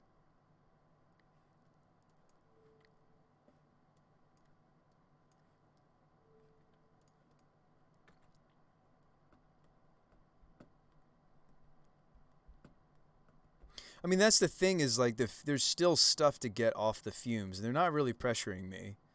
I'm not really in a rush to do this. I'd love to find a way to get rid of that. Oh, Archaeomancer, but nothing to get back. See, now that I have the Archaeomancer, maybe I am supposed to Fumes them. Like, I could Faithful Fumes. I think because we drew the Archaeomancer, I can justify fuming. Now, can't I even wait until they do more stuff? I don't need to do it now. I mean, like, if I did it now, they're not representing any sort of 2 toughness creatures, right? These are all 1s, except for the Sentinel. I think I let it go, and I just see what they do. See if they overcommit to the Fumes. I mean, maybe I'm suggesting Fumes. Do it now? Nah. I want more. I want more. I want to kill more elves with this.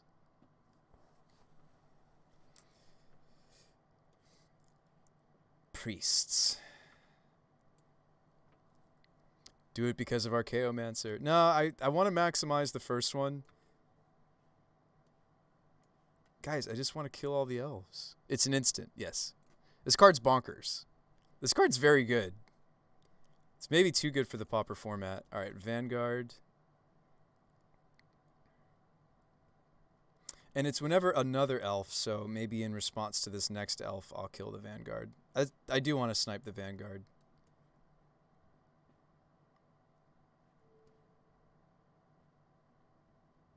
They're playing a second Vanguard. So this is an awkward situation. I can't both prohibit this and also fume. Well, I do want to get the token, but I am gonna do it here. So if I wait, gain my life. That's this. This is bad news bears for my opponent. They're gonna well wish, sure. My opponent's life is 45, by the way. This is gonna be a long game, huh? That's Pauper for you. This card is getting them quite a bit of life.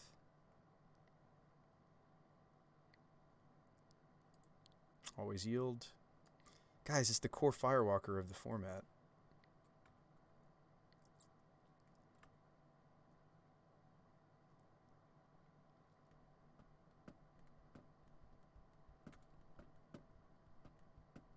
And I do think another suffocating probably is gonna end the game all the way, right? Like, yes, this thing's getting big, but they have one card left. It's the Sentinel. I mean, countering the Sentinel doesn't really, like, yes, countering Sentinel, like, might stop this from growing, but, like, eventually they're going to draw. Yeah, I think I should just Archaeomancer back the sweep, and yeah. I don't really think there's another option. We can also, like, flicker the Archaeomancer, so, like, we can keep getting this back. And it's funny, in this matchup, this is exactly what I would teachings for. Is the fumes. So we've got some okay blocks here. I think maybe we can stabilize. I'd love to get Oracle on the table before I start ghostly flickering. Like, we want to cast the fumes again, clean up, like, the tokens and the mystic. Another Vanguard, that's not good. So they're gonna go, wow, that's a third Vanguard, or is that, yeah, third Vanguard. There's one in the graveyard. So these are exactly what they need in a matchup like this. And okay, they're tapped out. But they've got two Vanguards that don't die to the fumes. So, I mean, when I fumes, I'm killing 1, 2, 3, 4 elves. Got a good block here. Good block here. Takes 7. Earlier, I was hoping to be able to prohibit some of these Vanguards, but it just didn't happen. Kind of would like a land. Okay, we get it, but it's awkward. Or not. I mean, I can just do that.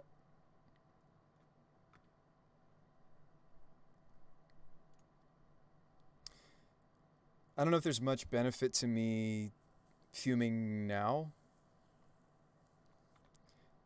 I think I'm supposed to wait. This also makes my blocks better.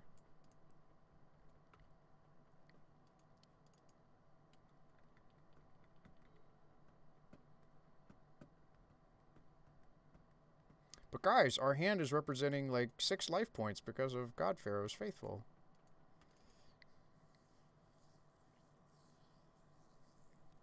They probably just go to combat. I think I'm supposed to fumes, especially since I do have the flicker. Right? Kill these 4, or 3, excuse me. Shrink that, like I can eat up something else. Can block one of these and eat up the sentinels. Down to 8. Can't keep ignoring this huge 6 power Vanguard. They're both gonna grow. No, like our opponent had like several engines, right? They had Huntmaster and they had triple Vanguard draw. I mean, like, despite having fumes, this has been a real battle for sure. All right, island. So if I play Oracle, I have Prohibit. But I need to, I really need to flicker the Suffocating Fumes back into my hand. So I think I'm flickering this back into my hands and holding up Prohibit. This is why I'm playing 2 main deck Doomblades. Oh yeah. It's cool that you can also like flicker the Mortuary Mire. But anyway, like we have good blocks this turn because I get to block both of the big scary things. Let me take only that much and I flicker them.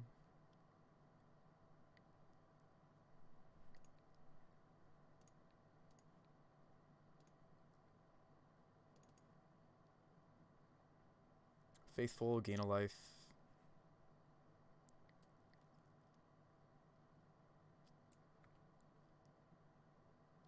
Chaomancer, Fumes. Even though like some of their creatures are pretty on the big side. I mean, maybe that's wrong. Maybe I'm just supposed to get back the Ghostly Flicker again. Because like I'm only killing that token. Yeah, maybe that's wrong. Maybe it's wrong to get this back. Maybe it's too far gone. I guess I could have fumed still. Actually, I forgot that I had 6 mana there. That was maybe dumb on my part. All right. Anyway, let's Oracle. Right? Oops. I mean, teachings does what? Negate? No, we're not really in the market for some of this stuff.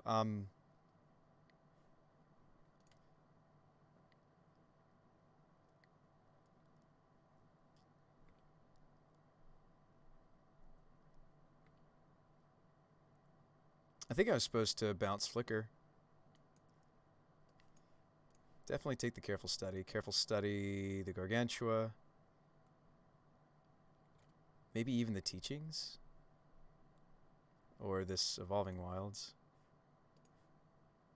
Right? I don't really care about that extra mana, do I? Not really.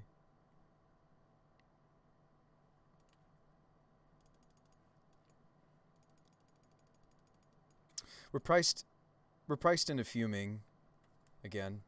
But now I'm having to block these Vanguards are huge and I really don't have a lot of main deck like straight up removal. I feel like this is where I need the Dignitaries. Like Dignitaries are to fight Vanguard. Fumes fights Huntmaster pretty well, but Dignitaries are really how my deck handles Vanguards, it looks like. Which, I mean, they come in. They're great against Elves. It's just unfortunate this first game. I mean, like, I also don't have enough life to really enjoy the Gargantua.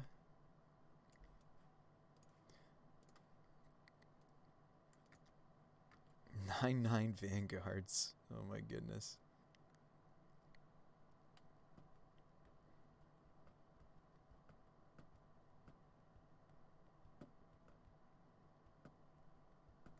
So I could do something weird like this and get the Huntmaster off the table. 1, 2, Fume, which is 3. I lose maybe the Archaeomancer, which is a big deal. And then Faithful chumps this one, and I take this, I eat this damage, but I'm getting rid of the Huntmaster. Might be correct. Like, the Huntmaster isn't really what I'm most afraid of, though. But I can't just take the hit, though, either.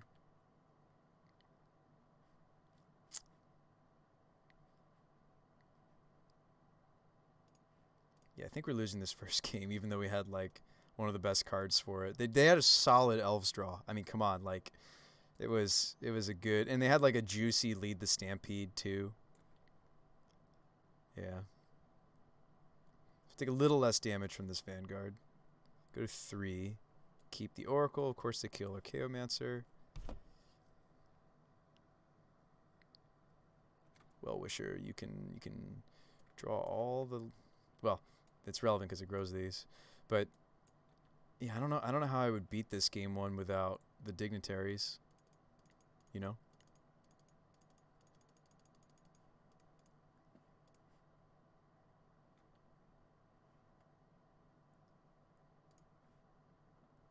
Because it's just chump block city forever, and I'd have to like chain together. I'll concede. I'd have to like chain together blinks. Like we could do it. It would. I just don't know if I'm a good enough pilot to do it. I'm sure there's a way to get there. What else do I want for elves besides familiar makes the dignitaries cheaper. Oh, consequently, it also makes the other familiars cheaper. Which, by the way, I didn't have a single familiar that game, and they're really important to this deck actually. To Last Breath can be played.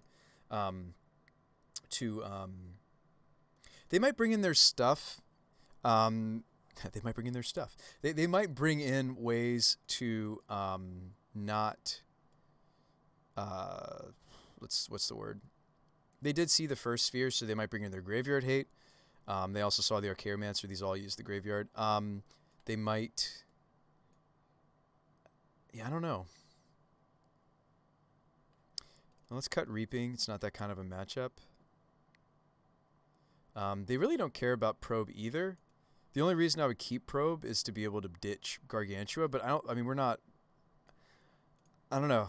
I think the name of the game is just Blink Dignitary forever. But the thing is my build isn't running the flyers this deck normally runs. Normally this deck is running. Well, anyway, I think the Faithful, as like neat as like we gain quite a bit of life off it. I just don't think it's relevant for this matchup so much. Like incrementally gaining a point of life here, a point of life there, block something there, block something here. I actually don't think it's worth. I feel like I do need to be able to negate their build around the like draw 4 creatures. Let's see. I might run Chant as a tutor target to fight the Whisper Spider Silk or whatever. Webbing, the thing that like makes the creatures not die to fumes. Exclude's probably not for this matchup. It's kind of cute. The Prohibits looked really bad there. They don't counter the things that I need to. I think I just need negates. The word is Muldrifter. Yes, this deck normally plays like Snap Muldrifter. I cut it to add this engine, which I'm not sure. Also, Probe can go down. If I'm not cutting the Gargantuas all the way, though, I need to keep the studies, like be playing the studies and the and some number of Probe. All right, I think this is what we're doing. Okay.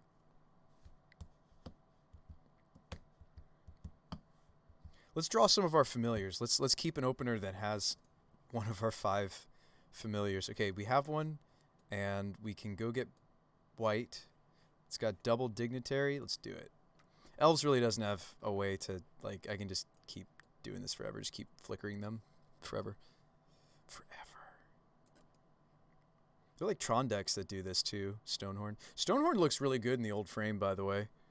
That's a nice looking aesthetic. Nice looking aesthetic. So it's awkward that I'm getting blue off of a slow land, but like I want to slam familiar for sure on time. Find Horn.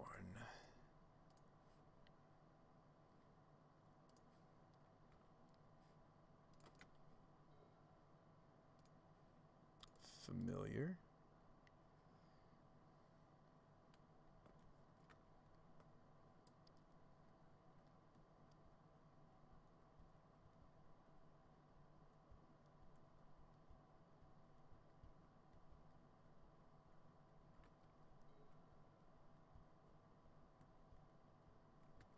Oh, there's Lead the Stampede. I would have loved to have negated.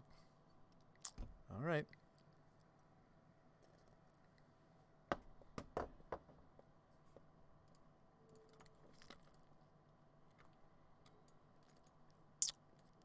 So there's Island. I don't have to not have negate up again for another turn. Or I could just deep analysis. I mean, they play a playset of leads. There's a few different things I would like to negate that they will have in after board. I think just going for the draw 2 here is maybe a little greedy.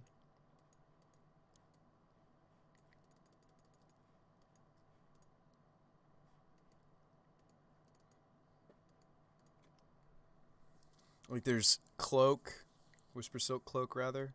So they're playing the Timberwatch we saw. And Antiquarian Ranger. It's too bad this isn't instant. This card would be bonkers if it was instant, let's be honest. Maybe a good thing it's not. There's also like Relic to tag with the negate, because we are a graveyard synergistic a deck. There's the Essence Warden.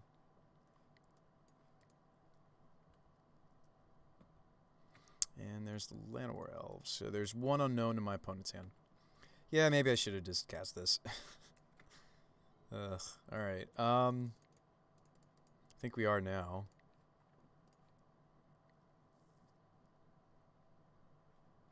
And I'm going to play Chancery.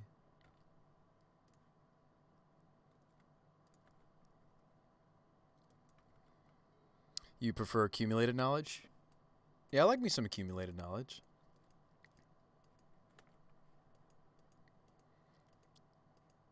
We take it. And then they pump. This card's great for their deck, too. Takes 7, 8, 9, 10, 11. Lethal, actually? Was there anything I could have done? Almost lethal, I mean. Is there anything I actually could have done to stop that? I guess I would have had to have killed the Timberwatch. Anyway, we're not dead. I can Dignitary... Actually, I probably Dignitary play the Aqueduct. The Aqueduct. Unless we want to hold up Negate, but I don't actually think... Huh. Does that really benefit me to have access to the Aqueduct and turn off the Negate? Like, I do need to be able to counter some of their sideboard cards, in this included. Maybe I should play the Plains, and that would give me the Island, which, because of Sunscape, I have Negate. Yeah, maybe I should not tap out fully here. Let's Stonehorn. Just play Dig and Aqueduct. No, I'm gonna hold up the Negate, which is maybe wrong.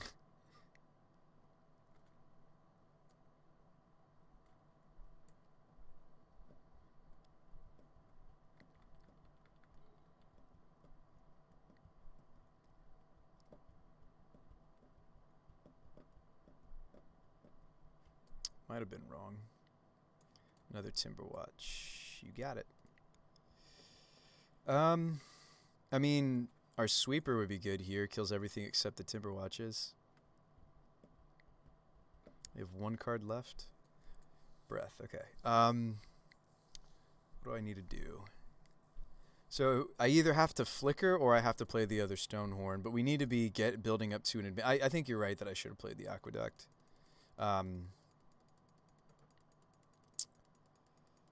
Huh.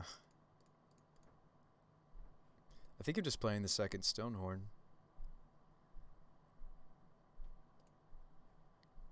And picking up Swamp. Or picking up Plains? No, picking up Swamp.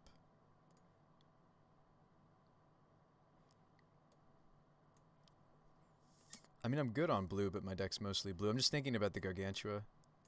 Cancel. I'd rather ditch this to the Probe, though, and then Flicker it. I don't know if I'm going to have time to set all that up, though. Like, I need to kick this, or at least natural this. So this would be 2 mana, and then 3 mana to unearth this, and then 2 mana to Flicker this. So 1, 2, 3, 4, 5, 6, 7. 1, 2, 3, 4, 5, 6, 7. I actually could do it. Casting that'll be rough since you're at 3. Yes, it will be, but I'm hoping that they never, ever, ever... ever attack again. That's like the goal of the deck, and I need to be drawing cards. No attacks.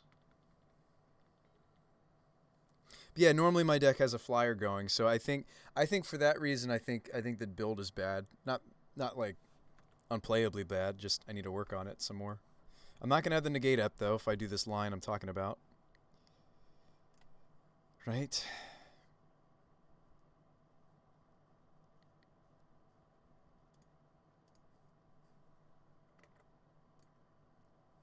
So this is Probe without the kicker.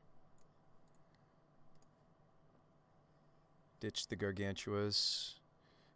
You need Arch... Oh, we draw Ephemerate. Okay, that's even better. I have the Archaeomancer now. Ditch the Gargantuas.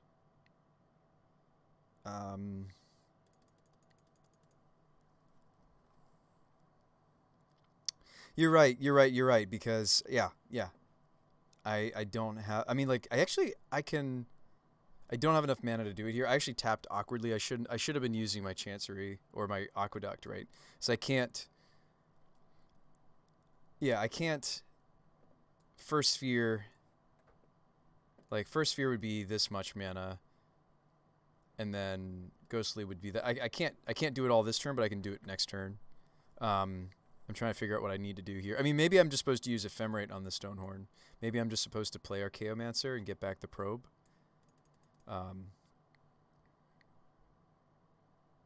I can't do that either because of the way that I tap my mana. That was so dumb. I should have used these first. You always should try to use the duels first. I think I'm just gonna cast Deep Analysis and Ephemerate or Flicker.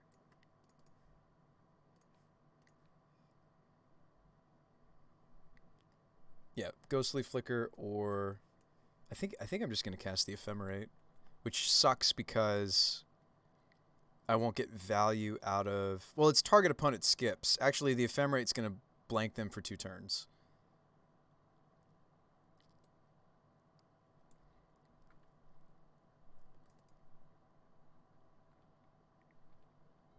Best case would be that they cast something that's something I want to negate. But, alright, so let's Ephemerate. This will make them skip their combat.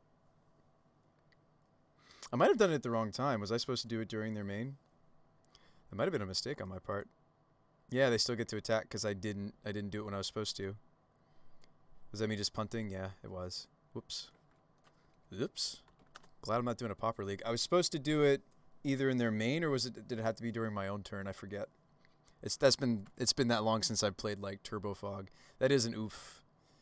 I might even be able to ask my opponent if nobody in chat knows, but I imagine one of you guys know. Gosh, that's like, we had like one of the best cards for that matchup, game 1, which was the, I'm sure somebody in the chat knows better than I do. I don't tend to play Turbo Fog, so I'm fine to learn this lesson in a practice room. The Suffocating Fumes was one of the better cards we can have for elves, right? But, I don't know. I feel like decks like this, although they're cool, and I am excited that the deck is like Gargantua and like Flickering. You haven't played Pauper in years. You could have done it as well as Flicker, Dignitary, and yeah, I tapped the wrong lands. I agree. I was supposed to tap the duels for the Probe or whatever I was casting that on my turn, and I was supposed to leave open my singular lands for their turn. But is it because I let them stumble into... Is it because I let the tracker move to beginning of combat step? Is then Stonehorn does nothing because it's next combat? I think it's because I literally maybe went one step just too far. I think if I'd flickered it during their first main phase, I would have been fine. But anyways, let's go back to Modern, because as much fun as Pauper is, I don't know. I'm excited to find a shell that I like the Gargantua, but like even still, I feel like I have to really be in the mood to grind out. They're going to be long games, right? I mean, like these Archaeomancer Flicker decks are like, I'm not going to say that they're the Lantern of Pauper. There actually is a deck that tries to mimic some of what Modern Lantern is doing. It's like a weird Aristocrats deck. I'll actually show it to you. I'll show you the build around card. There is like a weird nonsense Lantern for Pauper I've heard about before. I don't think anybody plays it anymore. You love blue-black better?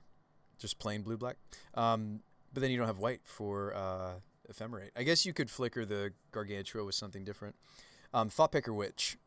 Pay 1, sacrifice a creature, look at the top 2 cards of target opponent's library, then you exile one of them. You don't need it? You don't need Thoughtpicker? Does it use a different engine that I'm not aware of? That maybe they printed enough mill rocks that are common, you don't need this anymore? You play Muldrifter and Horror? Anyway, just something fun to think about.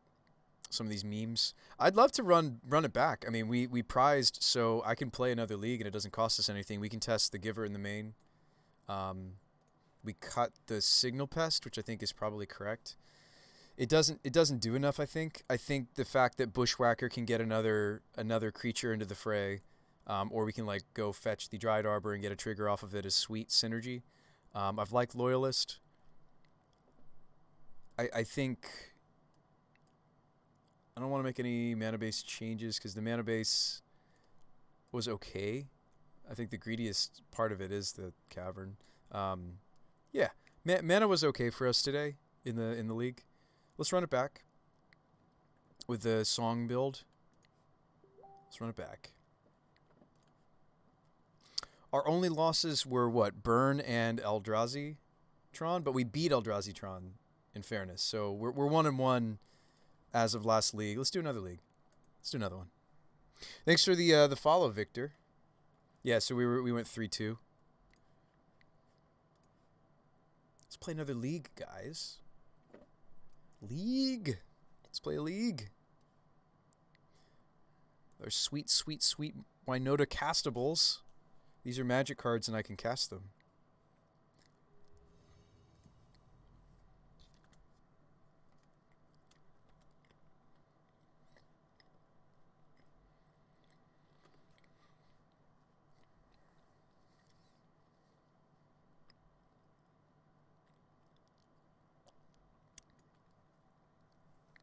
It's been fun doing some streams with you guys again.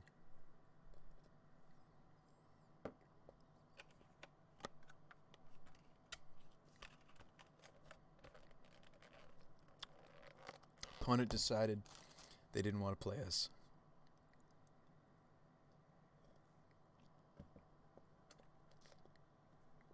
The point of the deck is twofold. We want to see if we can make a Naya deck work in the current modern meta. The other part is we want to do a Winota Joiner or Forces deck that's not necessarily relying on the typical finishers such as, and they're good finishers. I'm not saying, and I have certainly tried them both, Angrath's Marauders, that's the 7-drop 4/4, or Geist Honored Monk, which is the XX equal to the number of creatures, make 2 dudes. That's one that I kind of prefer. So this hand's awkward because of many reasons. One is we have several utility lands, Sunbaked instead of Horizon Canopy. Like, this hand could be sweet. If they're not a, like, if my opponent is not a blue deck, this hand's fine.